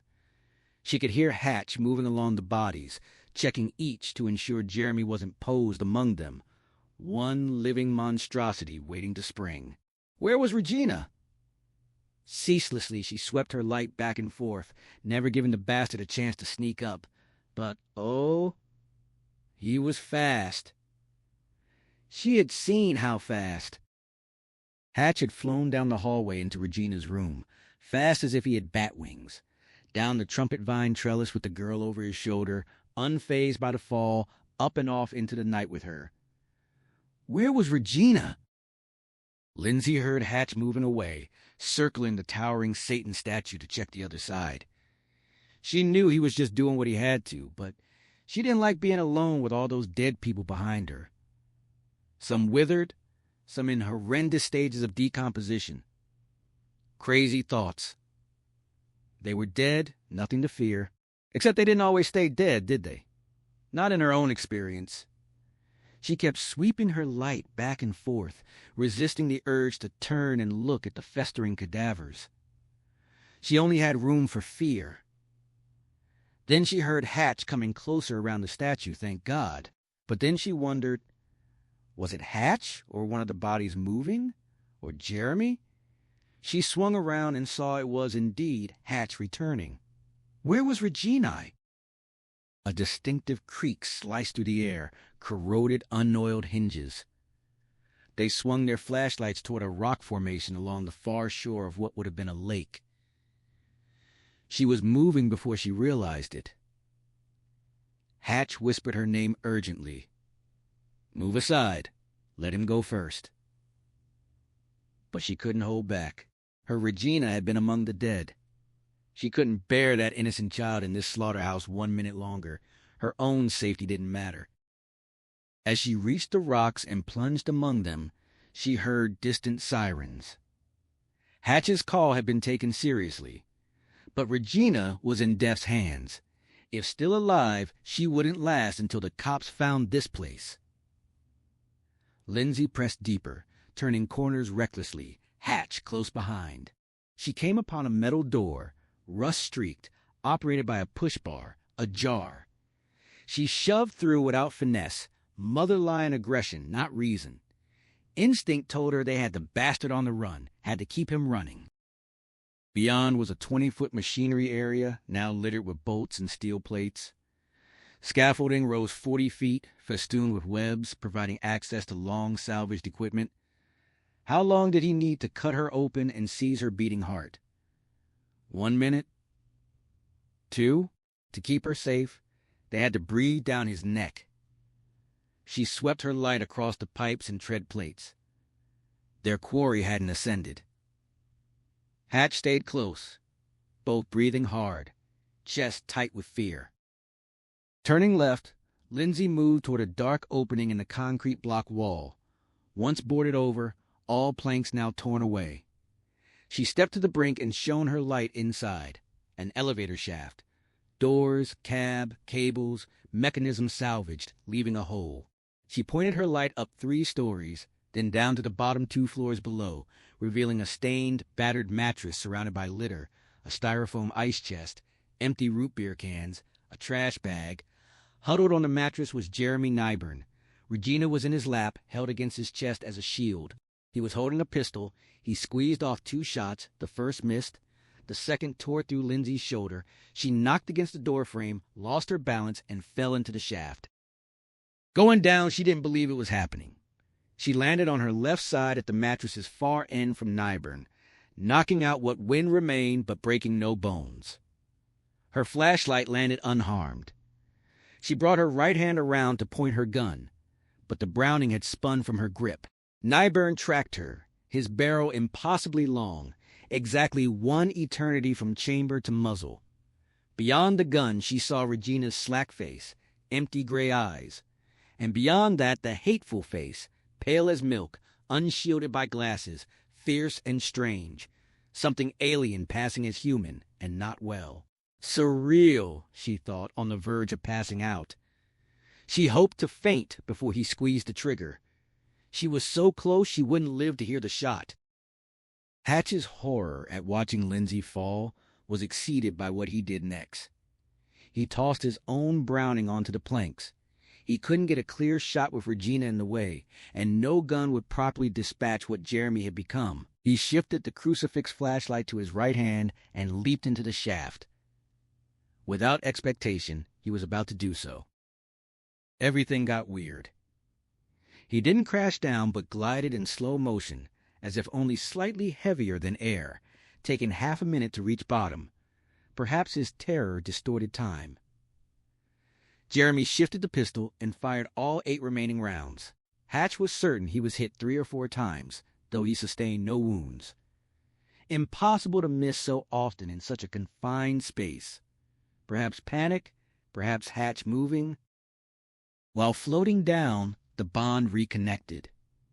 He saw himself descending from Jeremy's point of view, but someone else superimposed over him, as if he shared his body with another entity. White wings folded against his sides. Under his own face was a stranger's, the visage of a warrior, yet not frightening. Perhaps Jeremy was hallucinating. Then Hatch saw something superimposed over Jeremy too, part reptilian, part insectile. A trick of light, perhaps? But their final exchange he couldn't explain away. Landing cat-like, despite a 30-foot drop, Hatch heard Jeremy ask who he was. Hatch answered Uriel, a name he'd never heard before. Jeremy identified himself as Vasigo. Hatch said he knew, also hearing that name for the first time. Jeremy said only Hatch could send him back. Hatch replied that when someone like him sent Jeremy back, he wouldn't return a prince. He'd be a slave below, just like the heartless boy he'd hitched a ride with. Nyburn was afraid, the first time he'd shown any capacity for fear. He admitted he'd thought he was the spider. With strength and agility Hatch hadn't known he possessed, he grabbed Regina's belt, pulled her away, set her aside, and brought the crucifix down like a club on the madman's head. The flashlight lens shattered. The casing burst open. He chopped the crucifix against the killer's skull a second time, and with the third blow sent Nyburn to a grave twice earned. The anger was righteous. When it was over, Hatch felt no guilt or shame. He was nothing like his father. He had a strange awareness of a power leaving him, a presence he hadn't realized was there. A mission accomplished, balance restored. Regina was unresponsive but physically unharmed. Somehow Hatch knew none of them would suffer unduly. Lindsay was unconscious and bleeding, but her wound wasn't serious. Voices called his name from 2 floors above. The authorities had arrived. Late as always, but sometimes one of them was there just when you needed him. In the years that followed, Jonas Nyburn lost interest in resuscitation medicine. He sold every piece of religious art from his 2 unfinished collections and put the money into savings. He continued cardiovascular surgery for a while, but found no satisfaction, eventually retiring young to look for a new career. He stopped attending Mass. He no longer believed evil was a real presence. Humanity itself was a sufficient source of evil. Obversely, humanity was its own and only salvation. He became a veterinarian. Every patient seemed deserving. He never married again. He was neither happy nor unhappy, and that suited him fine. Regina remained within her inner room for a couple of days. When she came out, she was never quite the same. But then no one ever is. Change is the only constant. She addressed them as Dad and Mom because she wanted to, because she meant it. Day by day, she gave them as much happiness as they gave her. She stopped worrying about causing disasters, setting off chain reactions among antiques, flipping food onto the president, scaring smaller children. In time, she didn't even recall the energy she'd wasted on such unlikely concerns. She kept writing and got better. At 14, she won a national writing competition, a watch, and $500. She no longer wanted to write about intelligent pigs from outer space. More curious characters could be found all around her. She no longer chattered at God. She was aware of him all the time, winking from flowers, serenading in bird song, smiling from a kitten's face. True friendship comes when silence is comfortable. Lindsay came through less change than expected. Her paintings improved somewhat, but not tremendously. She'd never been dissatisfied. She loved Hatch no less than ever. One thing that made her cringe was hearing anyone say the worst was behind us. The worst came at the end, the very fact of it, but she learned to live with that understanding and still find joy in the day at hand. She raised Regina in the Catholic Church, attending Mass weekly, part of her adoption promise but not solely duty. The church was good for Regina, and Regina might be good for the church. She had once said prayers were never answered, but she had progressed beyond that attitude. She would wait and see. Hatch continued dealing in antiques. Day by day his life went as he hoped. He was easygoing, but now he had no anger left to repress. The mellowness was genuine. From time to time, when the patterns of life seemed to have a grand meaning that eluded him, he would go to his den and take 2 items from the locked drawer, the heat-brown issue of Arts American and a slip of paper with 2 names. Vasago, according to mythology, one of the 9 crown princes of hell. Uriel, one of the archangels serving as a personal attendant to God. He stared and considered, always reaching no firm conclusions. If you had to be dead for 80 minutes and come back with no memory of the other side, maybe it was because 80 minutes of that knowledge was more than you could handle. And if you had to bring something back and carry it until it had concluded its assignment, an archangel wasn't too shabby. And just like that, the end, the darkness closes its doors again. Thank you for spending this time inside the world of Hideaway.